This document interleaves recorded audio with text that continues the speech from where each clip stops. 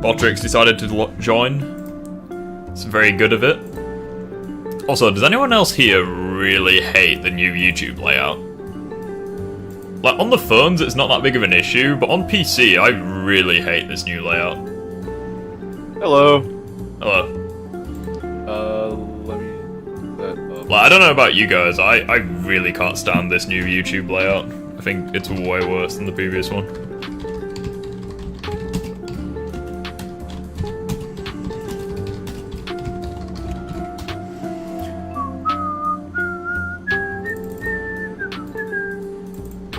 I'm just gonna say that I'm gonna use the microphone quite a bit. But What's that? what did you think of the boys? What did you think of the boys? What did you think of the boys? That ending. I mean, I think that the recent, the recent ones of the recent episodes of The Boys is like very gruesome, which I don't really. It's not really my kind of thing. Like so I don't really watch all of the parts of The Boys. Like the episode where like Homelander relives his well, not relives his childhood, but like he goes back to the facility where his childhood was, and like he one by one takes care of the workers in very gruesome ways. I didn't like that. I really liked the actual the interactions that he has with those characters, but I'm just not a huge fan of like really gruesome things. Like for example when I guess spoilers in chat, but let's be honest, if you've been around Colin or, you know, the Critical Drinker or anyone, chances are you know a little bit about The Boys Season 4. Yeah, like the scene where he puts the scientist in the fucking furnace, and like his skin's... Yeah, that was actually really gruesome. That reminded me... That was basically the modern equivalent of, like, the Indiana Jones film, where, like, all the Germans get melted. But, like... and also that scene where, I'm not too sure what scene made me more uncomfortable. Like, the scene where he wanted the Deep to blow A-Train, or... I don't know if that was way more gruesome than I thought it was gonna be. No, I don't know if that scene made me more uncomfortable, or the one where he made the, like, other employee, like, jerk off in front of everyone. I don't know which scene made me more uncomfortable. Gonna sound like Ultimate Joker saying stuff like that, but... Yeah, I don't know. I think that scene made me a little bit scared. It gave me Joker. I mean, it didn't make me scared because, like, I knew what was gonna happen. Like, he was gonna kill them one way or another. But like, it was more so just the fact that he, like, it is 100% something Homelander would do. But like, it didn't make it any less difficult to swallow. That is a very poor choice of words. But yeah, honestly, everyone in chat, how are you all doing? Honestly, I think that one part, at least from the recent one, I just don't like that Frenchie. Massive spoilers. Yeah, Frenchie arrested himself, or Frenchie arrested himself. I'm so happy that Nitro Nova Gaming, thank you for the sub.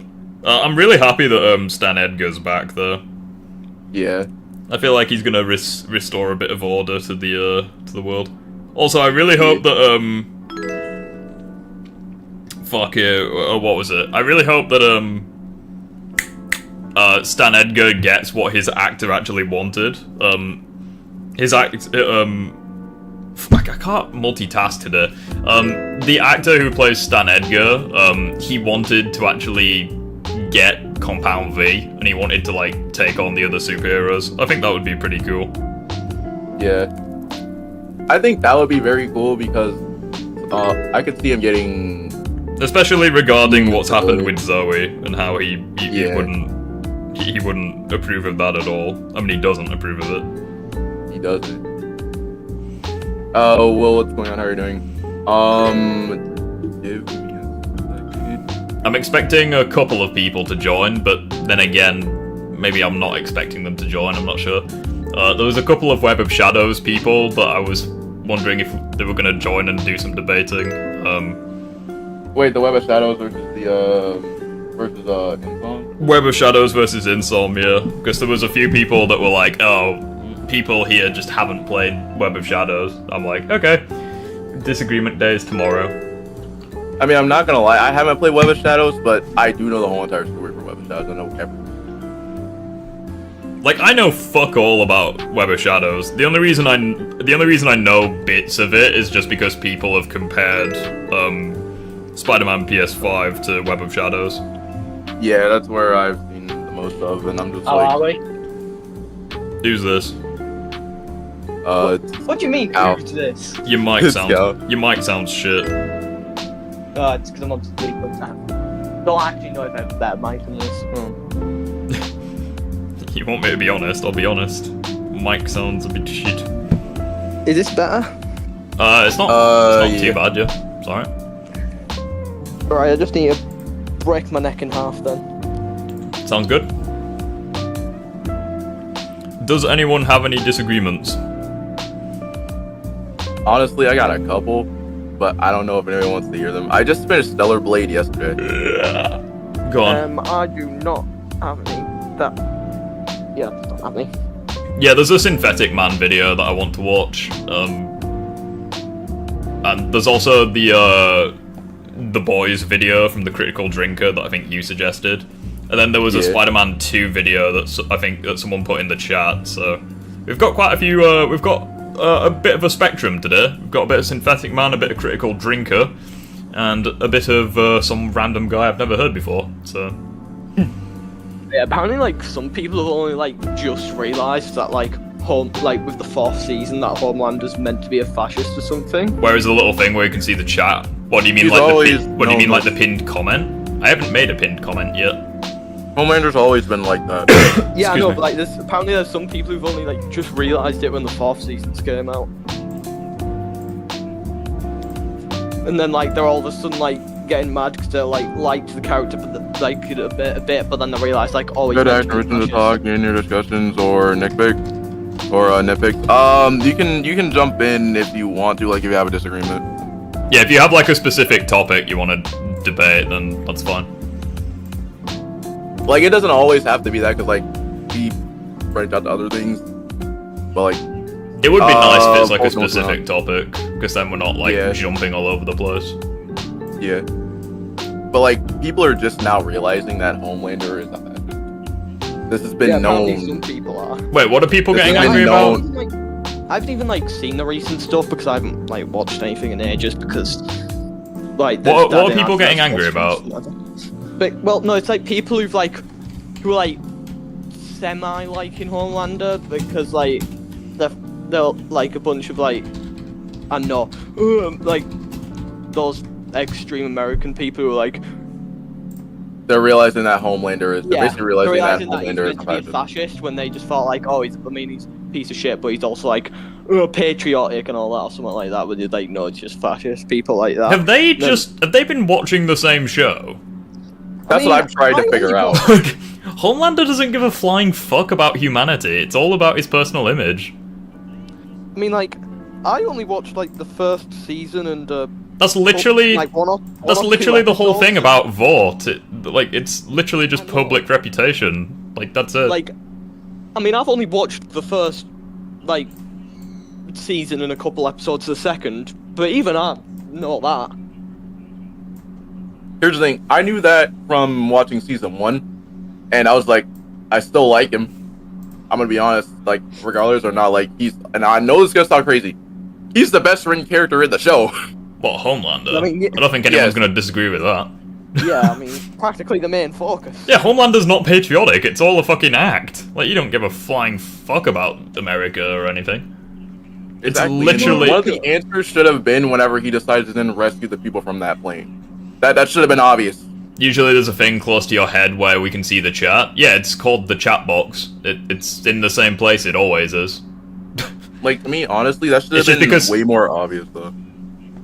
It's literally, yeah, it's the same place it's always been. Like, YouTube's shit, and they changed the layout, but it should still be the same. Right, since we're talking about the boys, I guess we'll do the Critical Drinker video first.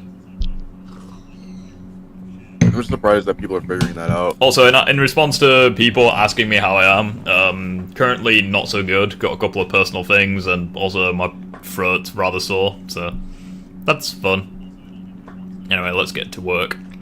You can hear it, I'm One of the guessing. questions that comes up pretty regularly on Open Bar these days is, Drinker, you tough-talking, charismatic... Can you hear it? Yeah. Yeah. I'm hoping it's not too loud in chat, but I'll just lower it slightly just so I can hear you guys. One of the questions that comes up pretty regularly on Open Bar these days is, Drinker, you tough-talking, charismatic gunslinger with a dark past, when are you going to review The Boys Season 4? Ah, The Boys. Now that's a name I've not heard in a long time. Well, like last year? Like... You know, I used to be a real fan of that show, to the point where I actually gave the first season a Drinker Recommends award. And truly, what higher accolade can one bestow upon a work of art these days? Anyway, at a time when the superhero genre was already becoming kind of stale and played out, The Boys came along to completely tear up the rulebook. Funny, violent, irreverent, and wickedly subversive, with a complex and well-written cast of heroes and villains, plus a whole lot of other characters in between, and a story that brutally skewered everything from fake corporate activism to our obsession with celebrity culture, media manipulation, and cultural warfare. I mean, that's pretty much the same.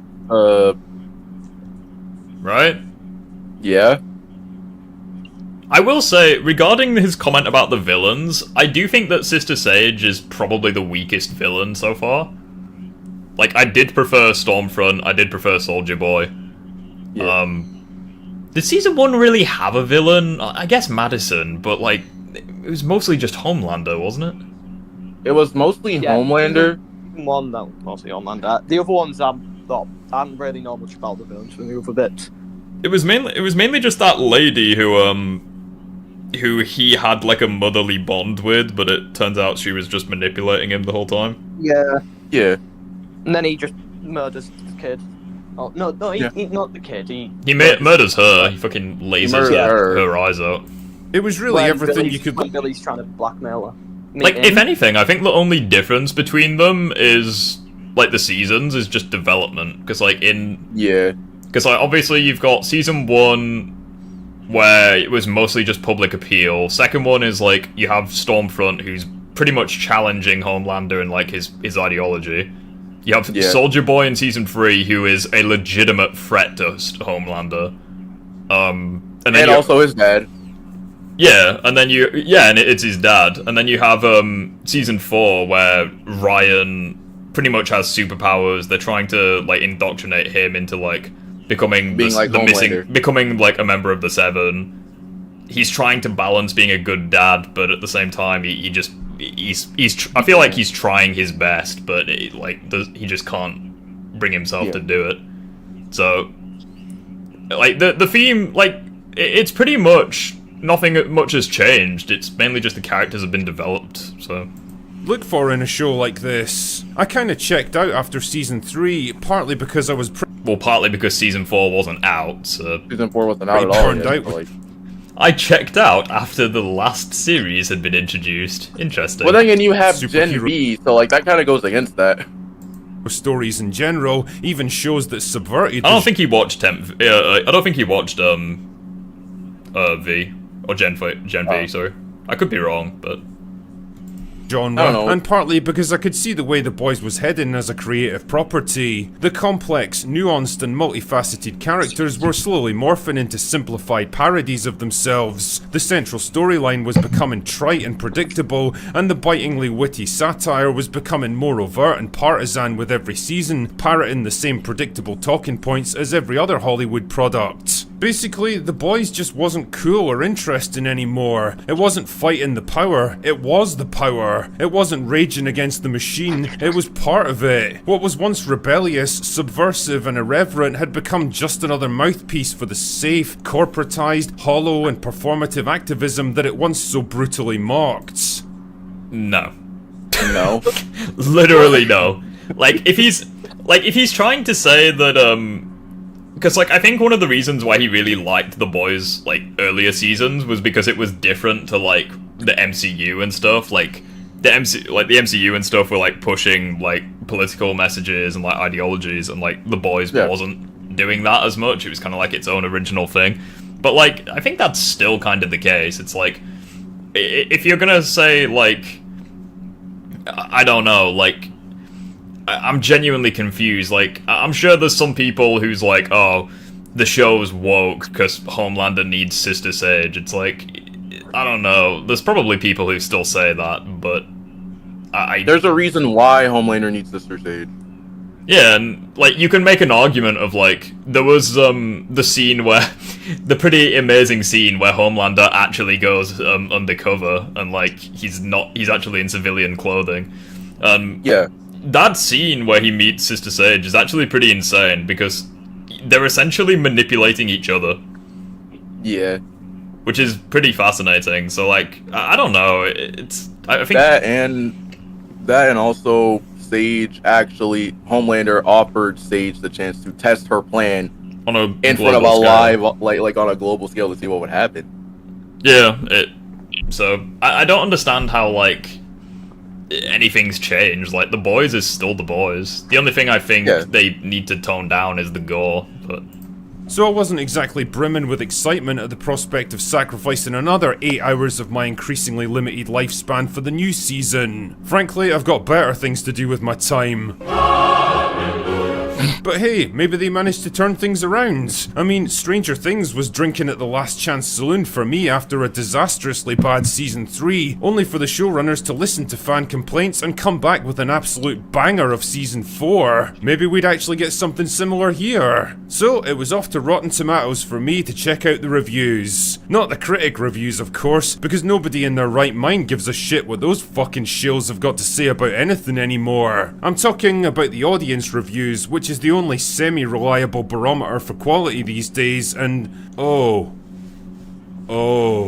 I mean, the audience scores had been gradually declining from an all-time high of 90% in Season 1 to 75% by Season 3, but that's kind of in line with most shows, to be fair. But there's no denying that Season 4 absolutely fell off a cliff. Good lord, I don't think I've seen a fan base turn so hard on any show since Game of Thrones. Look through the... I mean, in fairness, not all of Season 4 is out yet.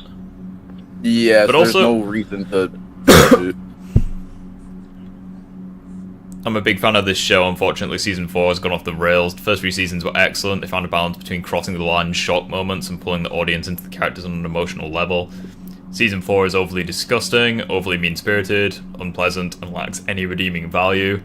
The changes to Frenchie's character feel forced and inauthentic. What changes to Frenchie's character? So, Frenchie has a boyfriend. Well, quote-unquote, had boyfriend. Wasn't he bisexual, like, always? Yes. Like, what the fuck? It's like the people who try to... There's literally a scene in Season 1. Isn't there, like, multiple instances where, like he kisses... He gives, like, fucking Huey a kiss. He mentions about, like... I can't remember if it's someone's birthday, I think. It could be Kamikio's. I fucked up the pronunciation of that name, but, like... Kamiko's or something. Where, like, he mentions... He's been since Season 1, hasn't he? Yo, he's been like that since Season 1. Yeah, like, they haven't been, like, forcing it in your face, but, like, they've pretty much been hinting multiple times that he's bisexual.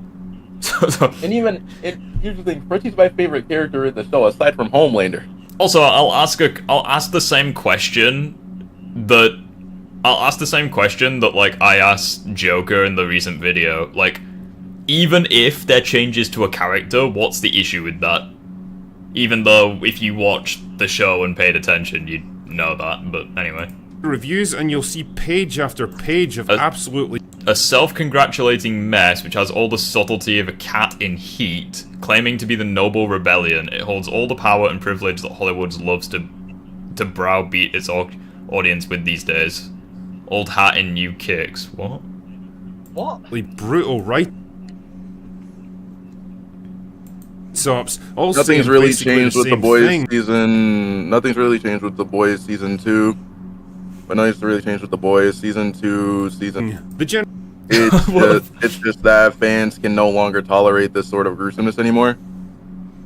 Yeah, I would kind of agree with that. I think what made The Boys so, like, instantly likable, like Season 1 and stuff, was partly the gore, because it was, like, just so radically different to, like, you know, like the MCU and stuff.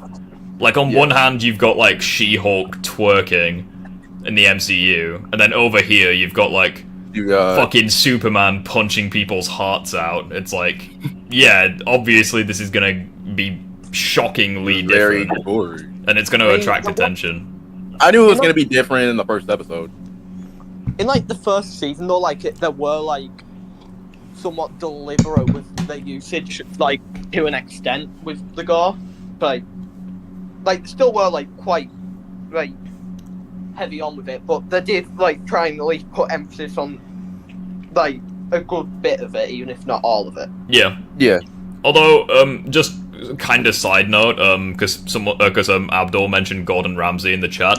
I just want to wish Gordon Ramsay a speedy recovery. And also just say, Wait, didn't his like right side get? yeah, he got into a really bad cycling accident. He claims that he got bruised, but literally the entire right hand side of his body is fucking purple and scaly. So I don't really consider that a bruise. Yeah, that's not really. Seriously, imagine the worst bruise you've ever seen in your life and multiply it, and that is what? Actually, speaking of which, I guess I'll just show you. Fuck it.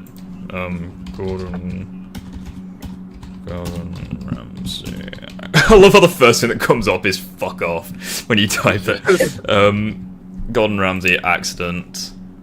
And then says the. Wait, hold on, no, that's Charlie's. There you go. That's what. Yeah, that is. Look at that image actual there. That is the right left-hand side of his body. That's a fucking bruise. Yeah, that's how. Bruise? That's how much of a fucking tank this guy is. He considers that a bruise. How do you consider that of a bruise? That doesn't look like a bruise. I mean, I consider that like 2 weeks in hospital with a slim chance of survival. That's what I consider it to be. But it just goes to show Ramsay's built different. But in the interview, you can clearly tell he's shaken. He literally couldn't control his left hand, like it was shaking like a shitting dog. So honestly, massive recovery to him. The fact that he's in the kitchen at all after sustaining that fucking After thing. getting that, Speedy recovery, Mr. Ramsay, and even though you're not watching this, but yeah, It that's... looks like someone just slapped a fucking PNG of a blueberry on it. It's like a Violet from Charlie and the Chocolate Factory. Is that the show seems to have sacrificed writing quality and smart characterization in favour of simplistic Butcher shock cannot even value save and this one. cheap What? political point scoring. In short, the writers have become more interested in getting Yeah, especially since Ramsay is like in his 50s now or something. Like, it's ridiculous. their own personal ideology across and owning the chuds, rather than actually telling a good story. And well, that sort of strategy never really pays off. Naturally, I was curious to get the other side of the story, so I took a look at a recent interview with showrunner Eric Kripke in The Hollywood Reporter, and he had this to say about accusations that the show had become too partisan. I clearly have a perspective. Played Marvel Spider-Man for 512 hours according to my PS5. Is that too much? No, you should double it. And I'm not shy about putting that perspective in the show. Anyone who wants to call the show woke or whatever, that's okay. Go watch something else. But I'm certainly not going to pull any punches or apologise for what we're doing. Some people who watch it think Homelander is the hero. What do you say to that? I'm not too sure how you can consider Homelander the hero, but... Yeah, that's what I was talking about before. Yeah. Genuinely, some people. But like, There are to be some people that fair though, I actually kind of agree with what he's saying. Like, at the end of the day, you can't please everyone with what you make. You should just go for it, make it good. It's kind of like the people who make the Dark Souls games. It's like people have like begged them to put like difficulty settings in their games, and they're just like, nah, fuck that. We're gonna make a great game. And Oh yeah, no, like they doubled down, quadrupled down. They're like, nah, you're not having a difficulty setting. Fuck you all. And like, Yeah. funnily enough, it makes a lot of people mad, but at the same time, Yeah, a lot like, of people like the games, so... a lot of people are like, oh, you should just like listen to like what the fans want, like that they know best. Which like, okay, occasionally it works, but most of the time, the fans don't actually know it's gonna be the best thing because, well, they're not fucking game developers. So games like Dark Souls and like Doom Eternal and what was that? There's also Sekiro. That was the name. Like those just like those games, like they all just went completely against what like some people wanted, but they ended up fucking 10 times better than what the actual, like, most of the fans cared about. Yeah, it's actually pretty interesting. There was a topic relating to this recently where, like, apparently the Horizon Forbidden West games, there was some drama about it on Discord, Twitter or X or whatever it is, where apparently they're close to outselling the Dark Souls games or what have you. Like, not Elden Ring or what have you, like, just Dark Souls 1, 2, and 3. And it caused, like, a shit ton of, discussion, obviously, because it's Twitter. But I think it's pretty interesting that, like, people, like, defend those games, even though they really don't have that much to offer. But that's just... And it's actually... It's actually pretty funny, because for the... There's a diamond achievement for the... This is how desperate PlayStation is. There's a diamond achievement for the Horizon games that 38% of the player base have achieved. And at first glance, that sounds awesome, until you realize what you actually need to do to get the diamond achievement. You need to get halfway through the game to get the diamond achievement. So, 38% of the people who bought the game haven't gotten to the halfway mark. Wait, so we're talking like 20 hours into the game. Something like, at the most, like, maybe, 30 or I don't know, but like, I feel like it's pretty, it shows how desperate Sony is to, like, oh, people are playing the games. It's like, well, yeah, obviously the numbers are going to be inflated when the fucking requirement is shit. Compare that to, like, Dark Souls, just Dark Souls 1, where, like, I think 28% of the players has got, like, the Link the Fire ending, and then, like, 12% of the players has got, like, the Dark Lord ending. So, like, nearly, like, almost as many people have beaten Dark Souls that have got through the first half of Horizon. It's fucking stupid, but anyways. Also reminds me of, like, TL, how you doing? I can't remember what number it was. I think it was, like, with Halo 4, either Halo 4 or 5, they decided, like, while they were making it, that they would have a group of game testers who were all just pro players, because, like, they wanted the game to be, like, because they thought that the pros, because they were good at the game, they would, like, be able to give them good feedback. But then it ended up just being, well, I think one of the worst Halo games, because the fact that the pro players wanted something different, and, like, they just did whatever these players want. But also just how... Oh shit, I've done that. I think it was... If you want it to be competitively viable, you first have to just make it good, which is, like, how fucking Minecraft has an, like, a esports scene. Yeah, that wasn't made for that. Well, I think the issue as well with Halo's a little bit of a different scenario, where, like, I think the problem with Halo 4 was they tried making it like Call of Duty, which obviously... and that's what ruined it. Yeah, which obviously Halo fans don't give a fuck about COD, because if they did, they'd be playing COD. Yeah, I might have got the game number wrong. I can't remember. I think it might be 5 that you're thinking of. It might have been 5. Or it could be the Master Chief Collection, one of the two. I was gonna say it wasn't the Master Chief. That was just like fought. Wait, or whatever, couldn't it be the latest Halo then? No, it was not Infinite. It was one of the ones before that. Infinite had a fuck ton of other issues, like the fact that it was like 6 years in development, yet it was still wank on release.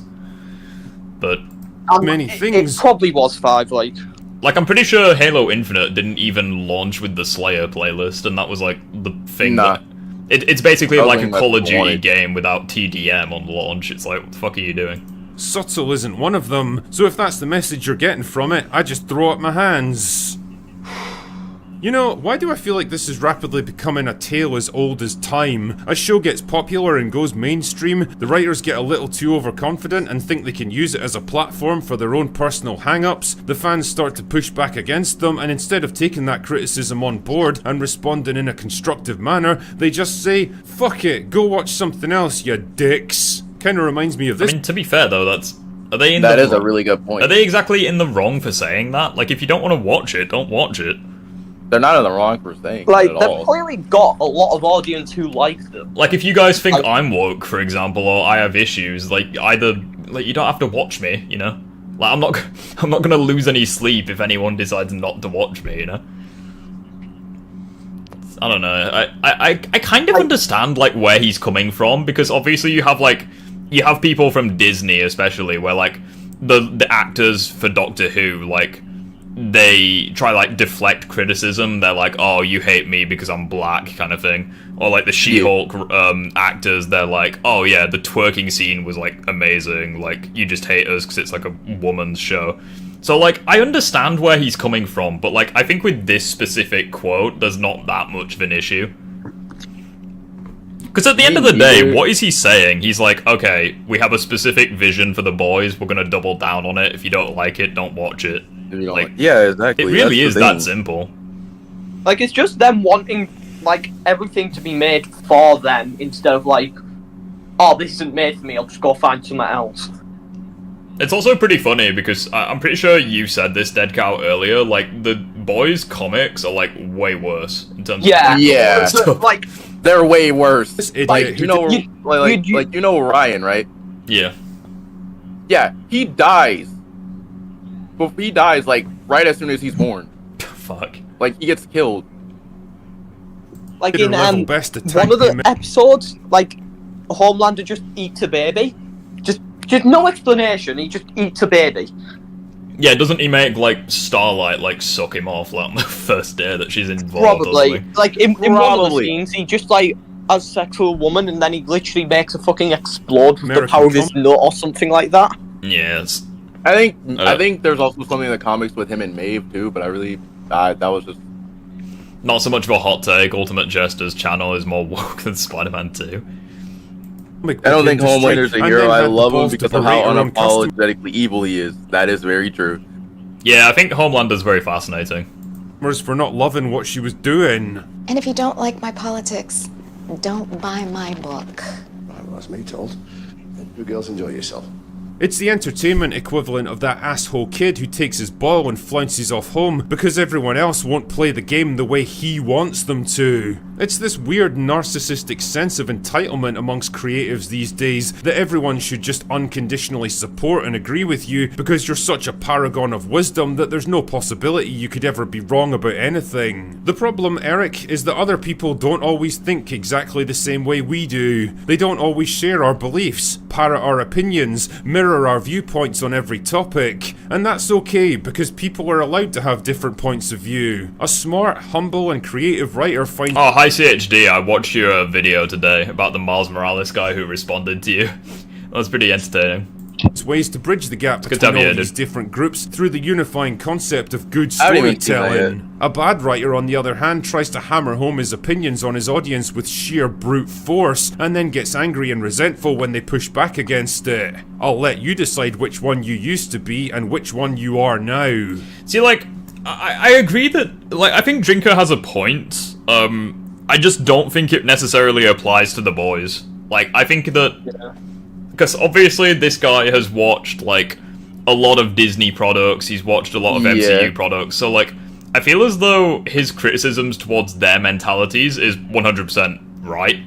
Like, you have, the people who make those, like, dude didn't even watch The Boys. Yeah, he didn't even watch The Boys. I think that's mainly the biggest issue with his video. Like, if he waited until Season 4 was out and, like, he criticized, like, certain plot points or certain characters... Make sense. Yeah. It would add some meat onto the bones of his video, but like, I think that's why it's just one of those. It's like whenever you watch excuse me, like when you watch his videos on like Star Wars or what have you, it's like where he goes into specific characters. I think that works a lot better. Because he is pretty intelligent, Drinker, and like you can tell he knows what he's talking about, but again, you've got to watch the thing or play the thing that you're criticizing. It's like those guys when Elden Ring came out, and like there was a guy who made like a 20-minute video reviewing it, even though he literally hadn't played it. It's like, what are you doing? It sort of reminds me of what's happening right now with it, with like the Shadow of the Tree DLC or whatever it's called that's like came out. Then, like, Jesus! There's a lot of people saying like, oh, it's shit, oh, it's too hard, and then like you see what they're doing. They have not touched any of like the upgrade systems like for the DLC. Yeah, it's ridiculous. That, and I would say the first boss for the DLC, you know, like I have not played Elden Ring. I just watched the gameplay for it, but I've heard that first boss is really hard to fight. Is that true? Also, it's... I've not actually played Shadow of the Erdtree yet, so I'll get back to you on that. Okay. I just know that I just know from one of my friends that the final boss is like fucking ridiculous. Yeah, and people say, I think someone said that boss makes Melania look easy. Yeah, he's insane.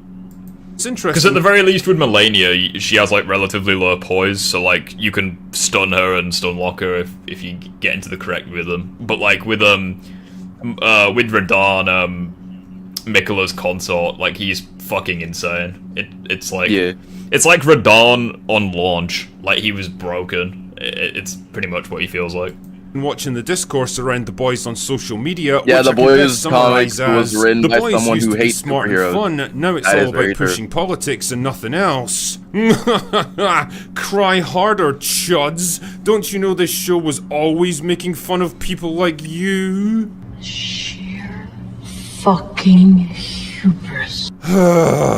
Okay, let's get this over with. Yes, most people with functioning brain cells knew exactly what this show was and where its political sympathies lay. Nobody in their right mind looked at Homelander as a misunderstood hero that represented the voice of the masses. Nobody looked at Stormfront and thought, you know what, she's got a point there. Nobody... Well, 80 years ago they might have. I mean, she was the first.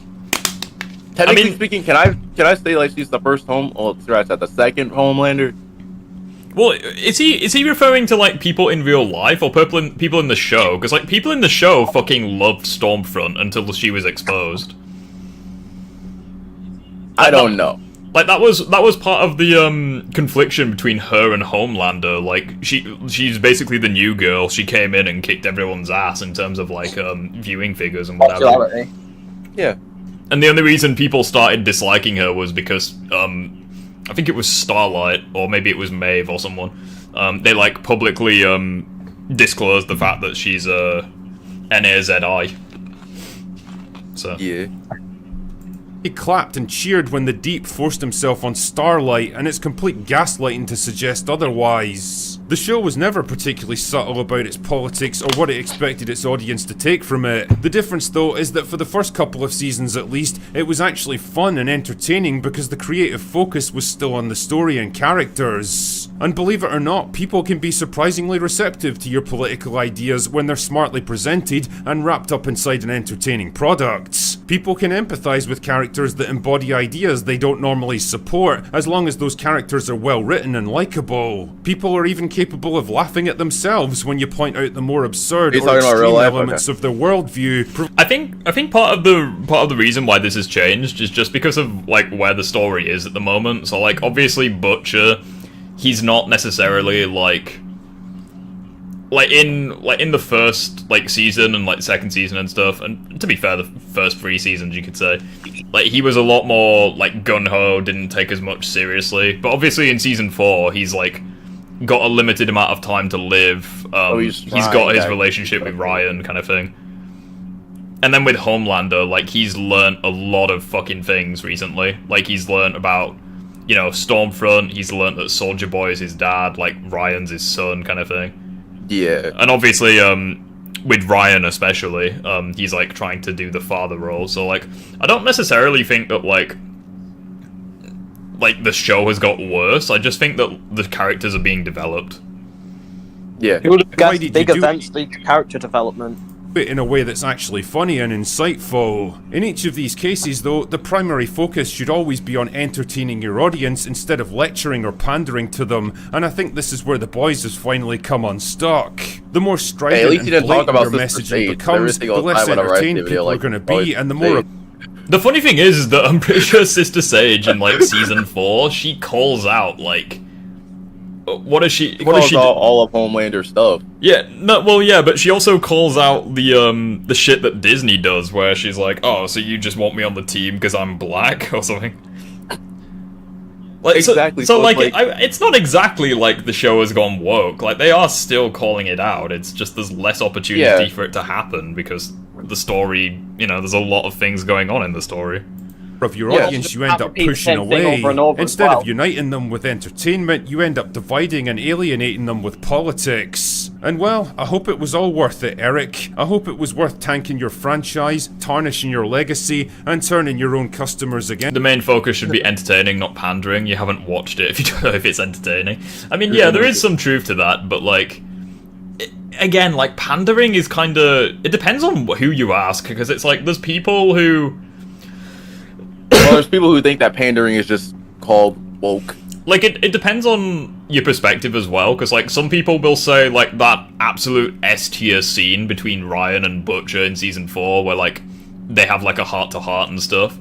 Some people would say that that's pandering. It's like, I wouldn't. I think that was a really fucking good emotional scene, with a little bit of comedy in, because he throws away the magic cookies at the end.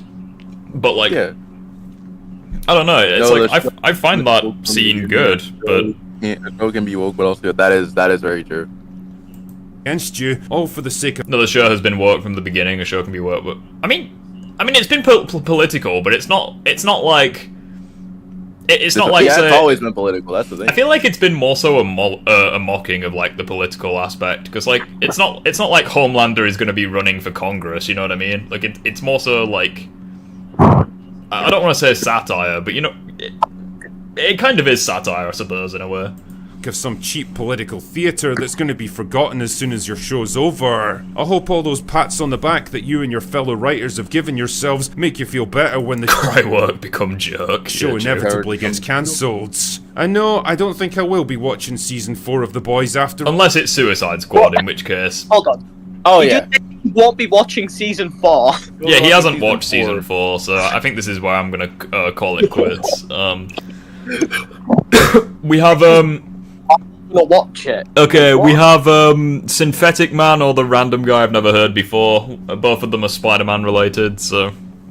What do we reckon, chat?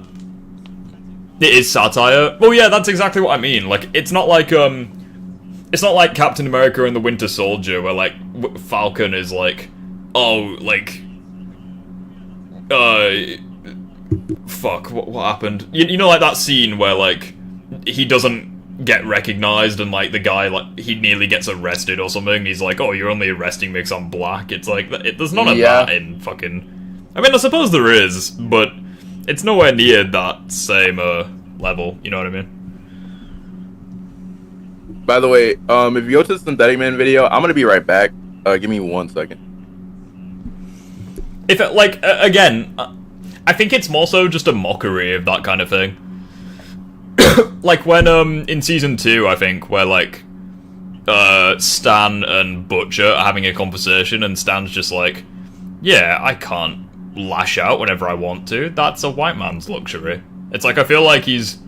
I feel like that is 100%, like, satire and, like, a mockery, because obviously fucking...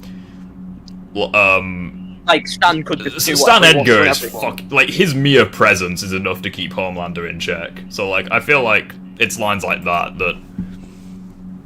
I mean, you'd say that there probably is just some people who don't recognise that that's, like, satire.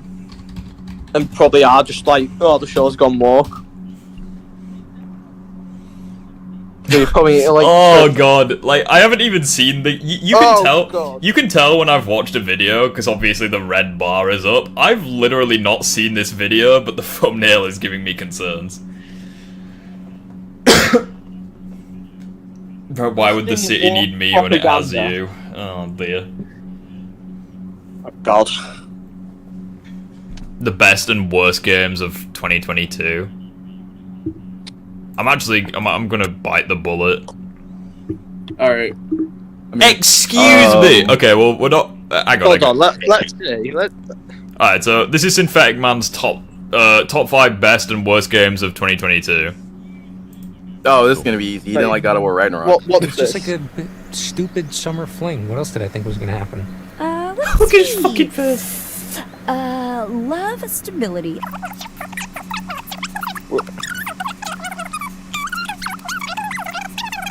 That kind of the ballpark? Oh shit, I'm sorry. That was Ryan and me. Let me see. Here it is. Is this the Yours quarry? Didn't like them. Just Yeah, this says- is the core. I was gonna say, it seemed familiar, but I Actually, couldn't. that's just a. I thought for a moment it was Detroit Become Human. I'm such a Riri. I'm such a moron. Nah, it was literally just Detroit, not human. We're Detroit. killing her first. And we're starting this list off strong with a game I'm sure most Yeah, of it's you definitely forgot the quarry. I recognize the that werewolves. even exists. The Quarry. It's essentially Until Dawn, but bad. Despite the fact that... Okay. I know what number 4 is, that's why I'm a bit...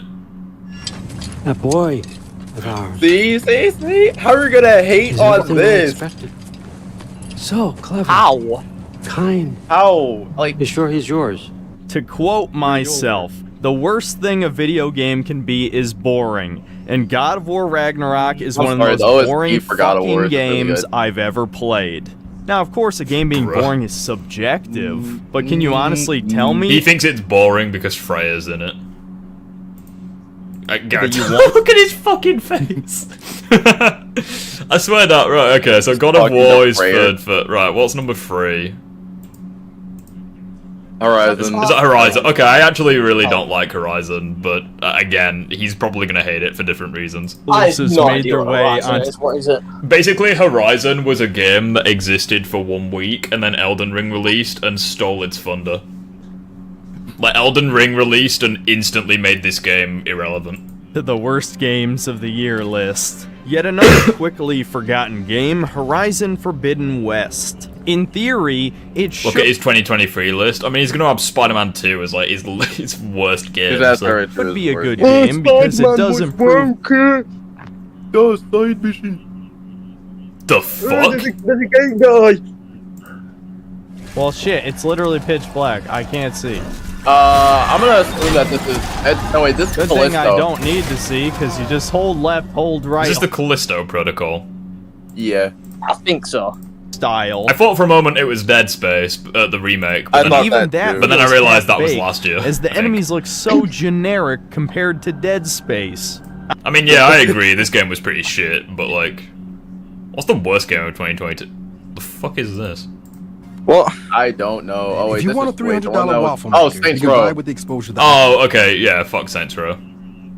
Yeah. I well, didn't like well, fuck the new Saints Row. The old one's pretty good. The Alright, old what one it- was great. I just didn't really like.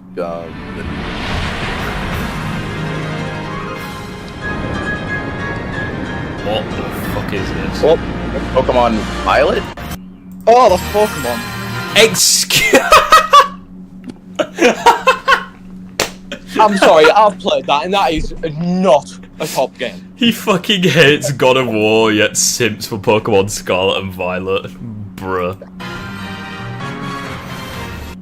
Fuck. I love how it's only Violet, like, not Scarlet. I guess Yeah. Scarlet doesn't exist. Oh, I will return. I don't even know what game this is. This looks so shit. What is this? Wait, is this World of Tank? It better not be World of Tanks. Number 4 is Teardown, a destruction-based Okay, I love indie World of Tanks. game where you pull off a series of heists after a long prep time. Of How the destroying fuck is this heist? I don't judge people by their looks, but Synthetic Man looks like a basement dweller. What do you mean? Like, what do you mean performing heists? He's mining away, like this is. That's like saying Bane in The Dark Knight Rises performs heists, like when he destroys planes and shit. Like, this is not Payday. various buildings across the map to make the perfect route to steal all the shit and get out in 60 seconds. For those of you who have played this game or at least know What is his about best it, game? you're probably thinking to yourself, Elden wait, Ring. Fuck off, does this guy love Elden Ring? Oh, I understand. Yeah, sorry, because you can kill the big female boss. I understand. I mean, he shows footage of him and his male mimic tier beating the shit out of the goddess. It's So, sick. like, this is sick, he says. I mean, to be fair, it is Melania. Yes. Eat shit. Eat shit. Eat shit, I use the mimic tier to kill you. And once again, Well, to be fair, it's Melania, though, absolutely so- no one's surprise, I kinda Elden have- Ring I'm is gonna have Game to of the agree Year. on that, I'm And sorry. look, this is another one of those It's just times where annoying. people probably think I hate this game because people don't know how to handle criticism for games that they fanboy over. But yes, I absolutely enjoyed my time with Elden Ring. It's just not my favorite Souls game. It's not my second favorite Souls game. Honestly, it's not even my third favorite Souls game. I hate to say it. I just don't like the direction that From Software went with this game, and not just because it's an open world. But I'm not going to waste my time retrudging all of the various complaints I had about the game. Like, I'm not even mad. Like, Elden Ring was my game of the year, but, like, I just don't trust him. Like, how is God of War Ragnarok in your worst games list, but this is your game of the year? Like, they're so fucking similar. God of War Ragnarok should be at least second. Go watch the hour and 39-minute video if you want to hear those. But essentially, the reason why this is Game of the Year is because I love all of the things that make Souls games good, that being the massive enemy variety, the simple controls that pretty much anyone could pick up and play and understand, the level design featuring all of Miyazaki's various traps and gank squad encounters, and honestly, I even kinda like poison. Is this his fuck? Does he have the reaction speed of a fetus? Like, what was that? He saw that guy charging from a mile away and he still didn't dodge it. Overdone at this point. I love having... I'm starting to understand why he needs the mimic tier. So many mini-boss style enemies that you only fight like one time, though Elden Ring you fight everything multiple times, unfortunately, so that does take away from it. Well, aside from the 10 remembrance bosses that you don't fight multiple times, but yeah, a little bit. I love how roll spams and still gets hit by it. Yeah. The problem is, the reason why I don't like Elden Ring as much is because I am in awe that this guy beat Melania before Radagon. Like, he has the fucking Melania ability. All of those things are stretched to their limit. He probably likes Radagon because it's red hair. He's imagining MJ getting killed. Notice how I didn't say difficulty is one of my favorite things about the Souls games. Even though, back when I first played Dark Souls 1, back when it released, Wasn't the Mimic tier nerfed? It was nerfed, but it's still fantastic. Like, it's still, like, the second or still #1 best. 10 years ago, I did enjoy playing a game that was actually difficult because it came out in an era where every game was brain. Okay, I don't want to watch any more of this. I'm really curious as to what his. Like, I know he's gonna hate on Spider-Man 2, so like I'm ready for it. Yeah, there it is. Fucking MJ's face is in the thumbnail. Right, where's Spider-Man 2? Like, we know the fuck is number 5. Like, some of these games I don't even fucking recognize. We siphon it to use as we will, and it. Like, I could look at this image and tell me what this could be. It could be Avatar, could be Hogwarts Legacy, could be fucking. I think it could be Avatar. But it's not meant. It could be Avatar. Star Wars Fallen Order ? It looks like something from Star Wars, but I don't know. Nah, this is. I know that you've played Fallen Order, not Fallen Order, Survivor. Survivor, yeah. I played both. Climate change, dude. We gotta use. No, wait, this isn't. This is Avium. What if Synthetic Man had to write the Insomniac Spider-Man game? Miles would die before, like, he would die before the title card is Peter played. Boss. Peter would one-shot everyone. He would break up with MJ. He would fast travel to Paris to get with Black Cat. Yeah. For all of society. He'd probably get rid of Anti-Venom because it's got black on it. And it's killing the planet. Yeah. This secret sucks. What? And we're starting off with a game that I guarantee the vast majority of you forgot even came out. Immortals of Avium. Immortals of... no idea what this fuck is. Oh god, here it is. Here we go. Yeah, here it is. Here we go. Hey guys, remember this game? I wanna see the sea lion. Do you know the sea lion? Are you fucking joking? Oh yeah, I'm gonna ruffle some feathers with this one. You knew there had to be a Sony game on the list every time one comes out. And what better choice than Spider-Man 2? There's only one thing with this. Now, of course, I have... What? Technically speaking, since he has a PlayStation, he said Sony exclusive, right? Mm-hmm. Why is he playing them all on his PlayStation? Technically speaking, doesn't that make that cross-gen? Because some of the titles that he's mentioning... Yeah, like Spider-Man, it's only a matter of time before this comes on PC. Have to give the disclaimer. Same with God of War Ragnarok. And you can unofficially play these games on PC, so... Disclaimer, no, this is not actually the 4th worst game I played this year, but... Oh, okay, so you're full of shit then. If you've been watching these best to worst games lists, you know that a game pissing me off and being disgustingly repulsive is just as important as how fun the game itself is. And it's not like Spider-Man 2 improved on the first one, gameplay-wise, like at all. Like, this is how I imagine people... This is how I imagine these guys think, okay? So imagine that, like, the best game ever made, and ever will be made, releases...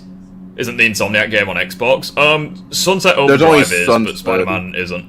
So, like, imagine, okay, the best game that has ever been made, and ever will be made, releases. Like, it's got the best gameplay, the best story, the best characters, everything, but every character is gay. I feel like these guys would hate it. Like, even though, or, you know, if even though, like, every single aspect of the game is a 10 out of 10, I feel like these guys would still hate it. Yeah, or there's another one. There's another one that I think that he probably wouldn't enjoy. Just imagine an all-female game. Oh, Jesus, yeah, that as well. My issue with this... The Last of Us 2. ...is not the gameplay. I think the gameplay is decently fun, but you Does Infinite Man like The Last of Us? Probably not if it's a PlayStation game. Already know, especially when it comes to these fucking Sony movie games, that sometimes the gameplay isn't the most important thing, especially when you're not playing the game the majority of the fucking time. This game's story was awful. It was a clusterfuck. I feel like the devs had no idea what they actually wanted to do with it. Between having two protagonists, Miles Morales clearly being the replacement for Spider-Man, hell, Insomniac even admitted that he's the main Spider-Man like a week after my review came out. And in Sony movie game fashion, there's plenty of walking simulator segments, and then there's the Mary Jane levels, which are all god-awful. And Mary Jane herself, look at her. She's one of the ugliest... She's not... like...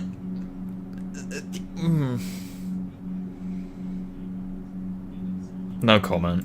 Females I've seen in any video game. It's insane. Yeah, I'm sorry. Fuck it. A crushing criticism from one so handsome. People trying to say that she looks normal or average. No, she's hideous. That's a man, dude. And then, of course, there's the mini games. What's wrong with masculine women? What's wrong with feminine males? Like, what's wrong with chill out. The brain dead puzzles. I don't see a problem with that. Oh, and who could forget some of the worst side quests in... It actually reminds me... The funniest thing is... Okay, we let's be honest, this was the only reason we watched this video, was just to see Spider-Man on it. The funniest thing is that, like, do you remember the guy who I made a video on? The guy who loved the Nintendo Switch, and he tried saying PC gaming was dead? Yeah. I'm pretty sure when he was watching the Game Awards of 2023, he was like... I can't remember what game it was, but he was saying, like... it could have been Doom Eternal. Obviously, Doom Eternal was, like, a few years ago, but he was talking about Doom for whatever reason. It could have been the Xbox Showcase, actually. Anyway, he brought up Doom, and he was like... He mentioned Spider-Man, and he was like, oh, so you guys are willing to criticize, like, this game for reusing stuff, but you're not gonna criticize Spider-Man 2 for reusing the New York map. It's like... He lives in New York! Like, what the fuck do you expect? Like, how are you going to... Like, what do you expect, my man? Like, how do you, like... Spider-Man is a terrible game, because it reuses the New York map over and over again. It's like, yeah, no shit, he lives in New York, sir, what do you want? It's like, sir, like... It's literally like anytime someone says, like, sir, you do know that Spider-Man is a New York native. He literally lives in New York, yeah. Like, but he actually said that. It was hilarious. He's like, people are willing to criticize Nintendo, but they're not willing to criticize that fucking Insomniac reuses the New York map. If that's the case, then why why bring that? Then explain to me why Batman is explain to me why Batman's in Arkham City. I was out. Now I'm back. What did he say? He said that Spider-Man 2. He said God of War Ragnarok was his 4th worst game of 2022, and he said that Spider-Man PS5 was one of his worst games of 2023. So, what do you expect? What do you expect other than a prototype 2 style revamp of the map? I mean, at the end of the day, Spider-Man 2's map was massive because you had like the Harlem, not Harlem, you had like the other areas as well. So yeah. Really, honestly, I didn't really think about that, but pizza actually makes a really good point because I didn't know this until probably like a couple months ago. Someone actually put up a comparison of Prototype and Spider-Man 2 together, and it really does look good. Yeah. But anyways. Video was supposed to come out last week, so no, it is not in fact about the new Spider-Man 2 game, though don't worry if you want to hear my thoughts on it. I'm absolutely going to work on a longer The one based thing about Synthetic Man is he puts Sonic music in his videos. Review, but because I'm behind schedule, it's probably not going to be out this week. Instead, this video is just reminiscing about all the good superhero games we got over the last 20 years, and of course talking about the decline from around 2016 to now. And as it turns out, Spider-Man 2 turned out to be yet another Sony cinematic slop game. Like, could you imagine, Jesus. Like, I don't know. Like, From there to now, it's like such a small part of New York. Like, I feel like you have to go out of your way to find shit like this. actually fine. Yeah. Full of woke It's not like every bulletin board in like Times Square has this shit. propaganda. Exactly. So hopefully this will tide you over until the review is done. Now on to the video. Remember when superhero games were good? Yeah, I remember playing a pretty good one recently. It's called Spider-Man Remastered. Same. Especially now that Spider-Man Remastered and Miles Morales, they have like a new update where, hey, Blue Spider-Man, it's good to have you here. I'm fairly certain you're new, I don't recognize your name. Especially since Spider-Man Remastered and Miles Morales have actually had new updates with improved graphics, I think. I would say, I haven't played, well, I kind of still play Spider-Man 2, but I would say the recent one that I probably played was probably Infamous Second Son. This fucking mission sucks.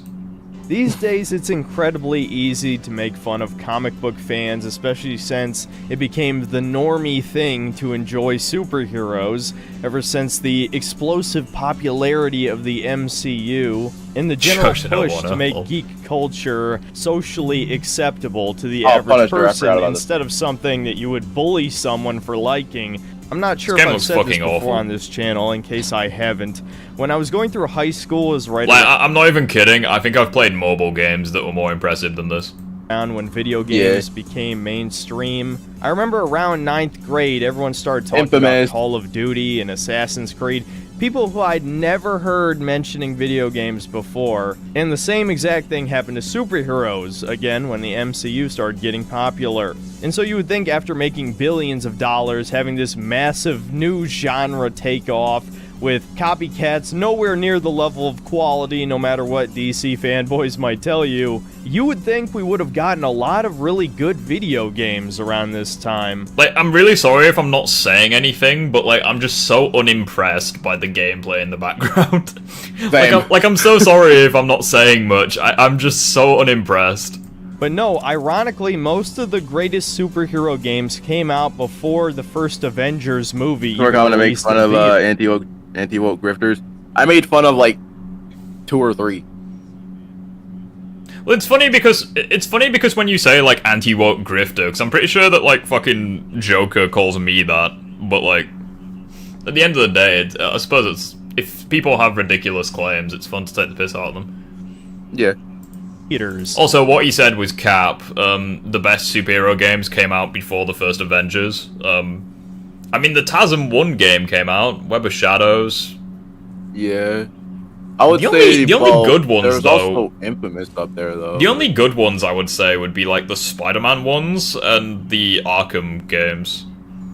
Yeah, because like I would say I'm pretty sure Arkham. I think it was Asylum and then City that came out before 2012. I think wasn't Origins 2013 and then Night was 2015. Yeah. Now, in retrospect, this actually makes perfect sense, because back then, the Riveting gameplay right here. Like again, I'm just gonna rewind it. Just just remember, guys, this is better than the Insomniac Spider-Man games. Retrospect, this actually makes perfect sense because back then, the developers making superhero games genuinely cared about the property and doing it justice. He's literally clipping through the fucking arms. Like, come on. Even movie tie-in games were higher quality back in PS2. Fucking Christ. Hold on. Right, rewind. Right, watch Doc Ock and then watch Spider-Man. What the fuck just happened there? What just happened? Right, watch Doc Ock carefully, and then watch what happens to Spider-Man. Doing it justice. Even movie tie-in games. He spasms, he tumbleweeds, and then Peter just gets fucking PS3. like force pushed, like through the ground and then into the wall. Like into the wall, like Jesus. Why? And by the time the PS4 I can't really say anything. around, I actually all like this this. tie-in shovelware was game. basically dead anyway, and so we got even fewer superhero games. That actually looks pretty good. The combat looks very cool. Haters. I do not think this, on the other hand, game that came out PS1, PS2 era was a hidden gem. It's like fucking Diablo piece, and it was completely flawless back then. No, there was plenty of shovelware trash. But when I say hot take, the Arkham games be so overrated by so many people nowadays. Like, I love the games, but people are such fanboys. I mean, you have Arkham versus Insom. I'm gonna say Insomniac. Every single Insomniac Spider-Man game sweeps all of the Arkham games. I'm sorry. I think Asylum's a little overrated. Excuse me. I think might be an unpopular opinion, but I really liked City and Origins. And then Arkham Knight was okay. I think it was a really good conclusion. I think it gets way too much hate, but yeah, I do prefer the Spider-Man games generally. Older games are better. I'm never judging the worst games that release. I'm judging it by the best. And higher budget products were simply better 20 years ago. Like, I think a Marvel like Diablo game could work, but I think the problem is just balancing the characters. Yeah. Let's talk about some of those great superhero games. Despite most of my videos having a negative slant, this one's gonna have a bit of positive and a bit of negative. Despite my retro reviews not doing so well views-wise, sometimes I do like to talk about older games, and as I've mentioned a few times on my channel in the past, sometimes I'll play a game I've never played before that released... No, this game's unrealistic. This gameplay is unrealistic, because you would deliberately flip to fuck the pizza up. Back in that era, and what do you know, I enjoy myself more than I do almost any modern release. The best example of this is a game I just played, and the reason I made this video, as you could probably guess, Spider-Man 2. Growing up, I never owned this. Just a reminder, this guy loves delivering pizzas, but he doesn't like the shit in Spider-Man 2. This game. I only ever played it at a dentist office. Yes, I don't know if kids' dental offices still do this, but they used to have... Also, Suicide Squad is not canon to the Arkham series. It is canon. Cry harder. It's such a shame. We live in the worst possible universe. Consoles encased in these big plastic things, and then you can play from whatever game they currently had inserted in the PS2, or sometimes they would have a variety of demos to choose from, kind of like store kiosks. And that was the only time I ever got to play Spider-Man 2. So, as I finally sat down and played all the way through it on stream, I'll be honest, I won't lie, this looks pretty good for the time, but that's kind of the point. Like, for the time. It doesn't look... It's not good anymore. Like, the gameplay doesn't look very... fucking... He's almost T-posing, shocker. Like, the graphics obviously aren't good. They're very... It's very janky, very jerky, unpolished, that kind of thing. I love the game. It's a great game. It's not flawless, certainly. Actually, it has a lot of flaws, but the important thing is the game emphasized fun before anything else. Jesus Christ. Is fun a buzz? He was a tumbleweed. And completely subjective. Yeah, kinda. Obviously, what I enjoy is not what everyone else is going to enjoy. Oh, this mission was fucking trippy, like where you fight like other Spider-Men, like the Mysterio mission. Games. Yeah, that was. But there certainly was a different design philosophy of older games that they don't really do anymore, which is prioritizing that the main gameplay loop is as fun as possible before doing anything else. Spider-Man 2 is a perfect example of this because just playing the game feels so satisfying, better than any movie tie-in game should ever feel. I mean, yeah, I'd agree, but it's not exactly a high bar to get over. Probably already seen a dozen channels by now talk about how good the web... Especially since look at the sequel, like Spider-Man 3 was like a step backwards, if anything. Yeah, I think Spider-Man 4 was supposed to be a step forward. I can attest to the fact that it's aged perfectly. Spidey having some sort of attack. Yeah, he had like a fucking... It is like absolutely better than the web swinging in Insomniac Spider-Man. It just is. The physics... It just is, yeah. The swinging's just better. It just is. Do you believe me yet? Feel perfect. The sense of momentum. The skill. It actually takes skill. Oh, yeah. Yeah, the swinging feels better. You know, like in that gameplay where the camera glitched or, you know... Yeah. In Insomniac Spider-Man. It just is. The physics feel perfect. The sense of momentum. The skill. It actually where the camera fucks up. To not swing into buildings. Hang on. It takes skill not to swing into buildings. Swings into a building. Things in Spider-Man 2. You get still used swings to it, into a but building. There's something about that he tries correcting it and still swings into a building. Flow. Trying to keep up the maximum speed possible. That kind of reminds me of Sonic games, and I like Sonic. How the fuck does this remind you of Sonic? How? Sonic. You know, I'm one of those people. I'm not going to pretend the games are amazing, but I like 3D Sonic games. I reviewed Adventure 1 and 2, and I'll defend those games to death, despite their many flaws. And Spider-Man 2 reminded me of like, I'm just watching his gameplay, and like, I don't know whether he's shit at it, or if the game, or if the swinging just isn't good, or both. I think it's just his gameplay. Because at the same time, it's like... Because the problem with this game, and like a lot of Spider-Man games, is all you've really got is like the swinging. But like, you don't have that many options. It's like, you go up, you go forward. But like, if there's a building in front of you, you're pretty much fucked. But like, in the Insomniac games, you can like point launch, web zip upwards. Like, there's a lot of different techniques you can do. You can control your speed, you can go faster, slower. You can go forward. You can go backwards Even and the forward. combat had a surprising amount of complexity to it. There were way more combat moves than a 6-hour game ever should have. This game was made with replayability in mind, which is something that no modern game is made for. They don't give a... Elden Ring's his game of the year of 2022, but he thinks that no modern games have replayability. Interesting. Elden Ring has a lot of replayability, but... I mean, it literally has like New Game Plus, what, 10.99? I mean, the game stops getting difficult after, like, New Game Plus 7, but... In the beginning, because they know 90% of players will never do that. Almost every aspect of modern games is designed with the lowest common denominator player in mind, aka DSP. And so while you could certainly make the argument that the web swinging has more moves and is more complex in It literally is. Insomniac Spider-Man, and it is. the combat is a lot It just straight up is. Like, that's not like... That's not even a really good criticism. It's like saying you can argue that 50 is a bigger number than 30. It's like, what do you mean you can argue? It literally is. Like, what do you mean? Less jank, and so you can... It's infinitely less jank as well. Like, this gameplay, I don't want to be one of those types of YouTubers where, oh, everything new is good, everything old is bad, but, like, what I'm watching just isn't impressing me. More reliably get better at the game. It has that sort of, like, Arkham-style combat where people get very... Oh, Jesus, the Arkham-style combat argument. Very perfectionist about it.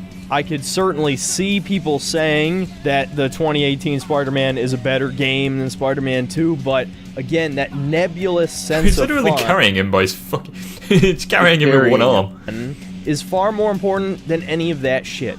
And something that people may not realize is at the time, it was so easy for a movie tie-in game to just cover the plot of the film and add in some gimmicky mini-games and call it a day. Well, Spider-Man 2... Unlike TASM 1, which was kind of like a sequel.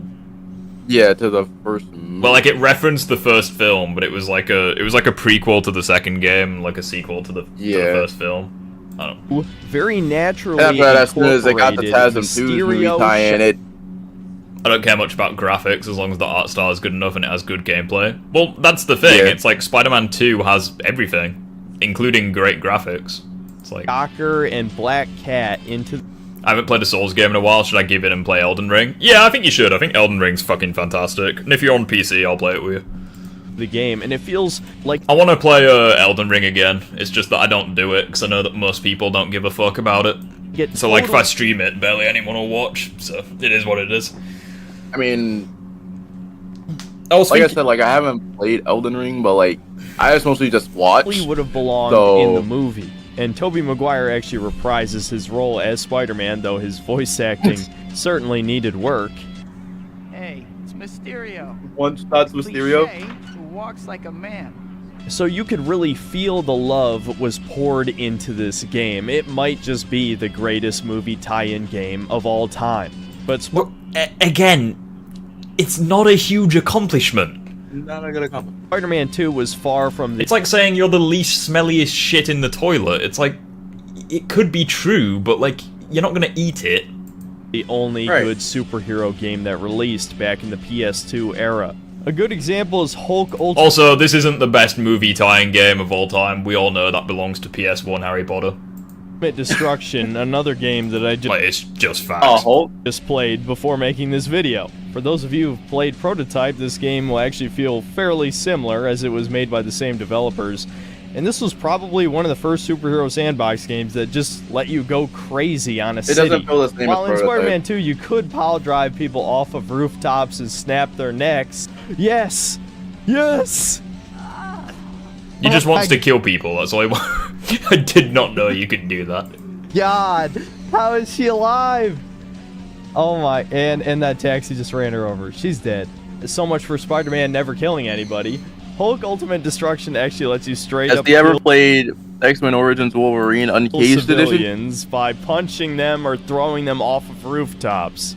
This is the only reason he likes these games is because you can quote-unquote kill NPCs.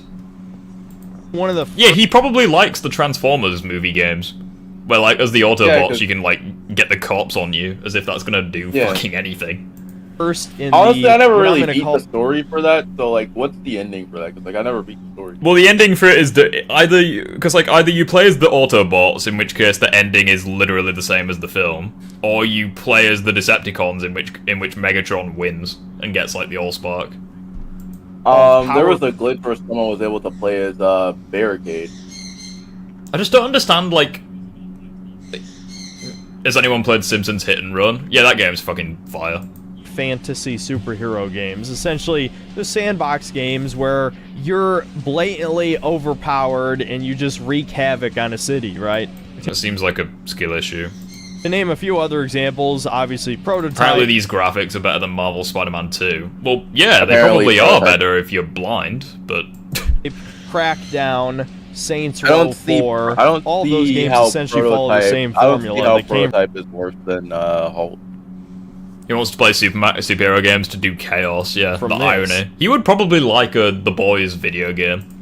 And they're fun Honestly, as hell. I would too. I don't know why these don't exist anymore. They're really fun games. What am I... Now, there is a reason why people don't really talk about Hulk Ultimate Destruction, but to this day, we still bring up Prototype and Crackdown. Because this game is arguably the first in this subgenre, it is extremely rough around the edges. It feels a little unfinished, definitely low budget. The mission design is horrific. Think? Hulk feels weirdly underpowered in certain missions, or just Hulk was nerfed. Oh, gotcha. The helicopters and SAM batteries are better OP as fuck.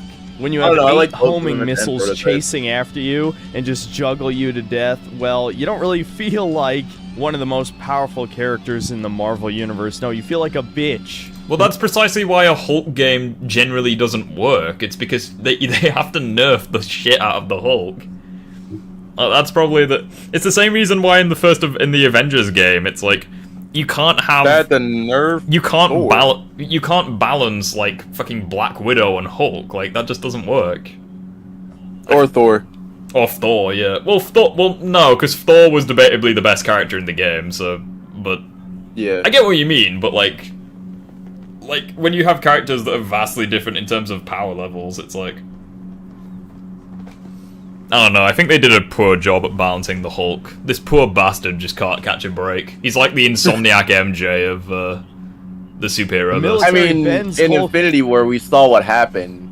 Yeah, Hulk can't catch a break anywhere. Over, and he takes it like, no. in certain missions in this game. It is incredibly frustrating. That being said, this is probably the closest game, and forgive me for sounding like a game journalist here, that technically in games, Hulk should be unkillable, because the more damage he takes, the more angry he gets, and we all know what happens when Hulk angry. You should really feel like I mean, by that logic, Hulk. Lego Marvel would be the most accurate. Why? Oh, because the small heroes physically can't damage Hulk. Yeah. Yeah. Fair enough. Yeah, that's actually a good point. Fists, smashing. We truly live in a society where Lego games have it better than like these ones, but tanks throwing boulders at helicopters. For how simple the game is, it's still pretty fun, but I would definitely recommend Prototype over this, as it's pretty much everything Hulk Ultimate Destruction is, but better. Now let's talk about the Punisher game. If you know me, you know I'm an edgelord, so I enjoyed the shit out of this, despite it being kind of a mediocre game, all things considered. This was made by Volition before they made Saints Row, and so the shooting is incredibly basic. You thought Iron Man was the most fun to play? Yeah, I think Iron Man and Thor were like my favorites, but... I don't know, I liked playing Black Widow and, mainly just because of the flying enemies. Like, the flying enemies could get fucked, so I liked playing as, like, a character who could fly, so I could, like, deal with them easier. Yeah. And mostly unsatisfying, and because obviously the gameplay was very janky, so like trying to swap them as like the Hulk was just not fun. So repetitive. And so why should you play this game? Don't go disrespecting the Lego games like that. I literally didn't. Like, all I said was it's sad that they get it right and other games don't. Like, well, for one, they still get it right. Like, I'm not taking anything away from them. I just think it's sad that other games don't get it right. Reason, yeah. And that is the numerous my edgelord fantasy, I'm playing the Prototype games. Now, unfortunately, you're going to have to play the PC version if you want to see these in their full glory, because this game was actually censored before it was released, otherwise it would have received an adult-only rating, but a simple patch can... I'm starting to realize why he likes Elden Ring. It's because you can kill literally everyone. Restore these executions on PC. And now honestly, I'm really thinking about this. I changed my mind on Insomniac making a Punisher game. I gotta change my mind on that, because now that I'm really thinking about it, he would probably like it if they bring back Incinerator Execution. Bruh. How much do you reckon that he's gonna like just randomly bring up Insomniac when he's on about the Arkham games? Oh yeah, probably. And you can't talk about superhero games from this era without covering the most critically acclaimed ones, that being Batman Arkham Asylum and City. Now, I haven't played these games since they released, but I remember Arkham Asylum fucking blowing my mind when it came out. It was probably the most faithful and most love put into a superhero game that I'd ever seen. I was never the biggest DC fan, but I have to admit, Batman is such a good rogues gallery that I was hooked the entire time. It had that great Metroidvania level design to the whole thing, and I just remember pretty much loving it from beginning to end. Now, City, in many ways, was an upgrade, especially in the combat department, but I was never a big fan of Arkham Combat, and I didn't really like the mini sandbox, so even though a lot of people would say it's the better game and arguably a masterpiece, I don't remember liking it as much. But it was still definitely a great game, had a great story, and to this day you're still going to hear people talk about these games. I mean, they're pretty much in the Hall of Fame of video gaming at this point. And I've pretty much just scratched the surface here. There's the Darkness games, of which this... Oh, that was it. Okay, so we'll go on to the Decline. Oh, I didn't mean to put on Watch Later. Good God, I don't want to touch this ever again. Around the end of the PS3 era where things started to change for the worse. And this is also, not so coincidentally, when I noticed the quality of the gaming industry starting to go downhill. It's funny that the first Avengers movie released in 2012. Oh, yeah, he's going to talk about Marvel after its Spider-Man release, in the very few about good Marvel superhero Spider-Man, games came out what's anymore. up, Infamous? At the beginning of the PS4 generation, we got Infamous Second Son, which was... Like, yeah, I agree. There have been some recent superhero games that were awful, like Marvel's Avengers, Suicide Squad, Gotham Knights I wasn't a huge fan of. I've heard the Guardians of the Galaxy game was decent, but... It was... I would say it was good, but it wasn't great. It was better than what they did with the Avengers game, though. Yeah. Pretty much. Apparently, also that Marvel Snap thing they released on phone, like apparently that was like decent or something. Yeah. I don't think that was decent. Maybe. Apparently, like, was like way. It streamlined the gameplay, and you had more powers, but Delsin was not a very likable protagonist, and the story was kind of lame. And ultimately, Infamous died after this. There hasn't been another game since. Arkham Knight came out, which many people think is the best out of the Arkham games. Female character does anything cool. Female boss. Games. I thought it was a bit of a downgrade in some ways. Gotta go have fun with the stream. Yeah, you too, dude. But I can't deny that, in terms of graphic fidelity, it's one of the most beautiful looking games ever made, even to this day. Many people have cited that graphics have only gone downhill since Arkham Knight, with only a few notable exceptions like Red Dead Redemption 2 actually pushing video game graphics forward toward more realism anyway. Me, I don't care so much for realism, it's always about the aesthetic design of the game, you know? I don't want video games to be realistic, but Arkham Knight did strike a nice balance between comic bookiness and photorealism that it just looks so damn good, it really does. And then we didn't get another notable superhero game for 3 more years when we got Insomniac Spider-Man, which frankly I think is just kind of overrated. Is it a bad game? No. I actually did enjoy the game despite the creeping little hints of wokeness. Have you noticed how he's not he just Have you noticed how in the game, I mean, we're going to tackle that in a second, but have you noticed in his gameplay, he's not, like, all he's doing is holding RT. Is it a bad game? Yeah. No. I actually did he's not diving to gain speed, he's not point launching, he's not web zipping, he's just swinging, that's all he's doing. Enjoy the game despite... I guarantee we'll have a... I guarantee we'll have that there's not enough to engagement in the swinging. Like, yeah, no shit you think the swinging is bad, you're not engaging with the mechanics. You're not engaging with all of the mechanics while doing that. It's like if I said, oh, this Devil May Cry has crap combat, when all I do is spam light attacks. It's like, yeah, no shit. Creeping little hints of wokeness in there, like making Mary Jane a reporter instead of a supermodel, which just makes her a shitty... She was a reporter in the Ultimate Comics. She's a reporter in the Ultimate clone of Lois Lane, and you were forced to play as multiple times in that game. I mean, even if she was a clone of Lois Lane isn't woke, so... Yeah. I don't understand that argument. Which were just all ginger. And then, of course, shoving Miles Morales in because he was the new popular thing. And oh yes, I've seen the leaks for the ending of Spider-Man 2. No, I'm not going to spoil them in this video. You can do that yourself if you want to see just how bad Insomniac has gotten over the years, which is sad because they used to be one of my favorite developers. They actually have made multiple of my favorite games of all time, including my favorite game of all time. So it's very sad to see them slowly fall apart, much like Naughty Dog did. I don't know what's but it was only a matter of time. Pause for a second. I don't know what's worse, the fact that he knows about Spyro, or the fact that me and him both liked Spyro at one point. I think that's terrifying. It's just absurd. Like, time. You play Devil May Cry? I don't, but I know of it. After they were bought out by Sony. But yeah, Marvel Spider-Man, in terms of like AAA cinematic Sony slop, was probably one of their better games to have come out in the past 10 years. But I don't like movie games, dude, and the gameplay here... First of all, it's not a movie game. Secondly, you simp for the movie game for Spider-Man 2.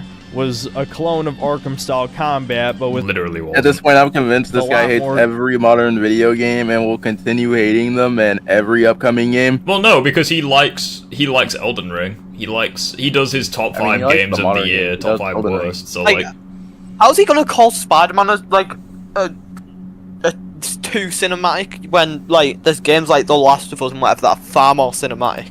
Cheat codes, aka ways to just instantly disable an enemy, which I suppose I prefer to Arkham Combat, but I'm kind of tired of that system by now. I was never You do the same thing in Arkham Combat too. And man, I'm really... So let me get this straight. So, personally, you could say that I'm in the wrong for thinking this, but I think that Spider-Man should have ways of instantly beating regular humans. No, but you see Kraven killed him, so he's worse than a Yeah, peak human. Kraven killed him, so that's a little bit OP right there.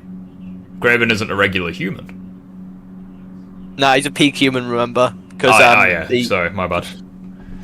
Really striking blanks for any other good superhero. Not really an games. Arkham clone. It's not even an Arkham clone. It's like saying, the Avengers game is too easy because Hulk can one-shot humans. It's like, yeah, no shit. What do you expect? But yeah, Hulk. That came out last gen. I mean, maybe I'm forgetting one or two prominent ones, but that was pretty much it, man.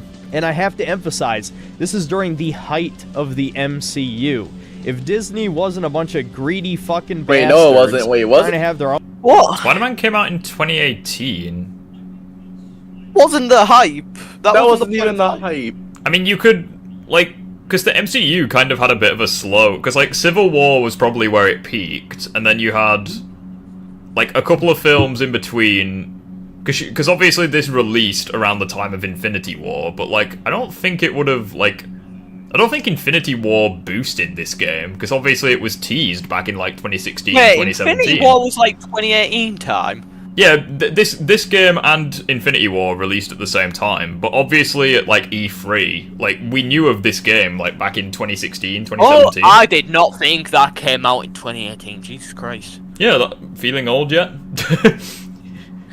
I thought Infinity War came out way later, because, to be fair, the only reason I actually have any context for when Infinity War released was that was a Fortnite event. Yeah, Infinity War was 2018, Endgame was 2019. Feel old. Own game studios and had a million shitty gacha mobile games going at the same time. They could have maybe put out some awesome AAA experience, like an Iron Man game, which is really what everybody wanted, and now finally they're getting around to making one after Iron Man's been dead for years in the movies now. So now we come to Wait, hang on. What? What was that? They're getting around to making one after Iron Man... Oh, okay, never mind. I thought he said it's gonna be sick, but no, he said it's gonna suck. Oh. Fair enough. But I'd also like to point out that the Iron Man did get a few games, like, especially when the first Iron Man movie came out, and they were shit, so... Man's been dead for years in the movies now. So now we come to the last part of the video, basically the downfall of superhero games. And of course, the biggest blunder, the one that I'm sure all of you knew I was going to talk about, is Marvel's Avengers. We finally got an Avengers game, and it was a fucking co-op looter beat-em-up. Are you fucking kidding me, dude? With all the technology of modern... It's almost as if the Avengers work as a team.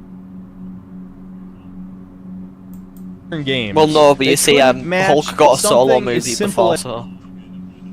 As Spider-Man 2 on the PS2. No, we got a fucking linear, mission-based loot game. Designed, of course, to nickel and dime you.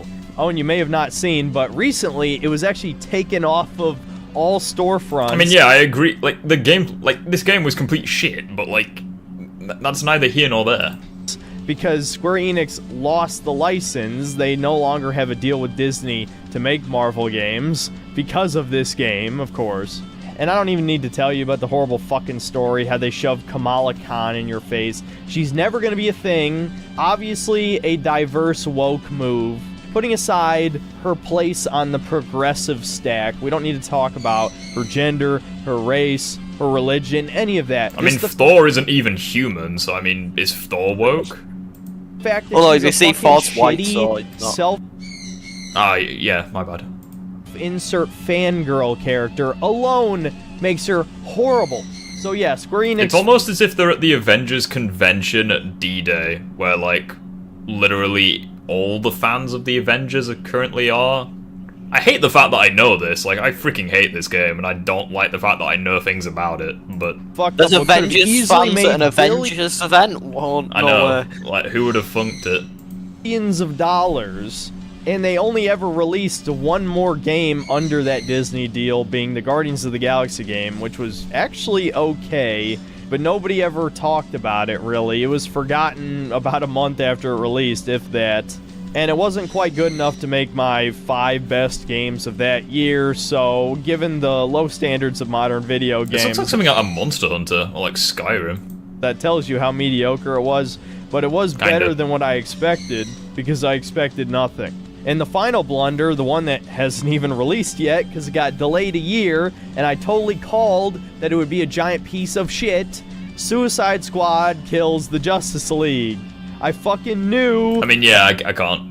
Yeah, I agree with this. I don't think that. I don't think there was a Suicide single Squad person game would be shit. No, there were. Of course, and there the was reason it was shit, yeah. looter game, a co-op looter. Only thing I saw like anyone Marvel saying was Avengers. good was the scene where now, Killer I'm sure Croc it was already gets in the development blonde, before right? the Avengers game came out, but Like, you just would people think acknowledging they that would have it's fucking nonsensical, scrapped but cool. everything after they saw how big a bomb a fucking Avengers game was. So this game was gonna be twice the bomb. You guys don't know anything about the Avengers game? Oh, well, let me educate you. Nah, it's all good. Because nobody gives a flying fuck about the Suicide Squad. I don't care how many of you shills try to pretend that James Gunn's version was good. It fucking wasn't. And the premise is just so stupid and ridiculous. I mean, really? Brainiac taking over the Justice League, okay, that's fine. But the Suicide Squad, a bunch of C-listers, half of which don't even have superpowers, are going to kill gods. The Flash could have vaporized them in a nanosecond. Much less than being able to... I hate the fact that he's being based right now. Take on Superman, and of course, in the original leak, Wonder Woman is the only one who... I think that was like the live-action one with Margot Robbie and Will Smith and stuff. Isn't brainwashed, and she... There was 2 of them. Yeah, there was the first one, and then there was Birds of Prey. No, there was Suicide Squad and then The Suicide Squad. Oh, I don't know then. I just remember there was like the original Suicide Squad and then there was Birds of Prey. Those are the ones that I'm aware of anyways.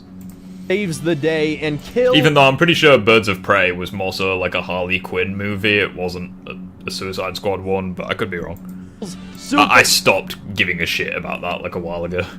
Superman, so no fucking wonder they delayed that shit a year. That's some of the wokest shit I've heard in a while, man. That is really, really fucking pushing it, dude. Even normies probably would have raged about that shit. Yeah, like, no one liked this game, aside from a couple. Hey, Jess is here. Hello. So who knows, maybe James they'll Gunn make the made game both Suicide vaguely Squad playable and when it the comes out Suicide next Squad. year, but I wouldn't get my hopes up. So yeah, the downfall of superhero games... Where did Phoenix go? I don't know. Basically just a microcosm with of the downfall Suicide of the Squad gaming movies, industry like, at all large. of them were And directed when I by recorded James this Gunn. part, Spider-Man 2 First wasn't one out is yet, just and now... really bad writing. Oh, he's like, on the phone, okay. But then the Suicide Squad, which was like the 2021 one instead of the 2016 one, that one was actually like decent. Well, this video feels more appropriate than ever. My prediction was correct. Not only is it an incredibly lazy sequel gameplay-wise, playing nearly identical to the original game, but it's all... It's a sequel, what do you expect? What the fuck? Like, I don't understand this logic where, like, all of a sudden, like, sequels... It plays too similar to the... Like, if you want a sequel that plays too similar to the original, God of War Ragnarok. Like, and there's nothing wrong with that. Like, I'm not saying it's a bad game, but, like, that is the definition of a safe sequel. If you want a sequel that, like, pushed the boundaries, I'd say Doom Eternal, Spider-Man 2. Like... you want another safe these sequel? These are probably the same Last of people Us that would 2. also complain about stuff like Doom Eternal being different as well, though. They're probably the same type of people to do that. Oh, nice. Also full of a cartoonish amount of woke propaganda that I will cover when the review...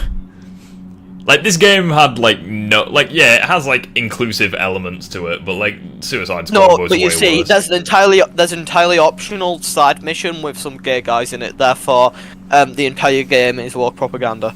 I mean, yeah. Review comes out, but, man, that game was just straight up not fun at all. somewhere The game wasn't fun at all. Yeah, sure. along the lines, video game developers forgot Let's that see the video Metacritic score games for the are an game. interactive experience. You're supposed to Well, not play them, Metacritic. not watch them.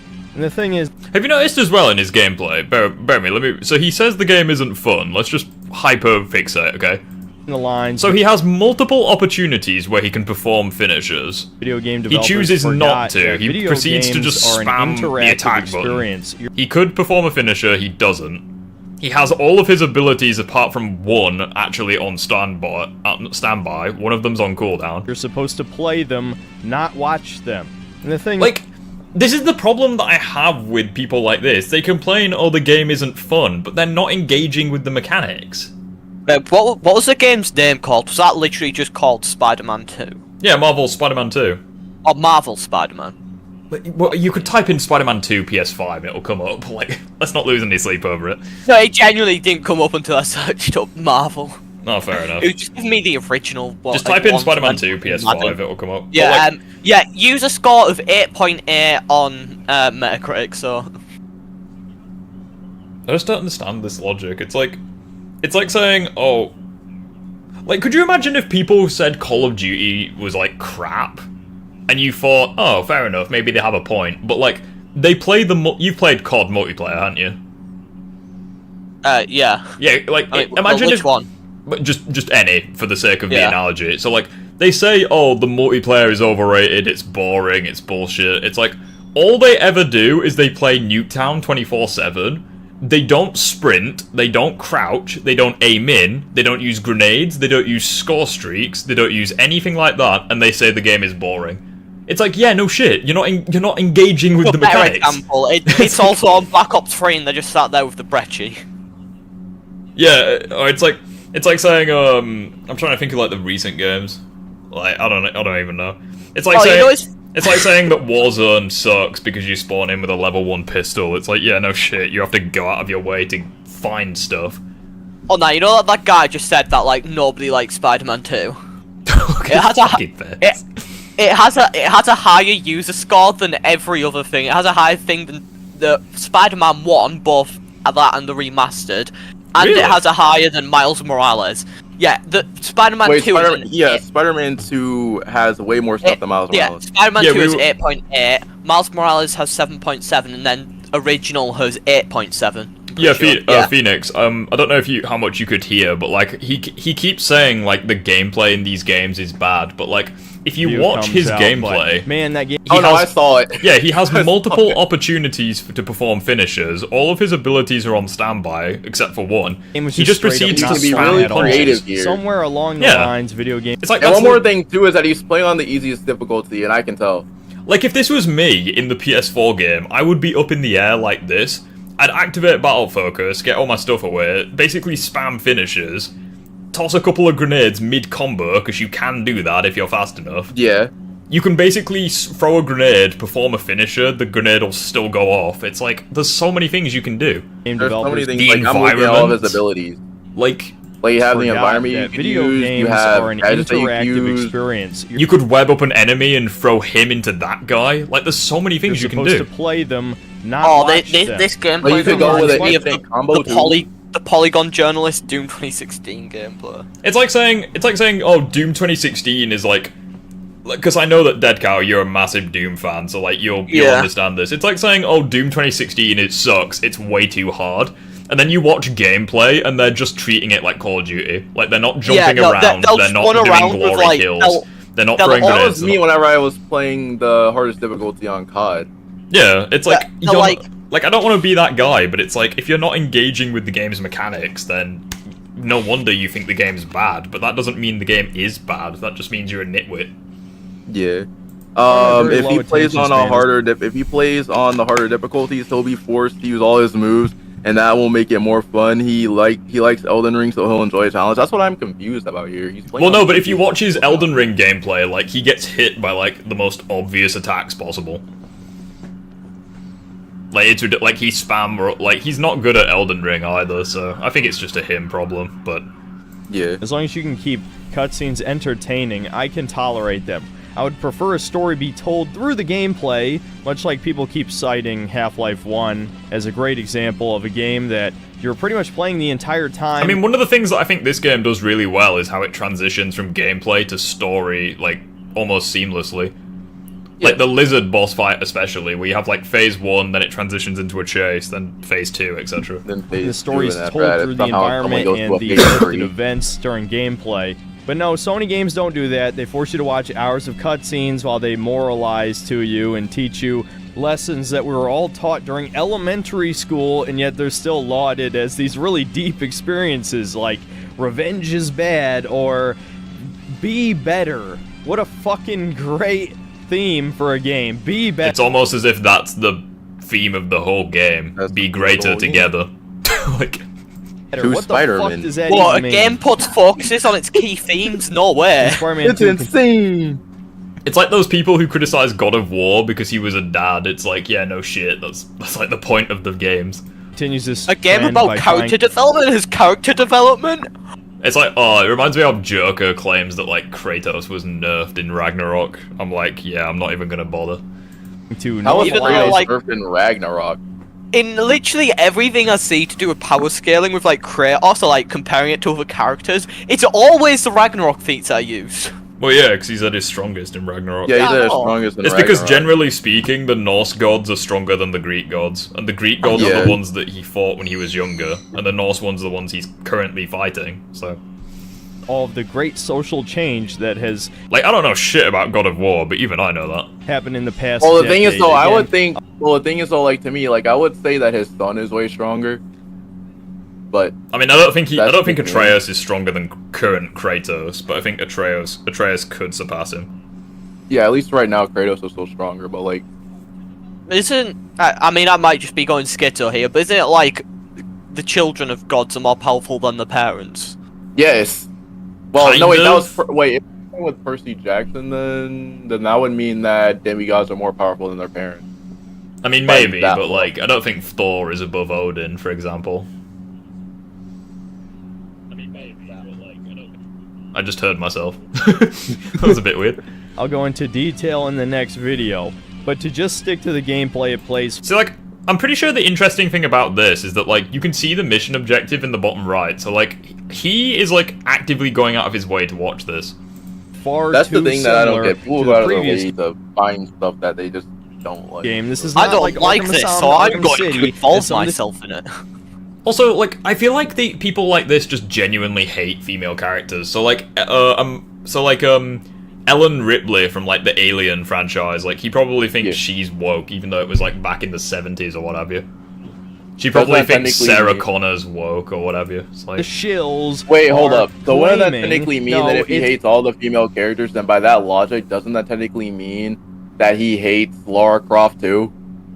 I mean, yeah, but I don't really like Tomb Raider either. But It's just a fucking lazy sequel. I just thought with about the same that. exact gameplay as the last one. Actually, worse in some ways. he probably does hate Lara Croft. Worst gameplay. And the game is clearly not Spider-Man. made with passion, except passion to spread political propaganda, as the developers are, well, I heard a rumor there's 70% women. I'll try to verify that in time for the next review, but for now, I just gotta get this video. Why do you...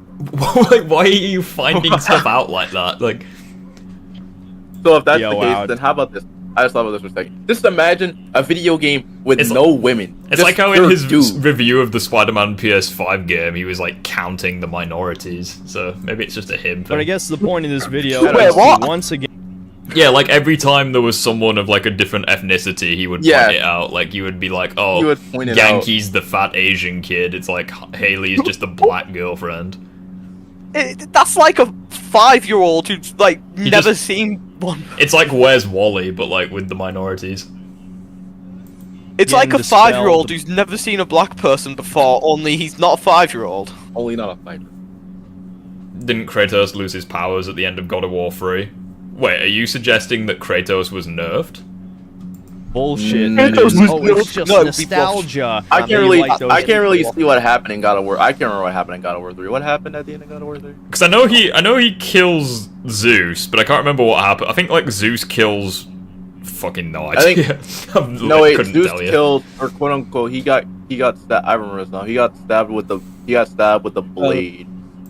Games that came out 20 years ago. At least I think. Before I made this video, I hadn't played the original Spider-Man 2, or Hulk Ultimate Destruction, or the Punisher game, and yet I ended up liking all three of those, and I pretty much hate the new Spider-Man game, and I'm over halfway through it at the time of recording this.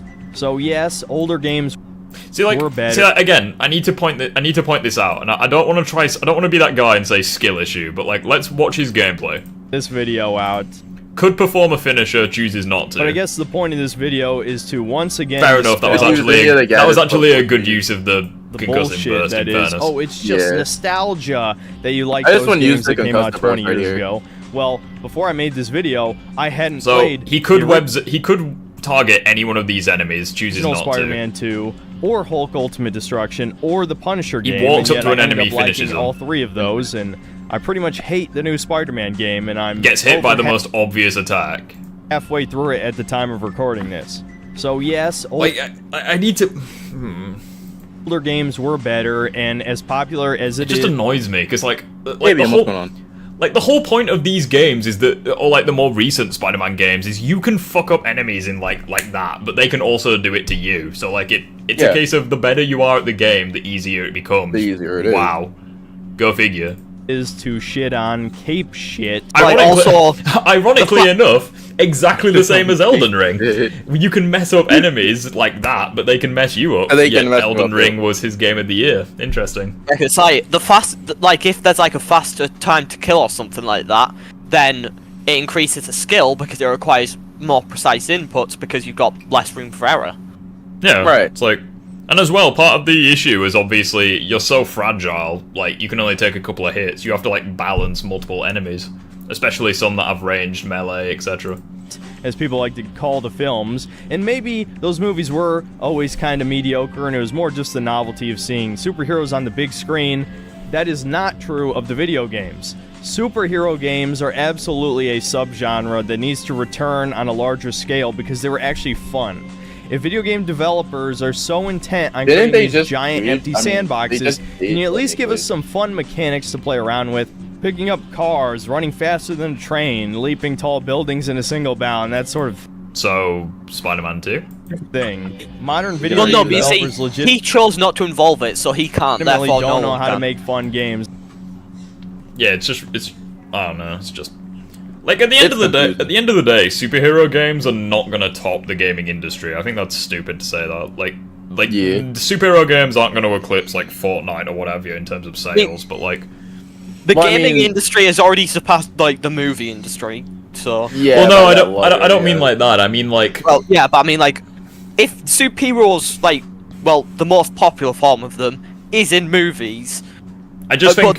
But most movies aren't about them, then they're clearly not going to take over games, which is a less popular form, which is also bigger. Well, not even that. Like, I understand what you mean, but, like, I just think that, like, if you're expecting, like, a Spider-Man game to, like, sell more copies than, like, Minecraft, for example, like, you're delusional.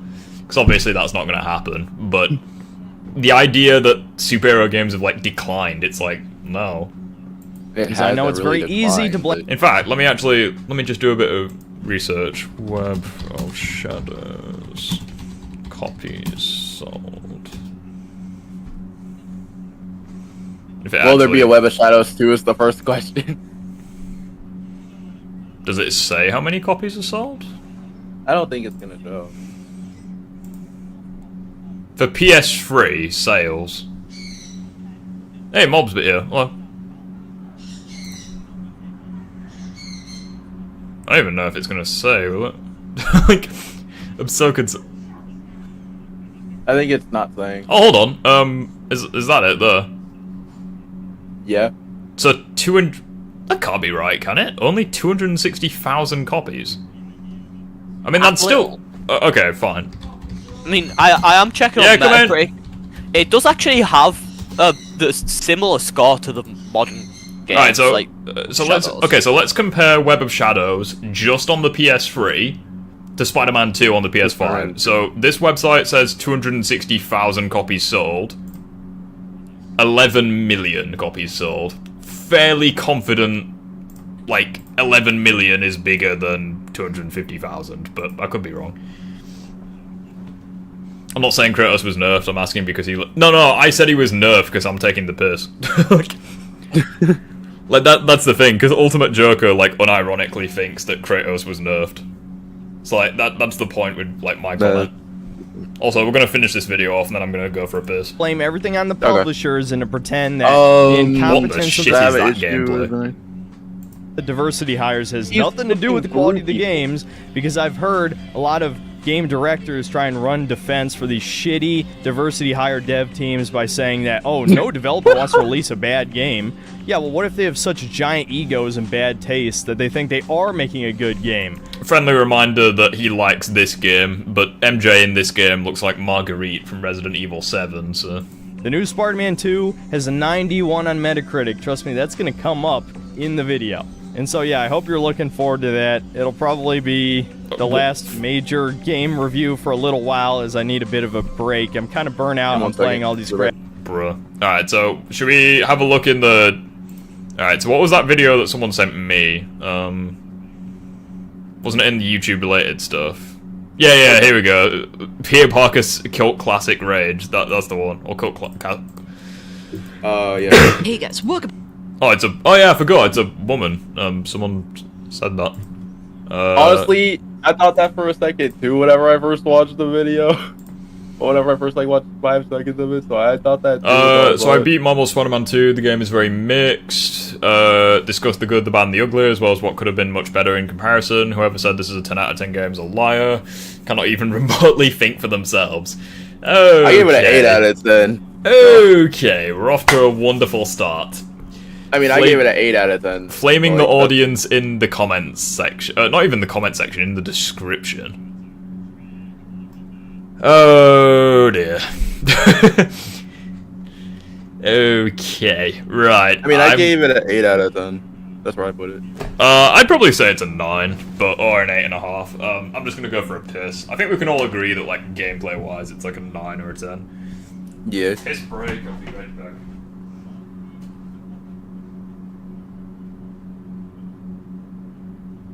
Alright, if anybody has, like, any, like, thing, let me know. And I can actually, like, go over it. But, Cal. Yeah? So, I don't know what happened at the end of God of War 3. I do not know either. Me neither. God of War 3 ending. Kratos impales his own stomach with a blade of Olympus. Okay, so at least I was right. Yeah, Kratos did get stabbed with a blade of Olympus. Yeah, he stabbed himself. So that would mean that technically he got powerful, technically? By that logic? Oh no. Well, I mean, I can't really say anything because he has the Blade of Olympus back again, so... Hey, Sam. But, he has the Blade of Olympus back, technically, if you count the DLC, so wouldn't that also go directly against that? I do not know. Oh, apparently it has 2 endings, God of War 3. Wait, the Apparently God of War 3 is 2 endings, I do not know which one's which. Okay. So, Sam, how are you? Good. So, what's today's disagreement about? Well, right now, Rift went to the bathroom. So right now we're just waiting for that, and after we have Peter Parker sucks worse and Mary Jane worse than Mary Jane and worse than Mary Jane. That is a total lie. But what did you think of Joker's video though? The one about like the game makes you gay. Yeah, because like I don't know what to say about that, honestly. It was dumb. But I do think though, like, I'm not even gonna say anything about that since I watched like Rift's video and his. How's return? I don't know. And wow. Hello. Hello. Hey, oh, and by the way, keep in mind, there might be I kind of debunked the video about the whole entire Jean Grey face thing. which a lot of people really don't seem to like, because I had to explain that there's a difference between a live action adaptation and a comic. Perfect. Give me you. Spider-Man 2 made me gay. Lol. Right. All right, let's go. Go back to the Cool Classic Kids Show, and today we're Jesus Christ, how fast were you speaking? What? talking about Marvel's Spider-Man 2 because, well, I just completed this game. And I did end up... I love how the camera keeps going out, in and out of focus. Streaming it. Took me 3 streams. You guys have seen the positives and negatives. You know, if you were watching... Yeah, I can't really be mad because, like, all I'm looking at is the Dragon Ball stuff in the background. Start to finish with Marvel's Spider-Man 2. It's like a sensory overload. So, if you watch that unfold, well, I guess... Just has an maybe aneurysm in a second. You know, discussing some of the thoughts I had while playing the game, but I just finished this a few short hours ago, and just want to give my overall thoughts having just finished the game fresh. And, yeah. This is why you script your videos. If you haven't watched my live streams, You'd be well, surprised, this is the exact here's my same overall thing. thoughts so far. So, starting from the basis of the game's performance. Game plays really well. Visually, very, very impressive. I think overall the graphics are really well done. I, at first, was playing at the 60 Hz performance mode, which visually I thought was very, very nice. Eventually I ended up switching to the... What is it? The 120... Oh god, I wish that she put timestamps in the video so I could just skip to the bad shit. The fact that I have to watch all of it. 20 hertz that, you know, the VR... Talk about the part where Peter Parker is somehow worse than MJ. I want to hear it. Mode, essentially. I turn on the VR mode and switch to the fidelity mode. Where the fuck did Spider-Man come from? I hate not having notification at 40 FPS. And overall, I didn't really... Alright. It took me a little bit to adjust the... No, I've got no issue you being here. It's just Discord sounds seem to go on and on. 20 less frames. But after giving it this girl some might time, be I an can anime really fan tell the since I see a difference. bunch of Dragon Ball stuff in the background of this video. The game looks gorgeous. Really, they know how to make a damn good-looking game. And that is a testament to stream. That was my choice to stream from my PS5, so it is what it is on that front. I really wish PlayStation would, like, let you be able to switch between games and not have the stream forcibly stop itself just because the game crashes. Yeah, PlayStation shit. Yeah, it led to a really funny glitch. I can actually agree to that. I don't understand the complaints about that. Overall, the game is really not that buggy. They just need to patch some things in order to fix the okay, well here she's showing gameplay, so... Man, you're doing your thing. You're fighting crime. You're swinging around. You're gliding around. These new mechanics that they introduced are so amazing from both the fighting aspect as well as getting around the city. The the gliding. You could even surf technically. All that stuff's really cool. And overall, I do enjoy that. The fact that now... I hate the long pauses in between the speech. Oh, I'm really hating this. Now you don't have to slow down time in order to switch gadgets when fighting is a big deal. Now, I don't know if, You'd be surprised. I really hardly script any of my videos sometimes. I don't script my videos, but I don't do them all in one take either. Yeah. Like, or at least I try to do mine in one take. But... Like, I do, like, small 20-second takes for, like, my response videos. I have to try and talk for more than 4 seconds, so I've just Absolutely explode. stupid. That's why I don't make videos. You know, there's moments, there's sections in the game in which you're forced to do puzzles. I opted to skip those puzzles. I'm sorry, I can't be bothered. Okay, so we're off to a good start. Okay, so you can skip the thing that you hate. Okay, where's the problem? No, That's actually a really good in thing. 2018... the puzzles suck. I skipped them because they suck. It's like, okay, so you skipped the thing that you have an issue with, so where's the issue?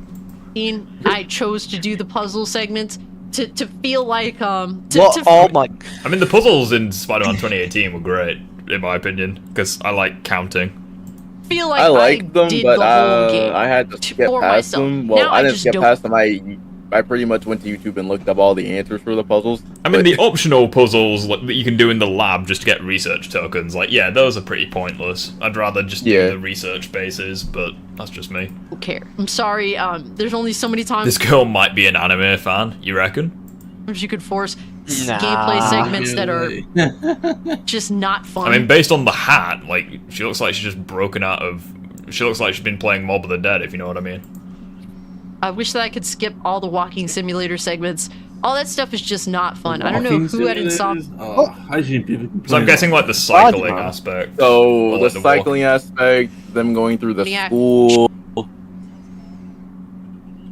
chooses to put these segments in the game, the whole thinking entire that it's a MJ good thing, section. and people justifying it. But I am convinced wholeheartedly that Please show gameplay of what you have issues with. a lot of people that do make these decisions. Also, I hate that there's no music. This is... Right, you know what? Fuck this. Improve their video for them. Yeah, I'm just going to improve their video, Bomis. What the fuck is my recommended? It's kitchen... it's kitchen nightmares, alright? I like Gordon Ramsay, but every once in a while you have a bit of a weird one. What is the recommended? What is the recommended on YouTube? Oh, Synthetic Man's 2021 video came up.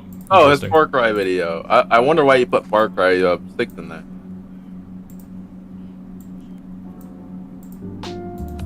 Right, we're going to improve her video. Right, there we go. Oh, wrong one. Wrong one. Which one? There we go.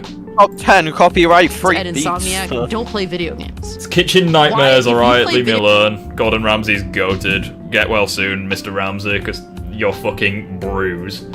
It's pretty dangerous looking. Video games, do you understand what fundamentally Most of his freaking abdomen is purple. Yeah, it's totally a bruise. makes a fun video game? Why would you? Oh, have you know all what it these looks like, walking Rift? It looks simulator like someone just took a piece of berry leather out of Grounded.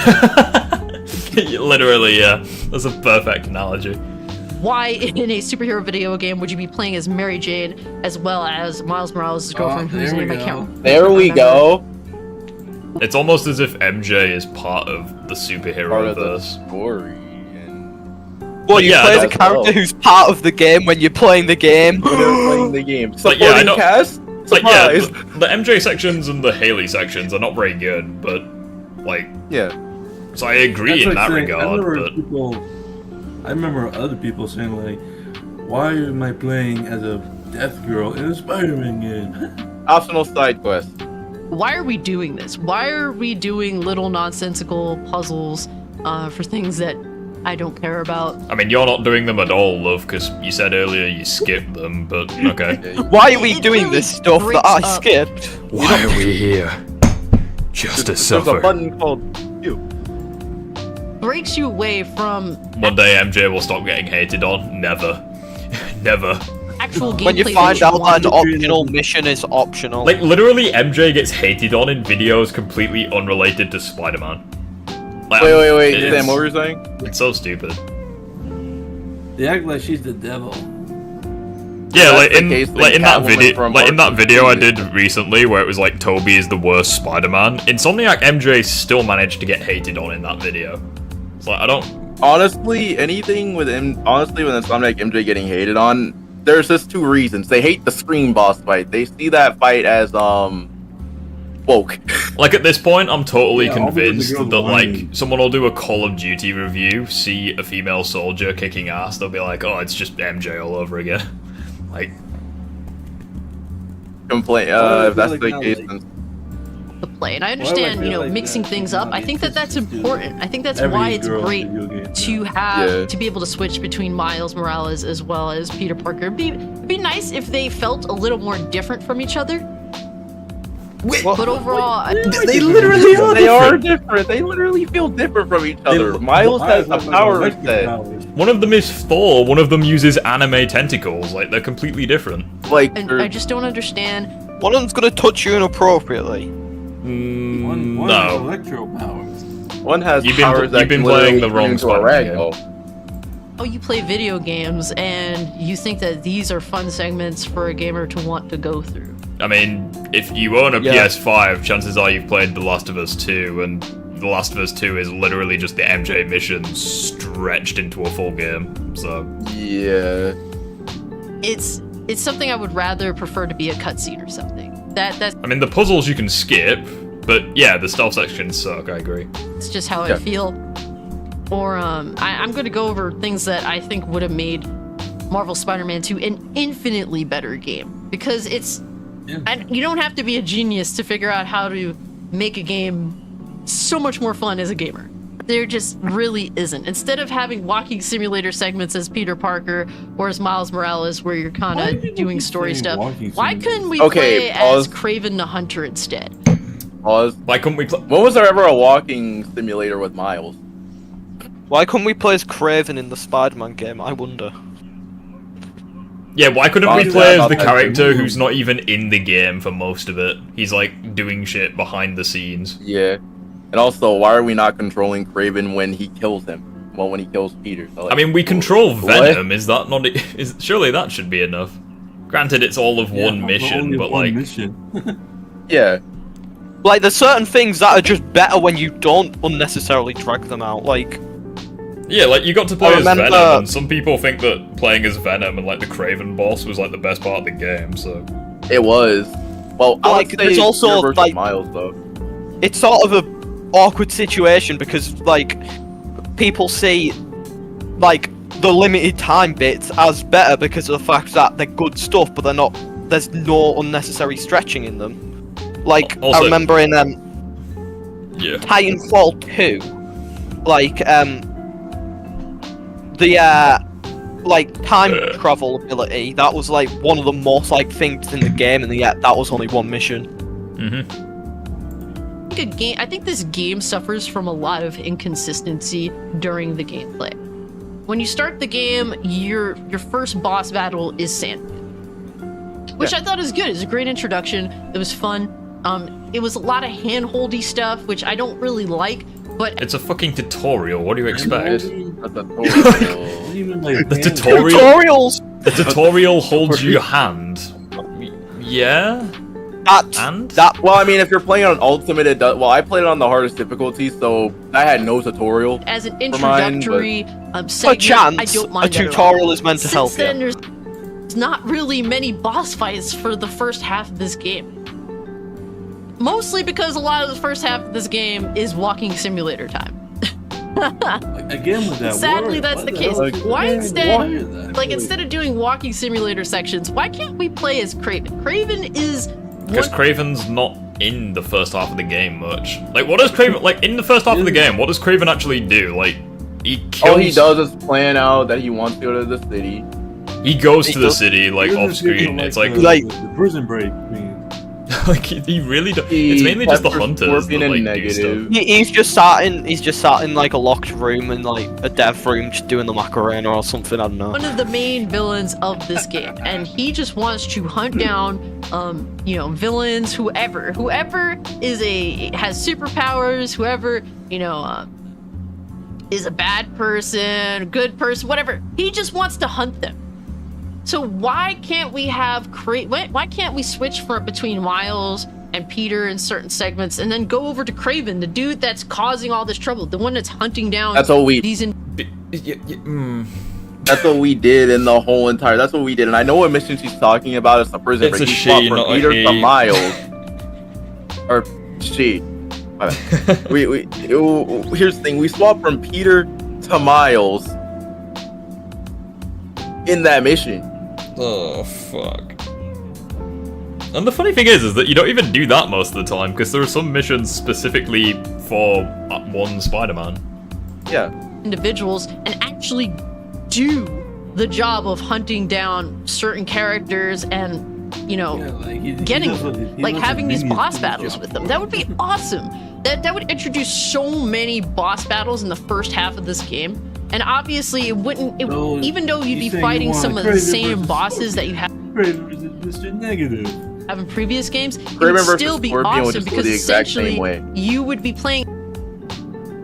I'm as a totally different character. Imagine playing as Kraven. Like, her complaints would fundamentally change the game. Like, at that point, you'd basically be playing a different game. And with this whole different at that point, that would be called Marvel Kraven. A whole different scheme of controls of how to play different moveset. Kraven is a bigger dude. It would have been so much better. You could have introduced investigative, like him actually hunting these people down. There's a part in a game in which you come across Black Cat. Why can't we play as Black Cat? because she's a star character. She's in Paris. Like, she's literally not even in New York. Like, she's in Paris.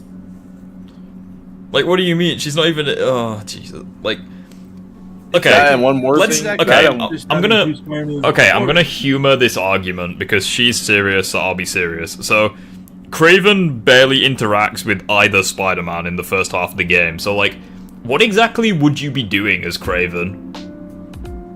That is a good point. Like, you wouldn't be interacting with it. It's not like you'd be able to fight Peter or fight Miles. Like, what? You'd fight, like, Scorpion? Well, you've done that in the first game as Peter. You'd be fighting, like, the past... You'd basically just be replaying the events of the first game, but, like, with a different playstyle. As you said, you'd be hunting the villains. How would playing as Black Cat even work? I mean, you could just make her, like, a Spider-Man clone, but, like, with a grappling hook and stuff. Maybe change her moveset, kind of thing. Just sort of like... Just do it like how, what they're called. Like, how the side characters were done in, like, Batman Arkham Knight. Yeah, we could have totally had another Batman Arkham. Like, to make playing as Kraven worth it. Hell, I remember in the like, maybe version of Arkham Asylum, there were challenge maps where you could do as the Joker. Like, maybe if for DLC you get to play as Kraven, but it's like a prequel to the game. That could be interesting. But like, the thing that she's describing doesn't sound like it would work. Well, that and also it would be for the fact that we would have to start out the game right after the Sandman fight. We swapped to play Kraven. Well, no, we get that whole entire. No. I mean, like an entirely separate like mini campaign, kind of like a prequel to the actual event. Oh, you mean like when he's in Africa? Yeah, it's like him. Kind of. So like you know, being Kraven. So like for Sonic Forces, for example, like Episode Shadow, like it takes place before the events of the main game, but it's like an entirely separate thing you can play. Yeah. Adding Queens and Brooklyn, because like at least for me, I don't feel like it was so necessary to add it. Instead of adding Queens and Brooklyn, why don't you have a segment where there's a part in the game where Black Cat takes like this teleportation thing to France to go meet up with her girlfriend or whatever. Why can't I go do that? Or Spider-Man has a lot of gadgets. What he doesn't have is a portal gun. Or and also, even, Spider-Man stays in New York. You're basically saying you don't want to be in New York and you don't want to be a Spider-Man. When the title of the game is Spider-Man. And Kraven came to New York, so... Okay, let's humor this argument. So Peter goes over to France, and the entire world gets fucked because Venom is in New York. To the portal with her, and you're playing as Kraven. That would be awesome. Or you could play as Black Cat. Why am I playing as characters that are not superheroes? Why am I playing as Mary Jane? I mean, the last time I checked, Peter and Miles were both superheroes, but never mind. Mind you, Mary Jane is the most broken character in this game. She one-shots or two-shots everything. She kills everything with such ease that I'm convinced there's no need for superheroes anymore. Just... What? If that's the case, then if that's the case, then we're doing the exact same thing in Assassin's Creed. Yeah, we have the hidden blade early on in the game. It's almost as if gameplay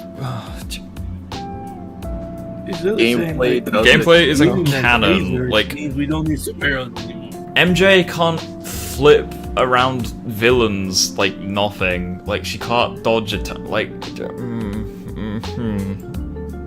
everyone in the city the same taser that she does to one-shot or two-shot all the enemies. And mind you, by the way, I also did play this game on the hardest difficulty. The later bosses, which were Symbite people, she would three-shot them. She has the weakness for... Yeah, she literally has the freaking sound gun. And also gameplay isn't canon, so... Yeah. So, she literally... And also, Peter gave her that. She took down a mini-boss. The sound ability. And melted its freaking health with her little taser gun thing. It's unbelievable. I'm convinced there's no need for superheroes anymore. Mary Jane should be the superhero. The instances in which you play as this character are not fun. She struggles fighting Venom. Extremely forced. Kraven. Pause. She struggles fighting Venom. Kraven blocked her He literally Raven crushes watched her the taser gun. in the Literally palm, broke it. Crushes Literally the gun. broke it. So. In fact, can I say something real quick? Yeah. It's like she's basically saying like Mary Jane should act like Homelander. She's like, you need me, I am better. I'm very upset right now. For the purpose of the narrative, none of it is actually fun. She is girl boss, no doubt. She is literally broken as hell. Girl boss. You could literally I've spend heard this so argument much so many time. times. Define broken. She's girl boss except for... Okay. So Oh, she's... my head. Yeah. So she's a girl... This argument. Right, so she's a girl boss, yet she runs away from symbiote Spider-Man. She doesn't even try to fight him. She needs Miles to lure the symbiotes away from her so that she can destroy the symbiote nest. She needs the other two Spider-Men to take on Venom because she would not stand a freaking chance. It also define broken. Her taser after Kraven got it. Fighting all the... That's I'll not take this Sinister Six It takes a lot of Raven time. It does takes a lot of hits sound when like you're a playing pretty as good concept. Peter It or does, Miles. but Or even Venom, it takes a lot of hits. You do play as Venom, by the way, which is cool. It's one of the most awesome points in the game. Kratos comes to New York and beats Venom. Yeah, facts. I mean, yeah, he'd have to get one shot by MJ, but like, you know. In fact, It made one me time, feel, well, playing she as said, Venom made me feel like, remember I don't one- want to go back to Keep playing as on Miles or Peter. Who cares about them? I don't like them. It's almost as if Venom's stronger You don't than like both Peters of or them. Miles? Venom is That's stronger The than narrative everybody. does not make me... The narrative doesn't make me like these characters. The narrative doesn't get me interested in these characters or You the want to other change the people game in their to lives. change I the don't title care to about the Venom? protagonists. When I started playing as Venom, to me, Venom is the good guy. I don't care about these other... You saying Peter's the bad guy? so if Peter, well, technically That really speaking, makes no sense.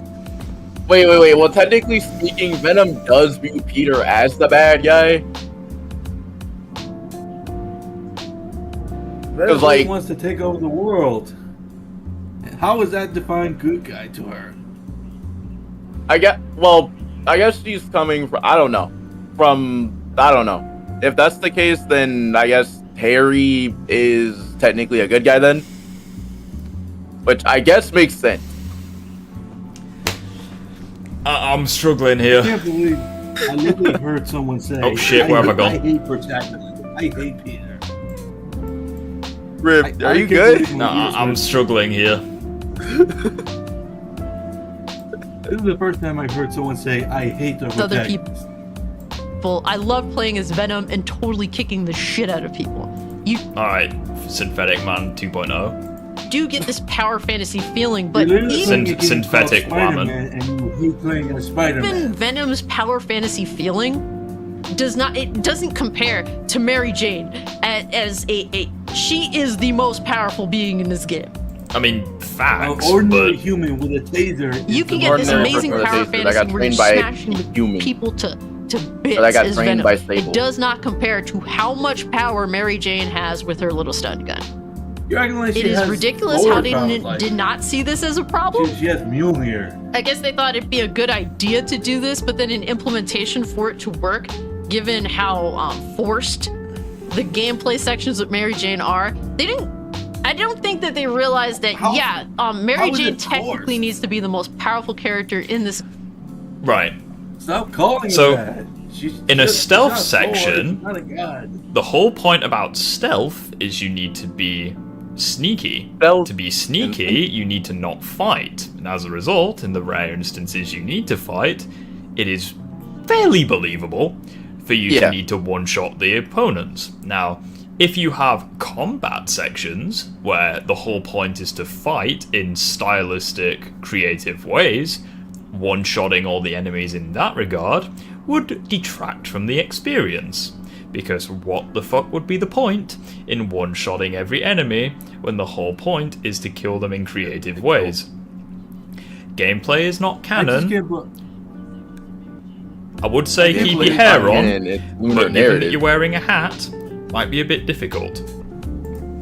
I can't believe for us someone to thinks that actually, having one taser makes you the for most these powerful segments person to in the work. entire game. Because if she does get hit one time, fun challenge for you guys: beat the MJ levels without using the taser gun. That's the drawback. But she's so insanely powerful that's not really a problem at any point. It's way more challenging playing. Like, you are far more challenged, and your life is far more at risk playing as Peter, playing as Miles, or even playing as Venom. Gameplay isn't canon. Please stop. That's just what it is, guys. That is sadly what it is, and you know what? I need a puffer cuddle. I'm losing it. I'm losing it too. Buffer. You have buffer. My ears can't handle that. She literally said that for a game that's literally called Spider-Man. That she says, "I hate playing Spider-Man." It's called Spider-Man. How do you hate something that's called Spider-Man? She's saying that the side characters are better than the main protagonist. Because if that's the case, then technically speaking, this is more painful than Joker. Like, it's not even fucking close. Are you serious, dude? This is straight up pain. Because at the very least, because with Joker, I expect random shit. And I expect this is just paid. I'm just kind of on the edge of my seat waiting for a really racist comment from Joker, but this is she unironically believes this, and it's just so sad. In fact, you want to know when my brain? Peter and Miles directly fight the main villains. Of course, they're in grave danger. Interesting thing about this game. Now, if you're you want to know when my brain turned off immediately when she said, "I hate the protagonist." My brain turned off immediately after hate, she said, "Play as Craven." I don't understand how you can hate I mean, you can not like Peter, you can prefer different versions of him, but I don't understand how you can hate, Spider-Man. I don't get it. When he's literally on the cover. Especially since MJ is a protagonist. Yeah. But... Well, I mean, I wouldn't call him MJ protagonist, I would call her a supporting character. He's on the cover. Anyway. The game must be amazing for you. Honestly, I don't really care about Miles personally. Just because I'm half Puerto Rican doesn't mean that I naturally gravitate to Miles Morales. Okay, I can respect that. I mean, I can 50-50 understand that, because I'm not even gonna say anything. I also let that comment sit there. I'm just, yeah. I got lost right there. He has some cool powers, don't get me wrong, but I grew up with Peter Parker as Spider-Man. Now, you don't even like Peter. If you like Miles Morales as Spider-Man, that's not good for you. I'm happy for you. I don't mind playing as Miles. I think that he has some dope-ass powers. I can fuck Miles. He had some cool suits. Did you just say I can fuck Miles? I really hope not. God. Fairly certain he's 17 in the game, but I could be wrong. Pause, y'all are taking that out of context. The character. Not the actual thing, the character. I will say both Peter and Miles had some bad suits too. I'm just saying, but yeah, I'd agree with I'm not really into Miles like some other people are. But if you are, I played most of the game in the Sam Raimi suit, so. I mean, I hate it. I think Miles generally had weaker suits, but. A Miles fan. I played most of mine in the TASM suit, and I played mine in the Tobey Maguire Sam Raimi suit. For me, it was TASM. For me, it was the TASM 2 suit, the Superior suit. For Miles, I played in the Spider-Verse movie suits. No, for me it was Advanced 2.0, Symbiote, Anti-Venom, and then Black Suit Toby. Miles is... I think for Miles, for me, it was 2099 10th anniversary. He could do no wrong. I think that was it along with... I think that's it. Was Spider-Verse suits? Oh no. Wait, hold on, what was that? Wait, what was it? What did you say? Oh no. It's a she, not a he. But if you are a Miles fan, Miles is... He could do no wrong. He saves Peter Parker Excuse me? 6 times. He nearly dies to Sandman. At least 5 times, if not 6 times. Mind you, Peter Parker... He had trouble being Mr. every Negative. aspect of his life sucks. And keep in mind, Peter's known for not being able to pay his bills, having a problem keeping a job. It comes with the territory, but that's because... So if that's the case, then can we just get someone to join the VC and disagree, please? I want this to stop. Please, can we just disagree about things we agree on? Can we just do something like? Please. This is torture. Spectacular Spider-Man is the worst Spider-Man. There we go. Let's get people in and kick my ass. Can we just make this video stop, please? I'm not happy. I'm upset. So now we're going. It's hard to say. So now we're going with Miles. So now we're going with Miles as a Gary Stu, apparently. Oh god. If that's like the how case, Ray from the Star Wars shit was in the Mary suit. Because he's being a competent Spider-Man. I don't know what annoys me more, the fact that the camera keeps going in and out of focus, or the fact that the points are just terrible. Wait, so if that's the case, then, let's be honest, he saves Peter, well, Peter and Miles saved each other. Miles, in that fight with Black to Peter was trying his best to hold the symbiote back. In Marvel Spider-Man 2, he is neither a competent Peter Parker nor a competent Spider-Man. He is a This too is false. failure at every aspect of his life, more than anything else as a Spider-Man. Don't say he was nerfed. Don't say he was nerfed. Literally, at least 5, if not 6 times, Miles Morales has to save his ass. Miles can go it on his own. He doesn't need Peter Parker. Well, yeah, it's almost as if Miles in base is stronger than Peter in base. Go figure. The stronger character is stronger than the weaker character? Whoa, who would have thought it? It's pretty obvious he does not need him. The narrative does not have Miles really in any serious situation in which he's in trouble. There's one time where he gets nipped in his side and he's basically starts hallucinating, but even that doesn't feel like, oh man, Miles is really in trouble here. No, Peter's in trouble, especially when Miles isn't there to save his ass. Matter of fact, mind you, the one time Miles isn't there to save. You know what would be really great about this is if you showed cutscenes.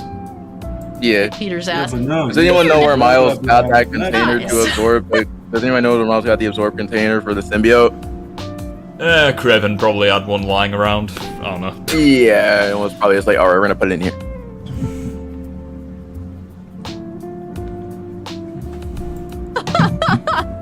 So, like, you know, it's just sad. Who the fuck just mimicked her? I think that was Sam. Someone just mimicked her. That threw me for a loop. Tragic of a failure Peter Parker is as a long-running Spider-Man. Yeah, he's a failure, you know, he didn't do anything. He didn't come up with a plan to beat Sandman and provide the gadgets to do so. He didn't stop Ray from killing Cletus Cassidy. He didn't stop Scream. He didn't ultimately put down Venom. No, he didn't do anything. No, in this, he is completely incompetent. He's just horrendous. He comes off like a little bitch. He also didn't do anything while trying to hold the symbiote back in that fight, but okay. Clearly, it seems... Bran, I swear to fuck. If anyone else calls this person a guy, I'm gonna... It's a woman. It's fairly obvious that Mary Jane picks Peter. But mind you, the narrative doesn't make it feel like Mary Jane nor Peter are in a relationship at all. If anything, it feels like Harry and Peter should be in a relationship. They definitely have more of a relationship chemistry than... I'm just gonna let that sit there. Than Peter and Mary Jane do. And mind you, it's also...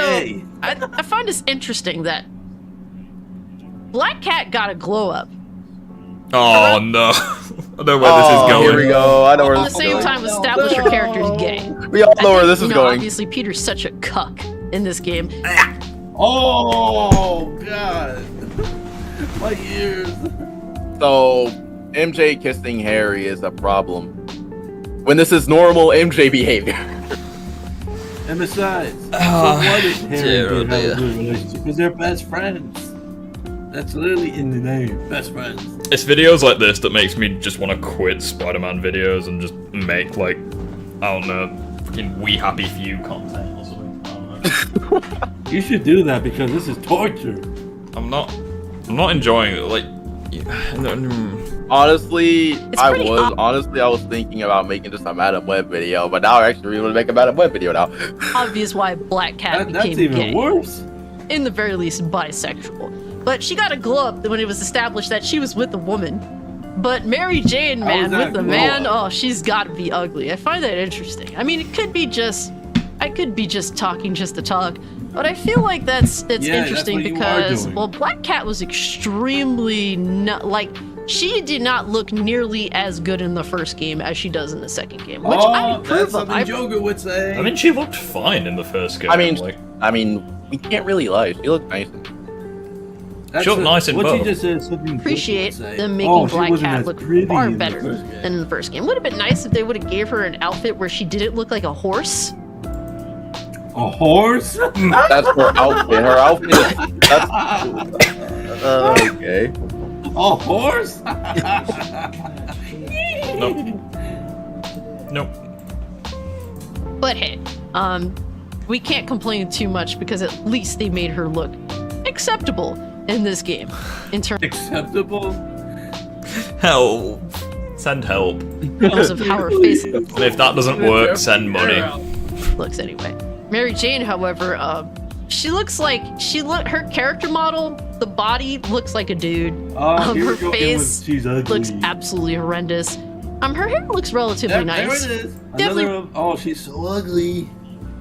Relatively nice, but in some of the later instances where she isn't wearing a grandma sweater and she's just wearing a shirt, which is a dude shirt, mind you, she looks very masculine. It's so weird. You can't say you've been reading Spider-Man comics or played. You haven't read comics. You haven't. Yeah, okay, I'm Spider-Man confused. games or whatever have you. You can't say that you've been heavily invested in Spider-Man and not acknowledge that something is clearly wrong with Mary Jane's character design. And I mean, the fact that she's still Lois Lane, and funny enough, at the end of the game, she quits her job. And she's like, I finally realized that I don't care how she even looks. I'm doing something that I'm not meant to do.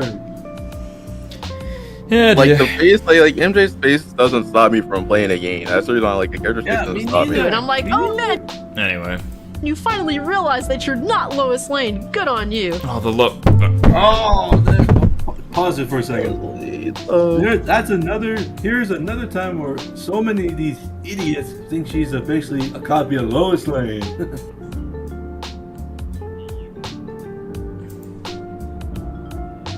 What are you reading? Anything but that. He's trying his best not to. He's losing rain. There's I liked it earlier on when Harry was teaming up with Peter. It had me wishing the game was swapping between them as allies. Okay, that would have. Okay, I can actually see how that would work because like whenever he's whenever he's Agent Venom, that would have made more sense. Spider-Man 3 will be Silken Miles. Peter won't be in the picture. Sure.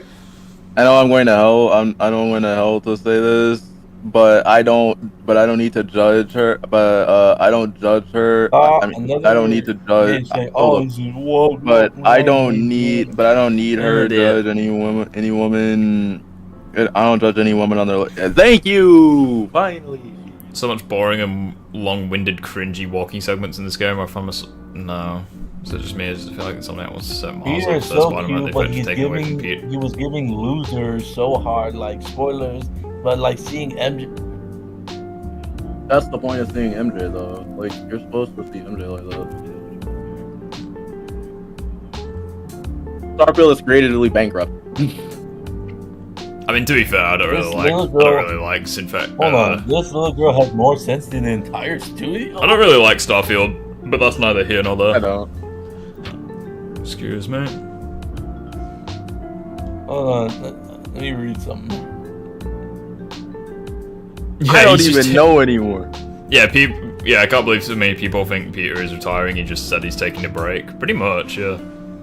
Yeah, pretty much. And don't you remember? Even Yuri Lowenthal himself said that this won't be the last we see of him. Yeah, and even Yuri said it's cool. He liked the ending. So I'm like, yeah. Man. I don't know. One more thing too is that people will say, at least this is something that a lot of people will say too. Peter taking a break is out of character for him. Whenever this is normal, all the times like he gave up the suit in like Spider-Man No More and Sam Raimi's Spider-Man 2. Yeah, and also as well, like didn't he also tell Ben Reilly at one point that he could be Scarlet Spider Sensational? Something like that. I don't know, but I'm like, and on top of that, his daughter also became, and also on top of that, his daughter was also Spider Girl. So I'm like. Can we not talk over each other? Yeah. So I'm like, this is the first time when this is done millions of times before. Yeah. How about you guys react to Amazing Lucas? Because that's totally going to improve matters. Interesting thing, I'm glad you brought up Amazing Lucas actually, because there was. Why is that the first thing that came up? That's what I'm trying to figure out. Yeah, he does a lot of politics stuff. He tries his best not to, though. Yeah, an interesting thing about Amazing Lucas, I think there was a guy, I don't know if he does Disagreement Days or if he does something similar, but like there was a guy debating him on, I get to talk about the boys, so I'm a bit happier. Oh, I didn't know who you were talking about. His name's Colin. No, I know. That's not what I was gonna say at all. He's talking with someone about the boys, that specific scene where like there's that lady who's gonna jump off a building and like Homelander forces her to do it. Oh yeah. According to like, and he was debating someone on that, and apparently Lucas reckons that the woman was a coward for not wanting to jump off. Like, she's intimidated by Homelander just standing there. Like apparently she was a coward for not wanting to take her own life. Interesting. Yeah, well, right after, you have to know that. I did see that thing. And like right before that, I relate to Homelander. Apparently he identifies with Homelander, which tells you pretty much everything you need to know. A sociopath. I don't identify with Homelander. If I'm gonna be honest, I don't identify with Homelander. You see, I like his character. Oh, there's Colin. You see, I like his character. To me, he's the best written character on the show. And the fact that Lucas relates to a sociopathic killer is weird. I want to actually... Wait, what? Amazing Lucas racist tirade after losing a debate to a caller? Huh? I think that was us guy. Probably, I wouldn't be surprised. Right, see if it comes up. The boys... I'm trying to find. Wait, which one was it? He was debating someone on Wait. Did the Deadpool final trailer just come out? Go back up for a second. Deadpool trailer. Cool. Okay, I just had to make sure for a second. I think it was on one of Colin's videos. Maybe, I don't know. Actually, was it Critical Drinker? Because we already checked out. No, it was definitely Colin, because I think he brought it up. We'll try to find it. I think it was like long ago. No. Oh yeah, the one where he left the call. So the boy. Also, fucking turn the music off for now. One sec. Bankai, relax. I'm not watching it.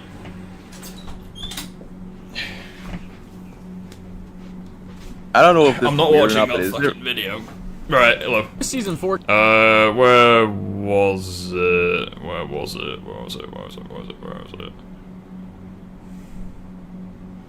No idea. There? No? Huh? Oh, yeah, right there. No, that's not it. No, it was, somewhere else. Because he was criticizing Critical Drinker, but he brought up, oh, here it is. The Amazing Lucas. Right, listen to this. This is just comedy gold. Actually looks at Homelander as a misunderstood hero or kind of a good person. Well, there's actually someone, people who aren't new to the channel will recognize here. Chuck, he forced a woman to commit suicide. How's he a good person? I'm not sure. No. Hold on. That woman, she was going to commit suicide anyway. She wasted his time. No, she was not going to commit suicide. She originally was going to commit suicide. In fact, it was only upon seeing Homelander act the way he acted that she wanted to bitch out of it and act like a coward. So in fact, Homelander was keeping her consistent. That's correct. Wow. If you make a decision, right, to do something and then you back out of it, you're a coward. What? Oh, and it sounds like how does that sound? Originally, all right, it sounds like if you truly believe that, you're just as evil as Homelander. I believe that if yes, listen to me. We can end this right now. We can end this right now. We can end this right now. I am just as quote unquote evil as Homelander. 100%. I identify with Homelander more than any other superhero. Explains a lot. Explains a lot. It very much does. So nobody looked at Stormfront. So the funny thing is that that's not even true, because in the actual scene of the boys, Homelander like tries talking her out of it, but then he sees footage of Stormfront, and then he just gives up. And he's like, "Yeah, just jump." Yeah, he was like, "Yeah." So the funny thing is that Lucas isn't even right. But apparently, you heard it here first, guys. Apparently, if you you heard it here first, guys. If you want to, jump to your death and then you change your mind, you're a coward because you've changed your mind. That's basically saying Lucas wanted her. Like Homelander, how Homelander was trying to talk her out of it. He sees that Stormfront is dead, and then after that, he's like, "All right."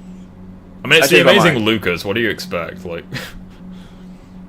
in fact, let me say something. The fact that he literally calls her a coward for not jumping literally says he wanted her to die. Pretty much. And then he says he identifies with Homelander like a freaking immature psycho. It's like, yeah, that sounds about right. Pretty much. I'm not too surprised. In fact, if you look at any scene with Homelander, like, for example, like the scene on the plane where he's like, "I will laser every one of you fuckers." Laser everyone. He didn't care. You know what? She's got a point there. Nobody looked at Stormfront and said she's got a point. You do know that her character flaws are quite literally derived from real-world people, right? You know that people like that still exist. Why the fuck are we still watching? The only reason Amazing Lucas is just so hilarious to... Yeah. At first, Homelander tries to talk her out of it. Then after seeing Stormfront's dead, he forces her to jump. That's the thing. He's literally like, yeah, if you don't jump, I'll just kill you anyway. Who gives a shit anymore? Do it. And you could tell too that he was probably hoping that Stormfront would still be alive. I mean, she is alive. She's just crippled. Yeah. It's today, right? Nobody clapped and cheered. Like, she's in the hospital. She's like missing like both her arms and legs and like half a head or something. Yeah.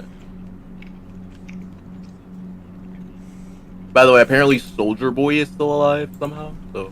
Well, yeah, he never died. He was just put in back in the box. If that's the case, then technically speaking, couldn't they just go there and get him out just to kill Homelander again? I don't even think he would do that. Oh, in fact, before you click on any of these, I remember watching like his review of it. He called like Peter a pussy because he kept apologizing so much. Oh yeah, I remember that. Yeah, this was the video that I responded to. I remember that. Yeah, did you? Yeah, because apparently he calls Peter a pussy just because he kept apologizing so much. The speed killing and calling Showrunner 2 screen infuriates me. I'm actually pretty interested. How Spider-Man PS4 DLC suits, Insomniac, what the fuck are you doing? Okay. Okay, I remember watching that one. That was the one where I kind of got caught off guard for what Andrew said. I'm not even gonna lie, that caught me off guard. But I was like, eh. Here we go then. Wait, what's that one? Love the new outfit. Is exactly what I need to scoop partner. Give me some of that web action. See you, chump. How did the camera say Raimi suit? What the hell? Can I join the VC? Yeah, of course you can. He loves the Raimi. I think I've added you to the thing. Riff, you were capping in that. Oh, hold on. Here we go. Here we go. What's going on? Who? We're gonna get Chaos. Can you just at me in the server so I can invite you to the? I can add you to a disagreement. Oh, a disagreement? No, he asked if I wanted to join, but someone in the chat was saying I was capping, so we may or may not have a disagreement. All right. No, you're not.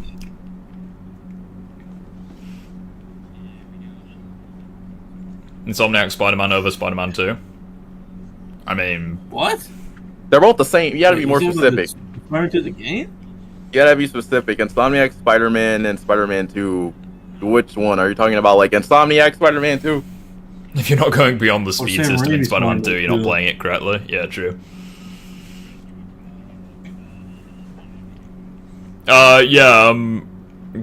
Chaos, if you at me. I think I remember what Chaos's name was, wasn't it? Like F something or other. Yeah, I think. Yeah, wait, Chaos. Are you? Yeah, Chaos is in. Oh, Chaos is here. Oh, poggers. Can't believe I just said that, but anyway. Hey, Chaos.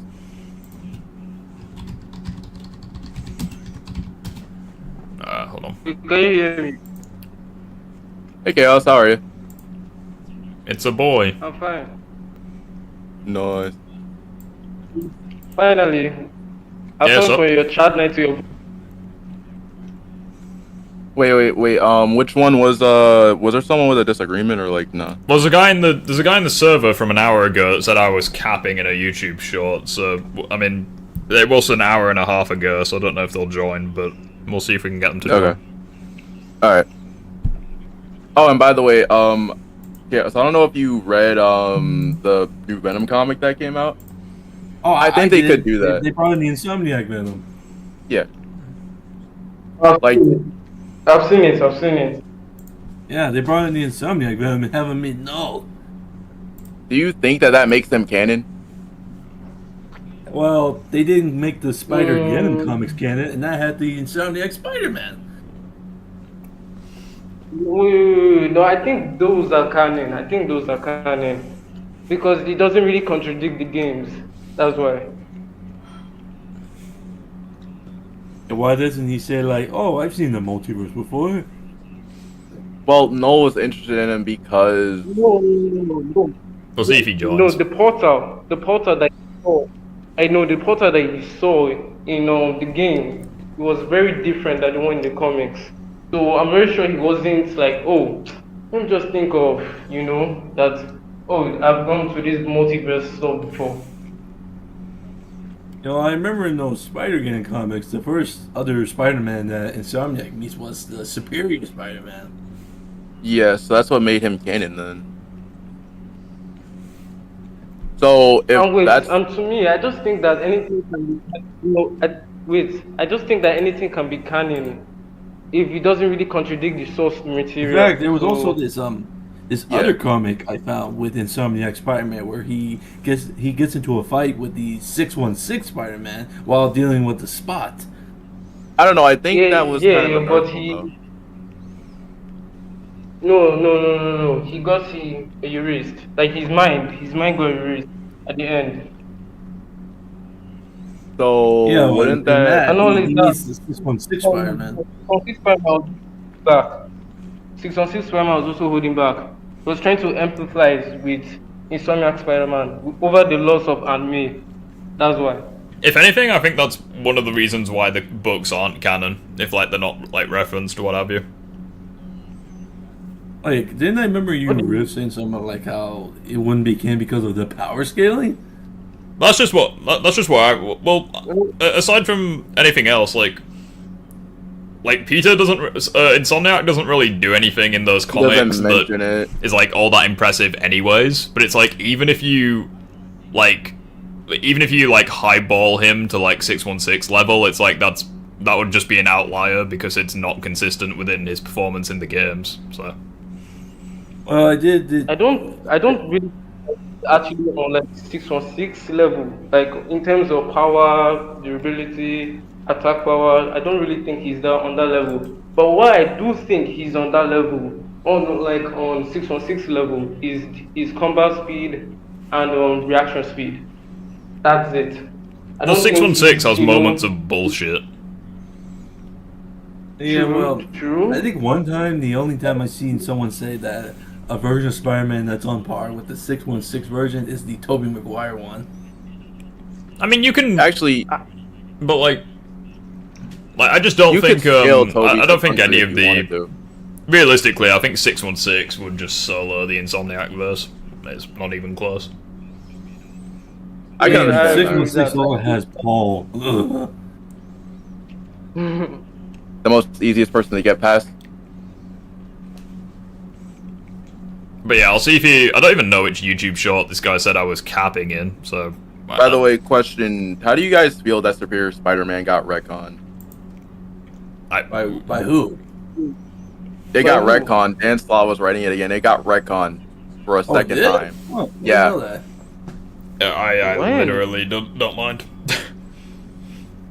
Long story. If you want to know, they swapped it out. Ock still remembers. Well, Peter was fighting. I forgot who he was fighting, but it was another version of Electro that Ock made, and Peter had no idea who this new Electro was. Only Ock did. Mm-hmm. And then what had happened was, I guess Ock knew that Peter was Spider-Man, brought him back to bottom. Peter went to his lair. Ock was nowhere to be found. He puts the freaking machine to swap minds with him on again, and he's back to being Spider-Man again. So I'm like, what happened to the whole like Octavius realizes that Peter is the superior one, and I can never that's like, that's what I'm trying to figure out too, because I'm like, so did you just? So I'm confused. Did we just retcon this, or am I just seeing something? Oh, that's Marvel is like DC. They like to retcon so much stuff. Not my hot take. Spider Goblin is better than Superior Spider-Man. Remember One More Day? That was the ultimate retcon. Marvel or just sometimes I just love them because sometimes they always like to fuck over some Spider-Man characters. Like for example, they fucked over Ben Riley. Sometimes he used to be cool, but now he's just a weird villain. I just don't like it. I mean, I know that Phoenix is definitely going to disagree with that, but what? Spider Goblin above Superior Spider-Man. Okay, Spider Goblin versus Superior. I would have to.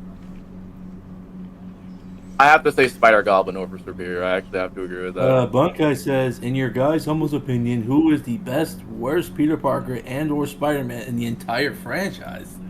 Ooh. That's risky. I don't know what to say. Oh, if I had to pick worst, it's easily the MCU version. Nah, that's bullshit. Wait, what? Tom Holland's not great, but to say he's like the absolute worst, I think that's not. I don't know who I would say. I think. Who I think Edge of Time is the worst. You think who? I think he said. I think Edge of Time is the worst. I can't hear you. I can't hear you, dude. I think he said Andrew. Wait. No, I said Edge of Time is the worst Spider-Man. Oh, Edge of Time. Oh yeah, that's obvious. Yeah. Edge of Time is the worst one. Even though. What? Oh man, I can't. You're making me think of Colin again, all because of that one line. Wait. Here's the thing. There's actually something behind that line though. He was actually willing to just stay in 2099. He was actually willing to stay in 2099 though. I would. But he didn't. Like, I'd probably say my least favorite Spider-Man is probably Unlimited. Oh, the one where he's on the counter Earth? I would say the worst one to me, even though it's probably gonna hurt some people. I have to go with Ultimate Spider-Man, even though I like Ultimate. I have to. Yeah, you talking about the comics version or the Drake Bell cartoon? The Drake Bell cartoon. Should Superior Spider-Man become the main antagonist in the Spider-Man films? I mean, I don't really know. I feel like Miguel would probably come back, but I don't know. I think Superior should be the main one, but I don't think that he should be. Like, yeah, he got kicked. Yeah, he got kicked. Yes, he did get kicked from the Spider. Yes, he did get kicked out of the Spider Society, technically in the comic, but. There's actually a versus battle that someone suggested, which I'm gonna do. I think they suggested Raimi Ock versus Insomniac Ock. Alpha Molina versus him? Oh my goodness. That's gonna be interesting. Raimi Ock wins. No difficulty, right? You also? I think so. I think Raimi Ock wins. No difficulty. Really? I would say Insomniac Ock wins just because of. Well, here's the thing: aren't both under the control of their tentacles? No. Well, Raimi Ock is in control of his tentacles until like the final act of Spider-Man 2. Well, he's listening to the voices in his head. Insomniac Ock literally doesn't have like voices in his head. The arms just make him become a shittier person. Yeah. So Insomniac Ock would win because he's in control of his arms. Wait, but hold on. I thought Raimi Ock skills to Raimi Spider-Man.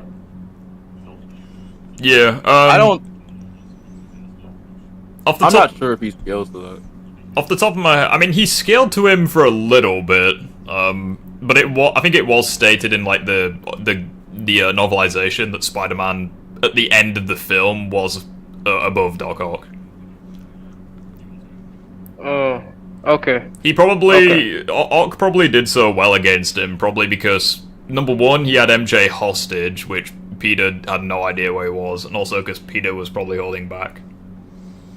That, and on top of that, Peter got caught off guard. Wait, Root. Yeah. Root. Can I say something? Mm-hmm. Yeah, what's up? Spider-Man 3 is one of the worst Spider-Man movies I've ever seen. Okay, what are you asking me? Do you agree with that? No. Do you agree with this Spider-Man 3? Raimi Spider-Man 3? Yeah, I don't agree with that.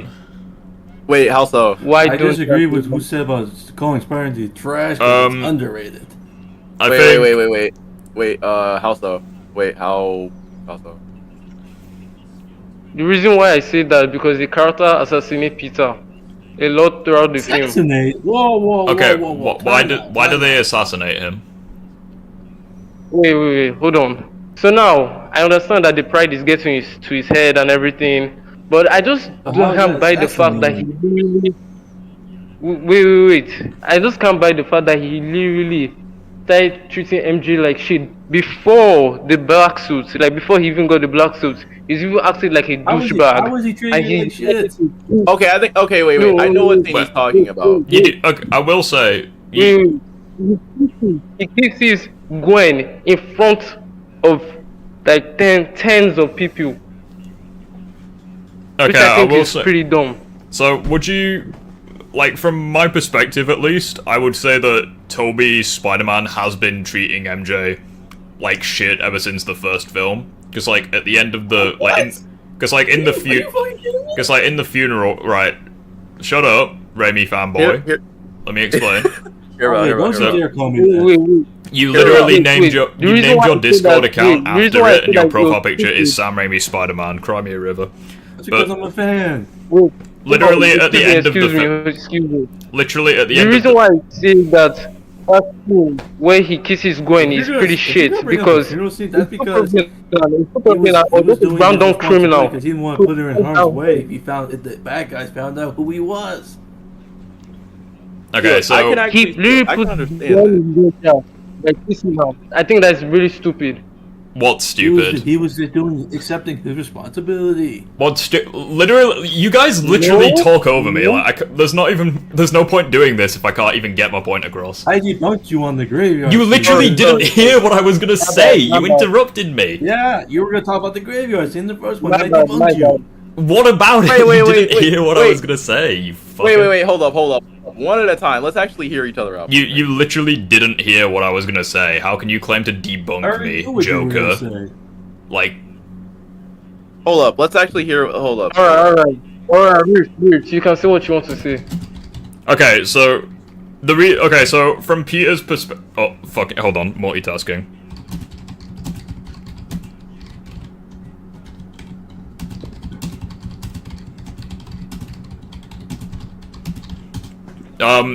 So from Peter's perspective, obviously, you know, he does the right thing. You know, he shoulders the responsibility and what have you. So from Peter's perspective, he makes a responsible decision.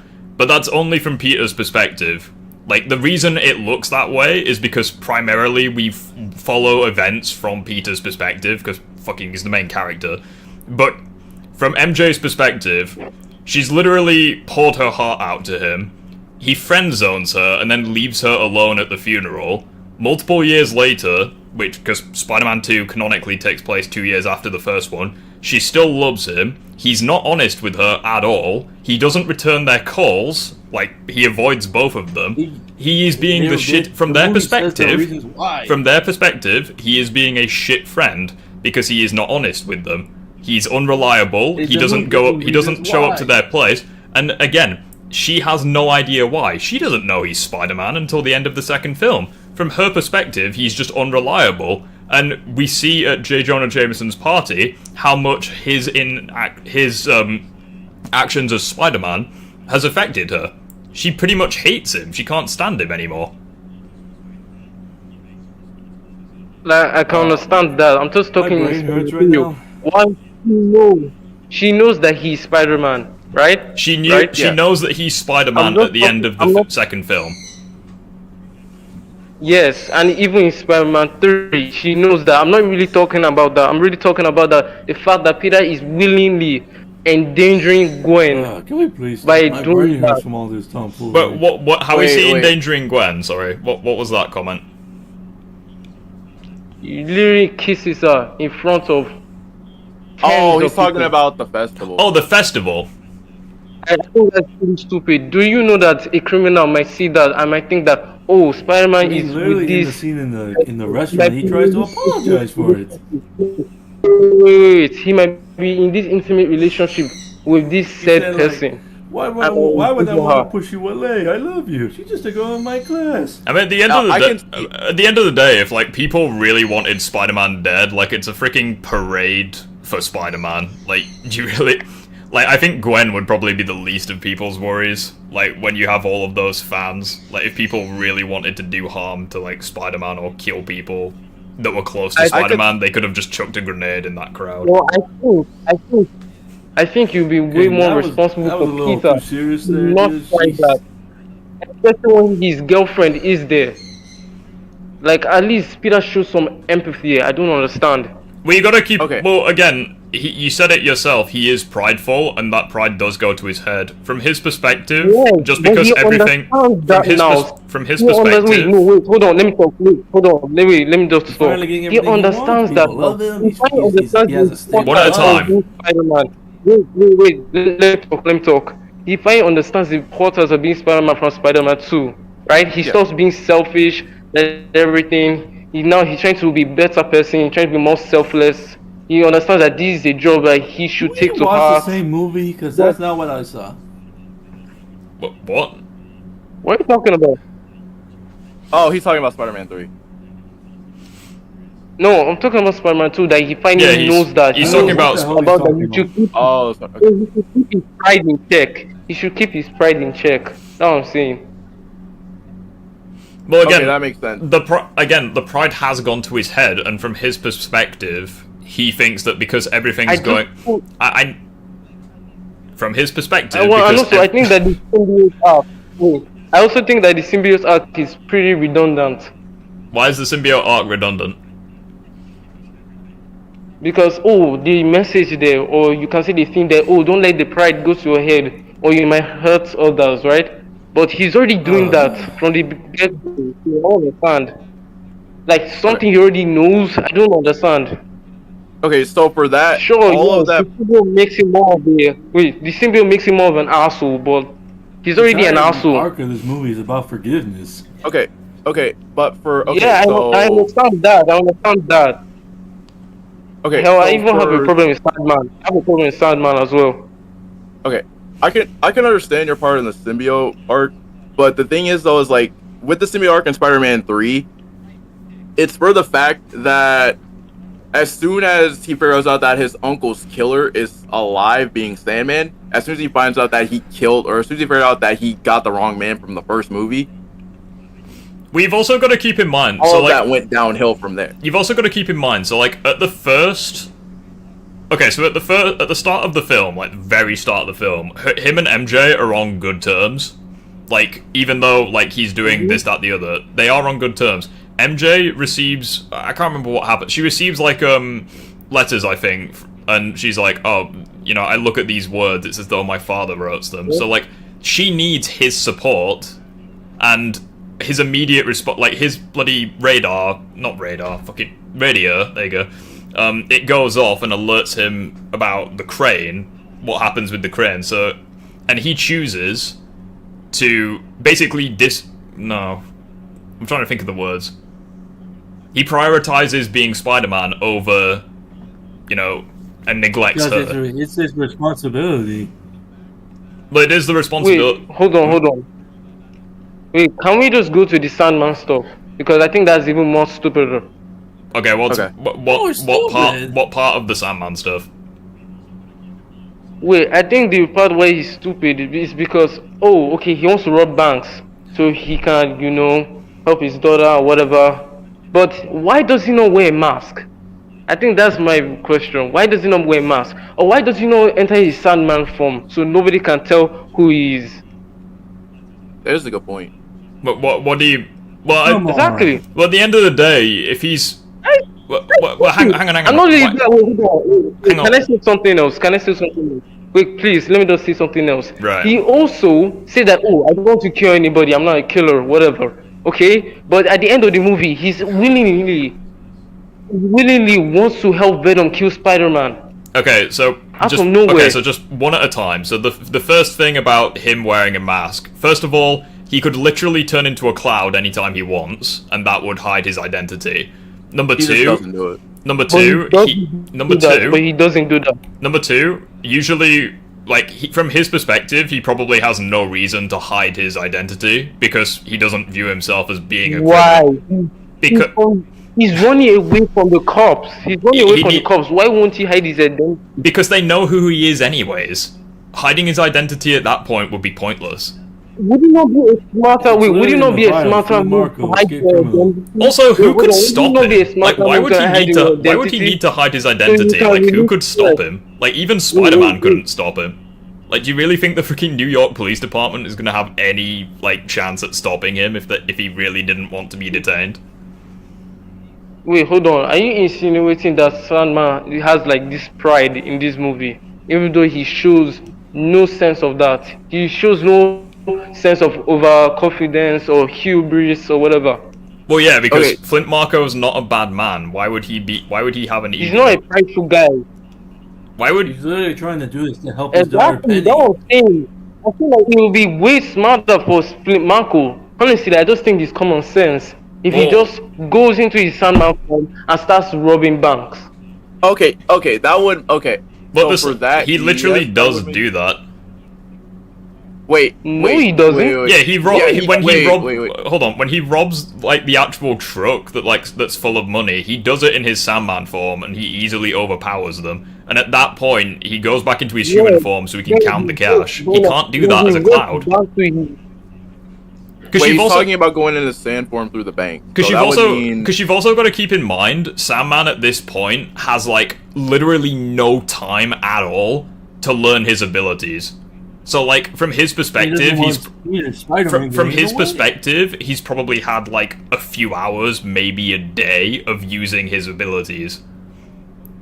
So why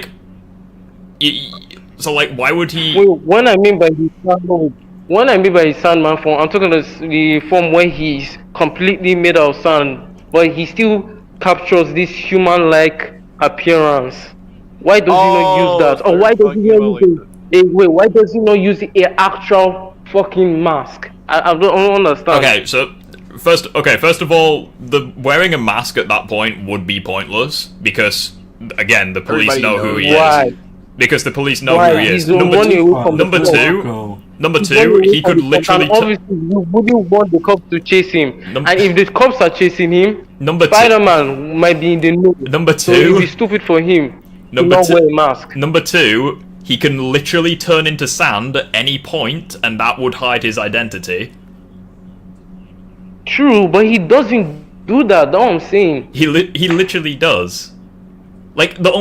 So you know when? Yeah, but he reverts back to that form. So, he reverts back to his human form. Because when he's in the back of the truck, there's no one else there with him. No one can see who he is at that point. All I see is sand. If Spider-Man hadn't turned up, he likely would have succeeded And he technically still did succeed.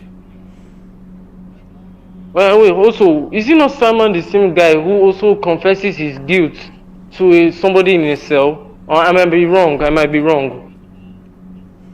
But I'd like to talk about the second thing that you said, because we're pretty much not getting anywhere with this, pretty much just going over the same points. So, you said Sandman isn't a killer, but he has no issues killing Spider-Man at the end of the film? Mm-hmm. Okay, so first of all, Spider-Man literally gets hang on. I know what I'm trying to say, it's just putting it into words. So, Spider-Man, at that point in time, he has stopped Marco twice from getting money to save his daughter. Number two, Spider-Man, like, obviously he doesn't know about the black suit. Like, Marco has no idea about symbiotes. But so from his perspective, Spider-Man's gone crazy, forced his head against the side of a train, and then openly tried to kill him. And then number three, you also have Venom's manipulation, where Venom is like, yeah, Spider-Man's trying to stop you from saving your daughter. That's not right. I want to kill the spider. You want to kill the spider. Together, he doesn't have a chance. So it's a combination of all three. And you got to keep in mind, you got to keep in mind that at that point, Sandman still probably doesn't want to kill him, because the police made multiple attempts to save MJ, and all Sandman did was like move the cars away. Like he didn't kill any of them. He just prevented them from getting close. So like even at that point, he still probably wasn't a killer. I would also like to say one more point about that too. Is I might agree with that one. I might agree with that. One more thing too is for the fact of the symbiote already knew well before Peter even gets the symbiote. Peter just found out that Sandman killed his uncle, and he's already mad as it is. I'd also point out as well that like Sandman earlier in the film, when he had like no experience controlling his powers, or barely any in comparison to the end of the film, he technically stalemated, if not beat, Peter in that. So, like, at the very end of the film, where, like, him and Peter are, like, reconciling, like, Sandman chooses to confess, like, to Peter, you know, the truth. He could have fought Spider-Man there and then if he wanted to.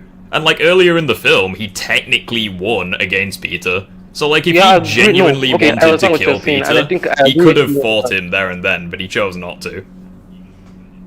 So, like, I think it was just a combination of everything. Like, I don't think he's a bad guy.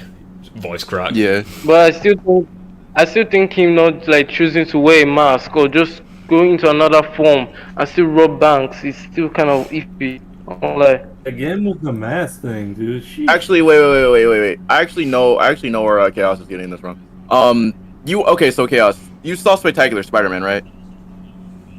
Yes. Okay, so I see what you're getting at with him. I see what you're getting at with the whole entire statement and how he works in the show, because he could literally just go in there and just rob the bank and just come out with all the jewelry and stand and go back into his human form. I get that. Doesn't he hold on. Doesn't he have like completely different motivation though in Spectacular? Like in Spectacular, he's just a because in Spectacular isn't he just like a criminal? Right, he's going for a big score. Yeah, because in Spectacular, isn't he, like, just a criminal and he robs banks just for the money? But, like, in Spider-Man 3, he robs it for a noble reason. Yeah. Well, it started out as him trying to get a big score in Spectacular, and after that, it winded up with him working with Doc Ock. So. And then technically, he, like, gets redeemed, doesn't he? When, like, he sacrifices, I'm pretty sure he returns. You know, the cruise ship. Yeah. Yeah. Two completely different versions with two different motives. I'd also point out as well, doesn't Sandman... I haven't watched Spectacular in a while, so forgive me if I'm wrong. Doesn't he, like, willingly undergo, like the procedures to become Sandman? Whereas in Spider-Man 3, isn't it by accident? Yeah. Yeah. I mean, obviously Norman likely doesn't tell Marco the truth, because why would he? He's a bitch, but... Yeah, with Octavius and Norman and the Tombstone. I meant Hammerhead. Actually, no, I think it was Tombstone, because Hammerhead didn't really bring up Tombstone. Yeah, so, like... Yeah, they call him the big man. But I would also point out as well that in No Way Home, because No Way Home takes Sandman from, like, a point in time after Spider-Man 3, because from Sandman's perspectives, him and Peter... Well, first of all, he knows who Peter is. He knows Peter's Spider-Man. Even though he mistakes Tom for Toby. But also, it comes from, like, a later point. So, like, in No Way Home, Sandman literally is basically a Sandman for the entire film. Like, you don't see Thomas Hayden Church until, like, the very end, where, like, they cure him of his powers. So, like, you know when he's in the cell, and, like, he's literally made of sand, like, you'd have no idea, you wouldn't be able to identify have no idea who the he guy. is. So, like, I feel like at that point in time, like, in his journey, he just had a better control of his powers. Or maybe, like, at some point after Spider-Man 3, he, like, he couldn't control his sand powers anymore, where he can't turn back to human form. Well, I think it mainly just comes down to, like... Wait, but can everyone agree that the symbiote arc in Spider-Man 3 wasn't good? When you say wasn't good, for what reasons? Because, like... I mean... I just feel like I don't know, I've seen it before. Like, okay, in Spider-Man 1, he's due to all his pride of getting powers and things. I'm just gonna get a tissue and use the toilet. I'll be right back. I need to blow my nose. I'll be right back. Keep going, I got you. Yeah, keep going. Oh, I can go on? Yeah. Alright. So, I think that the symbiote arc is kind of a little bit redundant because Peter already knows that his pride should not, go out of line because he might hurt people or he might ignore responsibility, which will wind up losing people. So in Spider-Man 3, he finally gets his new power, whatever. This is not like kind of the recreation of the Spider-Man 1 when he's right there. pride. Spider-Man 1, he finally learns that being prideful. Alright? Hold on. Okay. In the movie, Dr. Connor says it amplifies the characteristics of his host, so... Yeah, so he already had the symbiote He already had the symbiote before that. Connor, he gave some of it to Connors to see what was going on. Wait. Okay, so...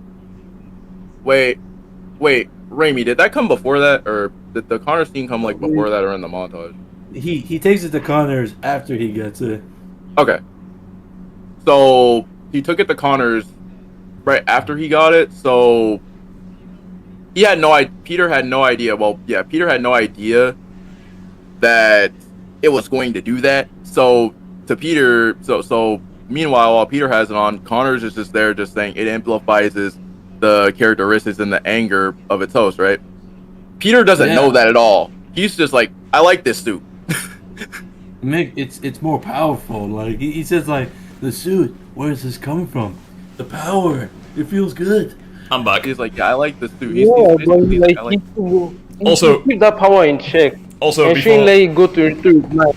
Also, and wait, hold on. You can't even say that the symbiote is corrupting him because obviously, from what I can see, the symbiote is not really that sentient. He doesn't really have a mind of his own. He really feels like just a creature. The symbiote tries to prevent Peter from taking it off at the church. Alright, so hold on. Before we catch up, I'm just gonna say this before I forget. So you know the comment about Sandman wearing a mask, right? Yes. Yeah. You know, wouldn't it look more suspicious if he was walking around in public with his face hidden? No, he could do that. Like, no, he could do like a surprise attacks when trying to. Well, why would he want to do that? Because he's not a bad guy. And also, he could wear a hoodie. He doesn't have to wear a specific mask. He doesn't have to wear a rubber mask. If anything, it would make more sense for him to use his sand to, like, make his clothes look different, but he doesn't have enough control of his abilities to do that at this point in time, so... Okay. Where did you guys get to? Because I heard you guys discussing the black suit, but what was being discussed? Oh yeah, we were talking over the black suit. We were talking over like everything that was going on with the black suit arc. Sandman doesn't have a private life to try and preserve like Peter does. There's no point in wearing a mask. It's actually a fair point, yeah. Like he's pretty much a convict already, but yeah. So what was said about the black suit? He thinks it was redundant because of the stuff happened before. Why? Because of like the pride. And they told him that what Connor said about how it amplifies the characteristics of his host, make it more aggressive. Well, I think the symbiote, like, it does kind of play into that. I agree. But like, I think we can all agree that like the symbiote definitely makes Peter more of an asshole. Like, and he does a lot of suspicious shit whilst he does in the 90s series.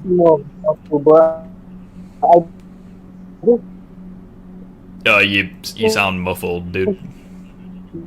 In fact, let me bring up a fun fact real quick.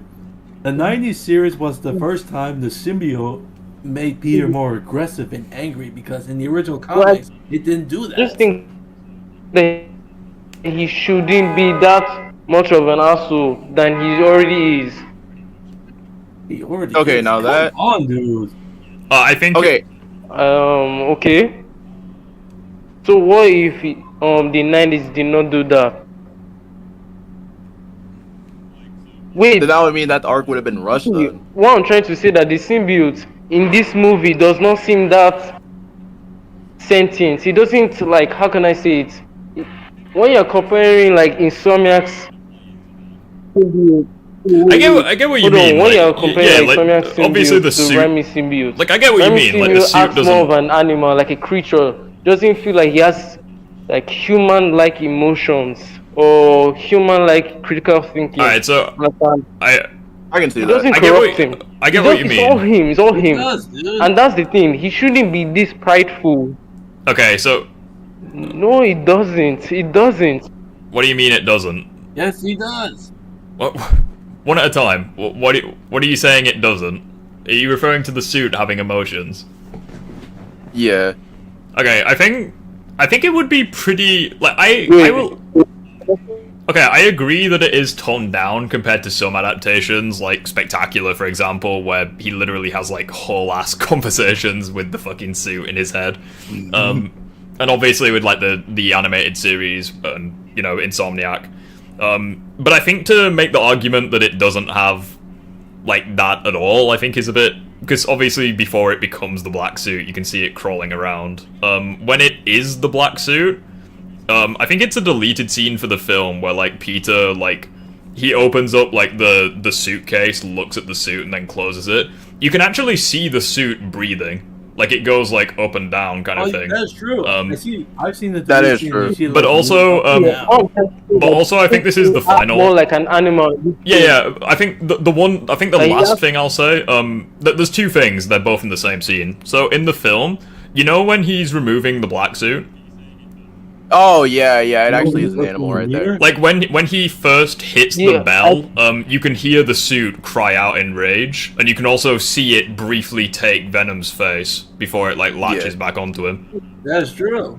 Yeah, when he's trying to remove the symbiote. And also in the novelization for the film, he's not corrupting Peter. It does. Well, hold on. Say that? In this, wait, hold on. In the novelization as well for the film, I'll just say this before we go on to it corrupting him thing.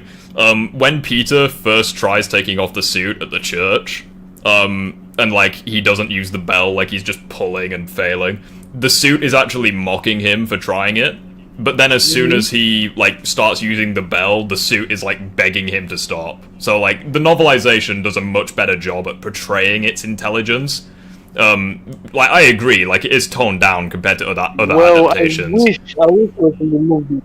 Yeah, I agree with you. Like they don't. From what I can see, the movie acts more like an animal. That's like more of a parasitical animal. Yeah, I get what you mean. Like it's definitely empathy. I understand what you mean. Like it's toned down compared to other adaptations, but I think it still does it, just not as much. But the idea that it doesn't make Peter any more aggressive. Was that what you were saying? I think it was corrupting people. Hold on, let me say something. There's literally times in the movie where he gets aggressive and like pushes people. Like, he pushes Eddie to the wall. No, we're talking like corrupting Peter, like.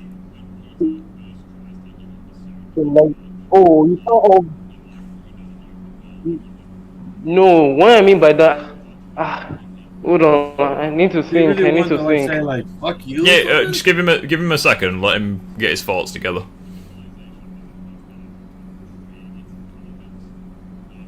So wait, what I'm trying to say is that yes, the symbiote is influencing Peter, but it's not really the symbiote's fault. It's more of Peter. Like I can compare this to somebody like a drug addict, right? Okay. That's basically, it's like an addiction. Wait, hold on. So yes, that's what I'm trying to say. Are you trying to say as well that because for example, like a drug addict? Are you trying to say as well that like the pride element, like that kind of undermines the symbiote aspect? No, I don't think it undermines it. I just don't think that symbiote Peter should be feeling this way. I don't think he should be feeling this way. Like he should understand that the pride is what got people killed in his life. And okay, so now I see what. Okay, so pretty much what you're saying is like the pride combined with the black suit is going to his head. Mm-hmm. Okay. Yes. Okay. So yeah, go on. I'll admit, yes, it is toned down. I will say yes, it is toned down in the movie a little bit. And yes, Peter. Okay, maybe if they actually the symbiote, maybe they actually made the symbiote more nuanced. Yeah, I'll agree on that. Maybe the symbiote here was the symbiote actor was actually good. I didn't hear you. I'm the only one that's disagreeing with everything you're saying. I think so like part of the thing that I want to talk about with the suit is I think like I agree with like the ego side of things with like Peter, like the pride. It definitely is a shocking change of pace compared to the first two films. I think once he gets the news that Dennis Carradine wasn't the one who shot Uncle Ben, it was Flint Marko. That's what caused.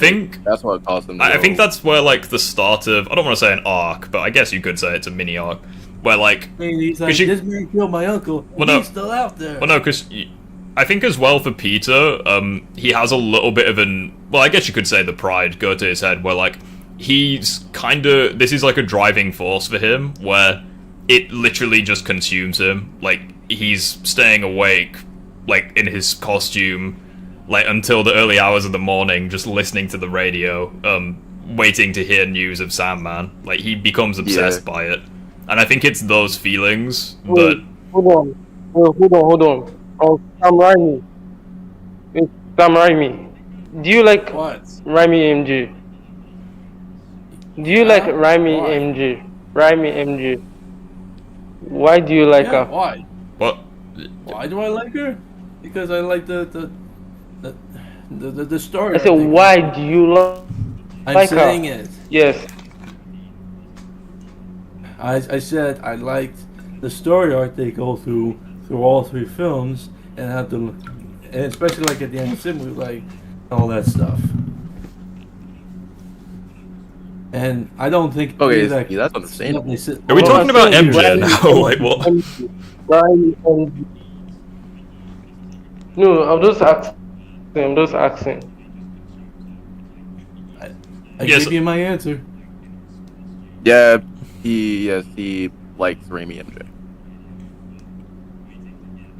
I think Well, why you like somebody who cheats in every movie? She literally cheats in the first one, the second one, and the third one. Okay, I'm gonna stop you right there. I am sick and tired of all these She people does. saying, "Oh, she's a cheating whore," blah blah blah blah. I mean, I think. Okay, I'm sorry. That I can agree on. I'm sorry. I have to agree on that. One at a time. What is being discussed? I'm so confused. We were talking about the black suit. Now we're talking about MJ. Like, what is the topic? Okay, we're going back and forth between black suit and Raimi MJ. Okay. All right. So let's start with Raimi MJ first. Should have been better. You could have been better. Wait, I think that the symbiote arc could have been better. I think in the first film, MJ was like fine, but after that it kind of went downhill a little bit. Okay, you know what? I'm gonna leave if you guys stop. If you don't stop. But at the end of the, like, I understand that you really like Tobey Maguire's Spider-Man trilogy, but it's a disagreement there for a reason. Huh? I'm not listening. What do you say? I'm not listening. Here's the thing. Okay, Raimi. Sam. Here's the thing. Like, we all like the Raimi trilogy. Like, here's the thing. I like Tobey. Okay, I like Tobey. Okay. If you're gonna say any more complaints, I'm not listening. I'm not gonna say complaints, but I will say though. What I would give Spider-Man 3, is that it's a really funny movie. Like, I think it's the best. Well, I may trilogy in terms of comedy. No. Spider-Man 2 is the best of the trilogy. Okay, yes, Spider-Man 2. I'm sorry, I love Spider-Man 2.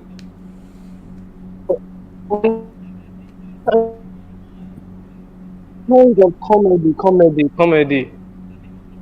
Okay, comedy-wise, yeah. Because we got Bully Maguire, that's iconic.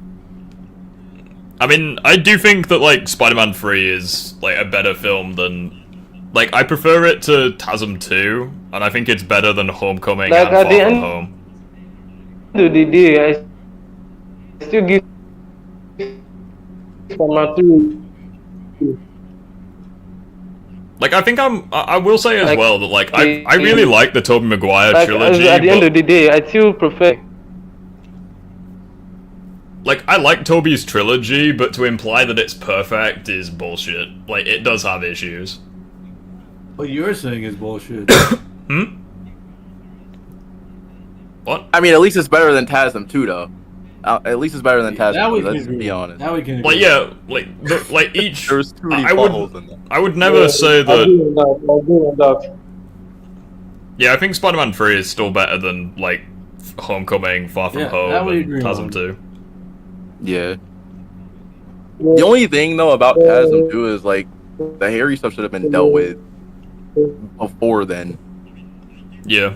Like... Yeah, I think... Excuse me.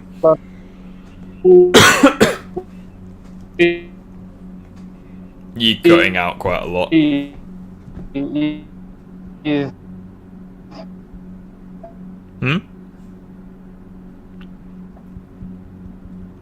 good?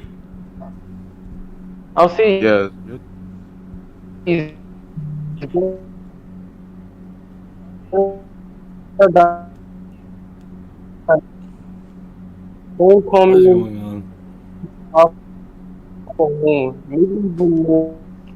Chaos, I can't hear you, dude. This is why I don't use my phone, because the damn signal works up. Don't get me wrong, I use my phone for Discord too. Yeah, you might need to leave and join back. That might fix it, I'm not sure. Okay, can I just say sorry about how I acted before? Yeah, like... Wait. What happened? Yeah. Oh, you good? Okay, you're right. You sound better. No, yeah. I'm good. I'm good. Okay. Good. Neurotic. Whoa. But yeah, I get why Raimi and the way she is. I would disagree with that. I think the black suit, coming back to it, I do think the black suit does make Peter much more aggressive, especially since he does, like, depend on it. Oh, he left. Alright, let's invite Chaos back. Oh, fuck. Yeah, hold on. I'll invite him back. Hold on. But we do have to agree, though, that TASM 2... Oh, he can join back anytime. He has permission to join, so... Okay. But let's be honest, though. If you really think about it, though, TASM 2, the Harry stuff has so many plot holes to it. Oh, we were just debating, the Tobey Maguire Spider-Man trilogy. Another thing that I didn't like was the whole, like, how apparently Peter's father put his blood in the spider, which means he was always destined to become Spider-Man. Okay, that was a throw for a loop. That's the part where I was like... I think it was just stupid, since, like, even in the first film, we already knew that was gonna happen. Yeah. Because, like, I'm pretty sure... That was, like, my main thing. Because, like, Dr. Connors, like, mentioned how... like, him and Richard Parker worked with, like, cross-species genetics, like, they worked on the same thing. And then, like, in Spider-Man... And then, like, in Spider-Man... was always destined to become and then in, like, TASM 2, it's like, oh, you know, the blood that I used for the spiders was my own. It's like, yeah, no shit. Like, you worked on, like, with the spiders, with, like, Dr. Connors. The reason why I didn't like that, because it means Peter was always destined to become Spider-Man, not the wrong place, wrong time thing, like it always been. Actually, I think that was wrong time, wrong place, though. Like, yeah, I'm pretty sure it was. In the lab. Because, like, obviously... Peter wasn't meant to go into the lab. Yeah, it wasn't, like... Because, like, you could argue that, like, if Peter hadn't gone in there, like, he wouldn't have got bitten. Because, like, that place looked like a fucking bank vault. Like, it didn't look like any of the spiders could escape that place. It wasn't it wasn't like it wasn't like the Raimi film where the spiders were just kind of chilling in a public area where like one of them could easily escape. That was better than this. Well, yeah, but the point I'm making is you're saying it was like it was fate for Peter to become Spider-Man, but like if Peter hadn't gone near that area, he would never have got but didn't that happen in Ultimate Spider-Man though? What do you mean? No. Like wait.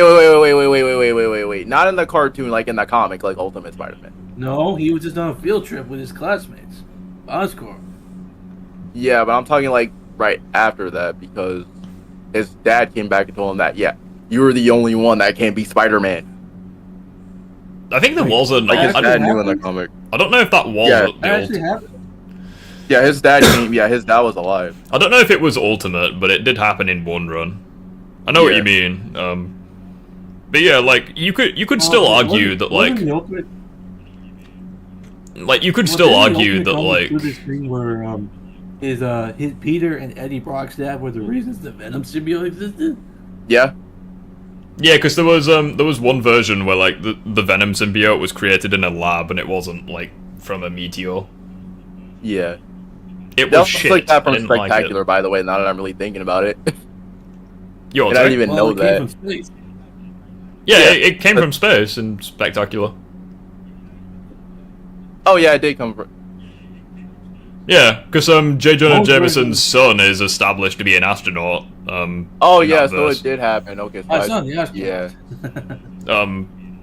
Yeah, but like I think the thing with TASM 2 or TASM 1, sorry, I think that honestly the way Peter becomes Spider-Man, I think, is perfectly fine because, like, you could say it was like wrong place, wrong time. You're serious? I think it's mainly just. Are you really serious? Well, yeah, because it was wrong place. Do you seriously think any of the spiders could have escaped that fucking like vault? Like, it looked insanely. But, like, I don't think the issue is how TASM 1 presented it. I think it was just all the extra shit in TASM 2. Because, like, not only did it ruin Oh my gosh. Because, like, not only did it ruin the pacing of the film, because they spent a long-ass time on it, but also it was, like... I'm pretty sure in TASM 1, like, they talk about how Richard Parker worked on the cross-species, but, like, at no point is it implied that, he also worked on weapons, because his research was being used for weapons as well. Well, yeah, but it's like, I'm pretty sure the only time it's ever hinted at that, like, Peter was destined to become Spider-Man was in one of the deleted scenes, where, like, he talks to, like, that stock corporate guy, and he was like... And Peter's saying, like, oh, the science is flawed, and he's like, it was working pretty well with you, wasn't it, though? Like, I'm pretty sure... And again, that's in a deleted scene, so, like, I think they were very subtle how they did it with Spider-Man TASM 1, but then in TASM 2, it was just like, yeah. Speaking of deleted scenes...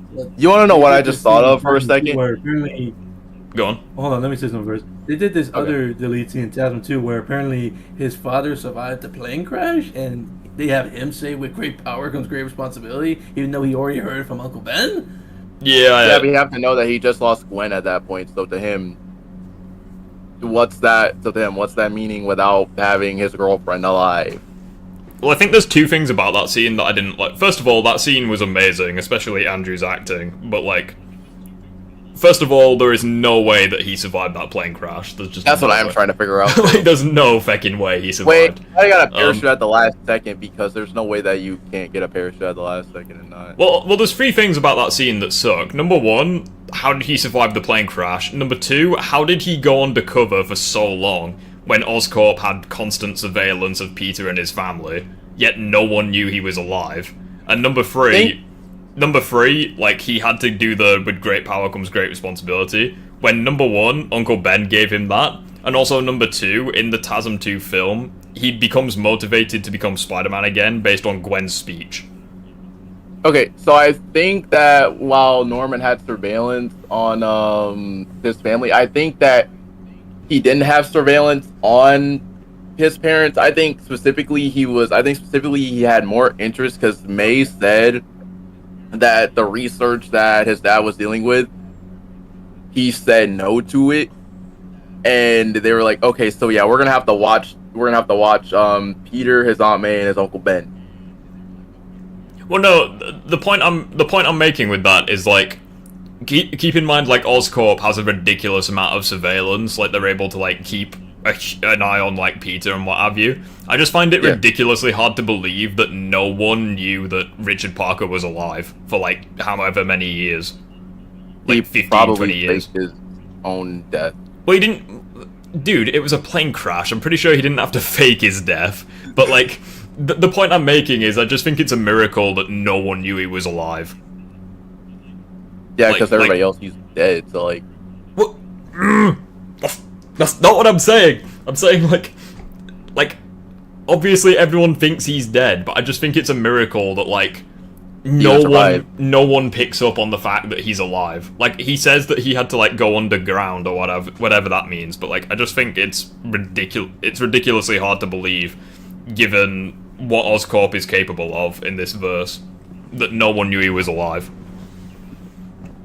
Yeah. Especially since there's no mention of him in the first film. Like, Oscorp didn't know he was alive at all, and there's no mention of him in the second film either, aside from that deleted scene. Oh, and by the way, I just came to the sudden realization for the fact that Insomniac is doing TASM 3. Oh. Think about it for a second. The cure for Devil's Breath was made to be a cure for Harry, right? Okay, what's that got to do with TASM 2? Okay, think about this for a second. Norman's gonna turn himself into Green Goblin, right? Think about this. Okay.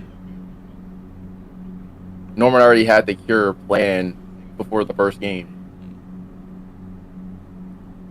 I'm so confused. Like, basically, what I'm saying is that Harry might die again. Well, I mean, he's already a vegetable. Like, he could die. Nah, Chaos, you're good. Yeah, it's all good, dude. At the end of the day, it's a disagreement day for a reason. So, I mean, I don't understand how that's like comparable. Because, like, wasn't it? Because doesn't New Ultra Hero says Insomniac Spider-Man is a mix between all three live-action versions. Well, no, but doesn't Norman say, like, get the G serum ready? So, like, it's a specific serum that's gonna give him, like... Yeah. I'm sure it's not, like... Unless G serum stands for, like, GR28, which I very much doubt it, because, like, that's fucking Devil's Breath. I don't think it is. He might do the whole entire TASM 2 armor thing. Well, like, at the same time, I very much doubt that... Because it sounds like Norman is specifically, like, engineering a specific thing. Whereas, like, in TASM 2, Harry takes the Spider-Venom out of, like, desperation. And then when it doesn't work, he then uses the armor as, like, a last resort. So, like, I don't think they will do that, go that route, but... I don't know. It sounds like Norman is, like, specifically engineering, like, like something like that. I don't know. This is my first time doing something like this. Yeah, it's all good, dude. No, I wonder if I came off awkward. Nah, you didn't. No, you were fine. You had some really good arguments. Yeah, you did have some good points. Some of them dumb, no offense, but yeah. I wasn't around for the black suit thing, so I went for a piss, but yeah, the Sandman stuff was good. Yeah. I like the black suit stuff, though. I guess because we're pretty much wrapping up the disagreement day, predictions for Spider-Man 3? Oh, easy prediction. I think we'll have, Peter's going to kill. Easy answer for me. Excuse me? That's a bold statement there. I mean, I've predicted so many fucking things. Like, one of my predictions has got to come true, surely. I mean, I'm predicting that Peter's gonna kill for reasons, because, like, he came close to doing it in this game. I don't want Spider-Man to kill. I mean, I feel like... I don't know. I don't want him to kill either, but it's possible. That's like saying you want Batman to kill. Because I'm thinking there's about Thomas Wayne for that. Because I'm thinking about like what could potentially happen. So like they're hinting at Cindy Moon being in there. So if Cindy Moon becomes Silk, I don't fucking know. Like literally anything could happen. I don't know. I just want hear me out on the reason. I know some people may hate for what I'm about to say. Like Peter might kill him. This is the only reason why I could doing this. Okay. He came close to doing it in this game with the symbiote. So what's gonna stop him from doing it in the third game? He told Harry was the one that told him to do it, but he refused. Yeah. But like, what's gonna stop him from killing though? You really want Spider-Man to kill? I don't want him to kill. Here's the thing. I don't want him to kill, but keep in mind, Peter has killed before. Like he's killed in the comic. Like Spider-Man has killed before in the comics. Peter's anti-venom might turn him into a monster, which he is in control of to square off against Ultimate Goblin. Yeah, come in. Like, Raimi in the comics, I think in Amazing Spider-Man 616 and in Ultimate, yeah. Insomniac takes heavy inspiration from that, and in those two comics, Peter has killed before.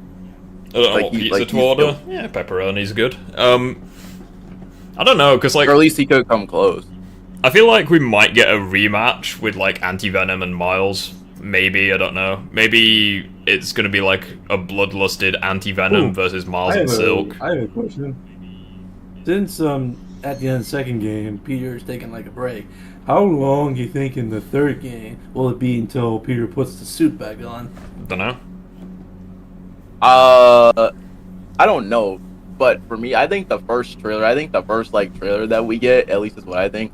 The first trailer that we get, I don't want them to show Peter. I just don't want them to. I think it'd be best to leave him for gameplay. Keep it as a surprise or something? That will piss quite a lot of people off if Peter's not in the trailer. I know, but the thing, hear me out. I'd rather him not be in the trailer. I'd rather it just be Miles, and I'd rather it just be Miles for the first trailer, and then after that we get gameplay and we see Peter. That's what I think should happen. Because it would be throwing people off. Yeah, because it would throw people off. Well, yeah, but it would also make people just hate it. Because, like, you gotta keep in mind, people are thick and they think that Peter is permanently retiring, so I think that would just create backlash for the game before it's even out.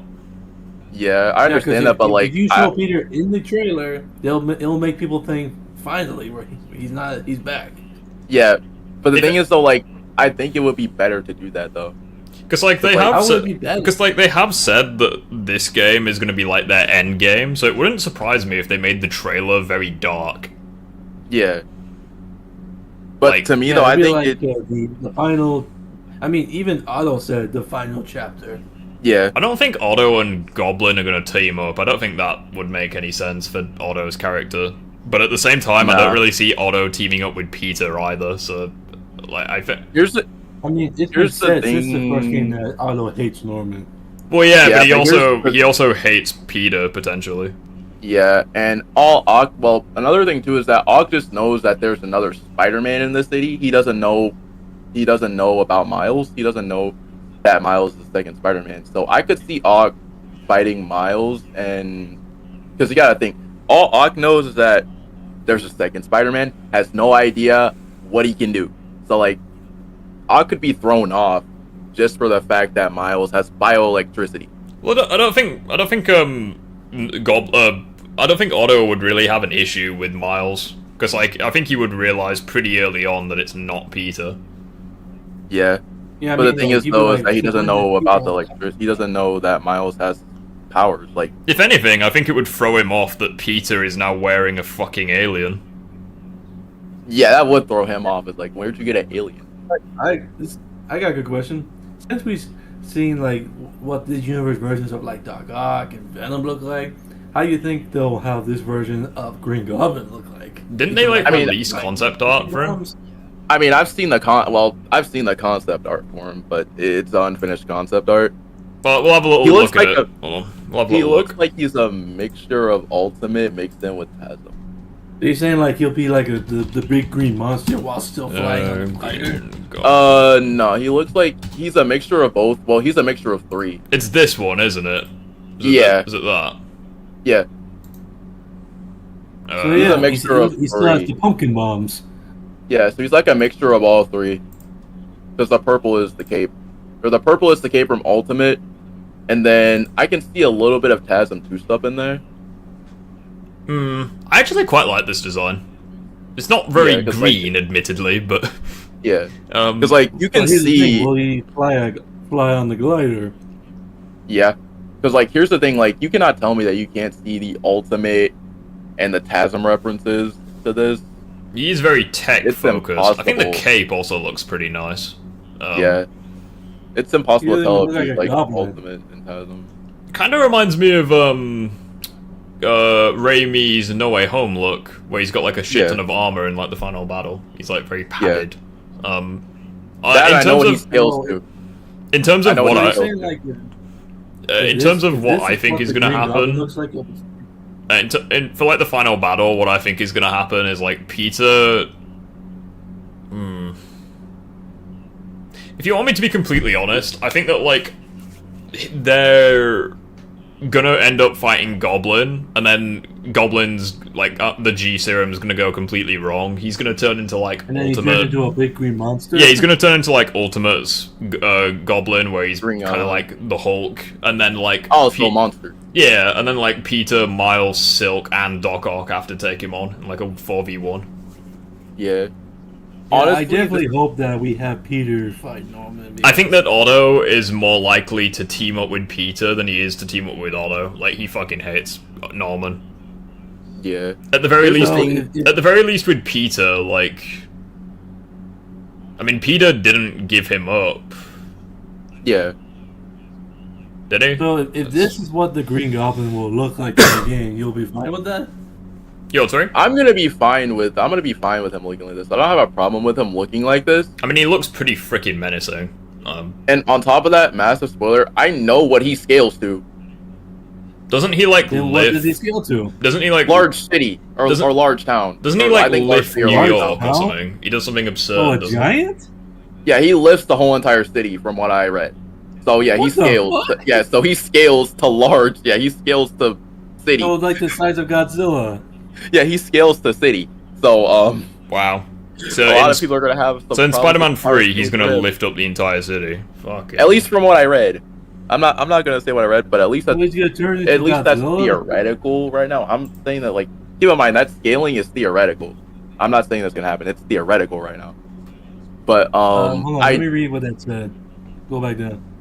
It says the design is dope, yes, but I can't picture this is on how Norman Osborn looks. Osborn is stocky, brawly looking fella. Unless he becomes skinny in the third game, no way he's gonna look like this.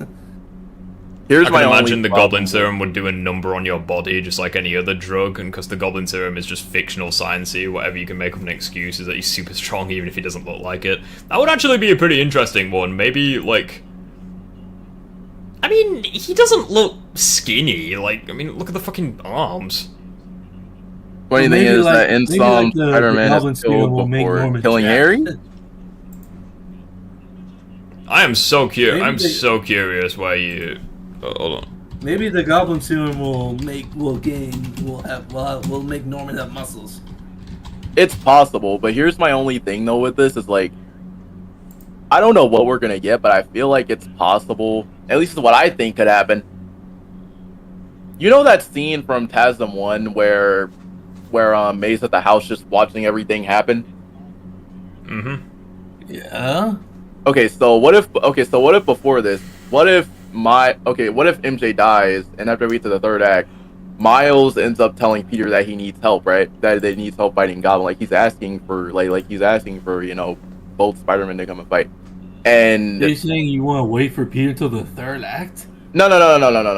This is how I think Peter might fight Goblin in the third act. I think it's gonna be, you know that scene from Spider-Verse where Peter tells Miles never to say with great power comes great responsibility at him. Mm-hmm. Yeah.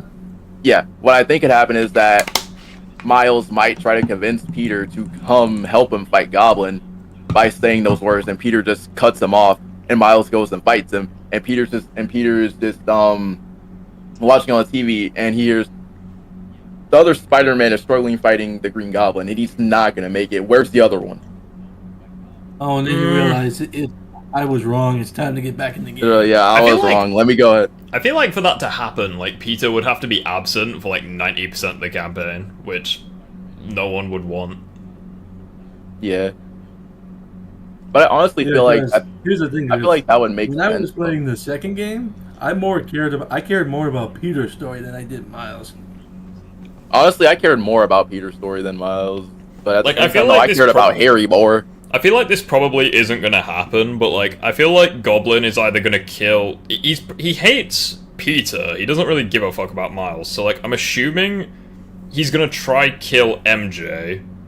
Yeah. I don't know if they're gonna do the death of Gwen Stacy arc, but like, maybe. Yeah, imagine if they recreate them. Imagine if they recreate that well, because I also where he's like has his hit.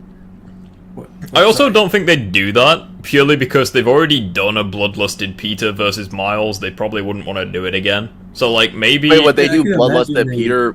Wait, would they want to do bloodlusted Peter versus Goblin, then? Well, no, but the point I'm making... the point I'm making is that Miles would want to stop Peter from doing that, because he tried stopping him in Spider-Man 2 from killing Kraven. So, like... Yeah, So, inevitably, you'd have Peter versus Miles in some form. I feel like... I don't know, because Rio has literally just got, like, a new, like, boyfriend, if you like. So, like, I don't know if she will get killed, and then it's going to be Anti-Venom versus a pissed Miles. I literally don't know how it's going to work, but... I don't know how that would work. Another thing that I could also see happening is probably, and this is like a reach, but have any of you guys seen Henry Danger? There's, like, this show on Nickelodeon. No. Okay, so basically there's this episode. Okay, yeah, I'm going off I'm going off the freaking mind with this one. Okay, as much as I hate the show. All right, this is gonna be the last thing though, last thing for today. So there's this scene in one of the episodes of Henry Danger where I want to say where this guy comes in because he knows. I watch Henry Danger. That's cool. Because he knows that Henry is Kid Danger, right? He goes, I think you remember this. Do you remember Drex? Oh yeah, the guy used to be a sidekick and kind of like recurring villain. Yeah, so like in that final episode where or at least in one of the episodes, Drex sends some of his guys over to Henry's house. I think that they could recreate that with Miles, and I think what they could do is recreate that with Miles and have some Goblin soldiers get sent in there and have them just you watch Henry Danger. I low-key stopped watching. But then after that, say they start attacking, Rio and Silk and Silk and her dad, right? Miles comes out of nowhere just using electricity out of his hands, and then he tells, and after that he tells Rio to get everybody to safety, and he says, and after he asks Silk if she's okay, and after that she says, "Are you okay? You just shot lightning out of your hand." I'm just gonna end it based on a couple of predictions I have. So it's basically just a couple of theories. Chances are many of them won't happen. So I either think we're gonna get a bloodlusted Anti-Venom versus Miles and Silk. We're gonna get a bloodlusted Miles versus Anti-Venom. Fight between Peter and Miles. Or we already had one. Yeah, but that's not how that fight would go. We could have Anti-Venom and Miles versus Goblin and Silk, because I feel like Norman is a very manipulative person. He could very well manipulate Silk into thinking, I don't know, that Peter and Miles killed someone. Possibly. I feel like Goblin is gonna try and manipulate the entire city into thinking Spider-Man's a twat, because he did it in the first game and it worked to an extent. Oh no, that's the reason why. That's the reason why I think Police State might happen. We could get. I just don't see Otto and Goblin teaming up. I just don't see it. I feel like maybe Otto is gonna have his own. Maybe he's gonna be a villain initially, but then midway through he's gonna change his mind. He's gonna have a change. I feel like Otto is definitely gonna die. There's a chance that Otto might die, but a lot of the chances are that. And a lot of people want Peter to stay alive. I want him to stay alive too, but logically, I feel like there's Otto, not a lot of ways to keep him alive. Don't you dare say it. There's not a lot of ways to keep him alive, though. You could probably Oh, I said don't say it. Goblin. You could fake his own death. I feel like Norman, not Norman. I feel like Otto is definitely gonna die because I mean, I just feel it. Yeah. Plus, as well, I think it's a miracle at this point that Otto is still able to do anything because of like the neural interface, like fucking over his neurological condition. Yeah. So I think that's the one thing that I'm surprised about. Yeah, I feel like Goblin's probably gonna kill Otto. Maybe. Yeah. Yeah, I did see a fanfic where Otto got killed. Well, yeah. I could also see, and this probably might be a massive spoiler. I could also see Og taking over Harry's brain. Yeah, I don't see convincing Norman not to kill him. No, I don't see any. Norman. I really don't think they're gonna do a superior Spider-Man. I definitely don't think they're gonna do that. But, anyways, guys, this is what we're gonna call it a day for today. So for everyone who watched through, you know, that fucking shit review of the game earlier that made me want to cry, and also through the Synthetic Man and the boys content, really means a lot. Thank you so much. We're very close to 4,000 subscribers, so thank you very much for that. I want to thank Phoenix and Sam Raimi for being here, and also Chaos for debating earlier. Really means a lot having you all here. Andrew, by the way. Yep, that's awesome. We needed something. Next week, no idea. Could be fucking anything at this I don't point. know. We might do the boys or something next week. I don't know. Yeah, could do the boys. Could do like another like Spider-Man show, something like that. But yeah, with that being said, I hope you all have a great rest of your weekend, and we'll all see you next week. Goodbye. Bye-bye. Need to end the stream. End the stream. I've done that wrong. Oh, well done me. Wait, did you just do it wrong? Bear me a sec. Okay.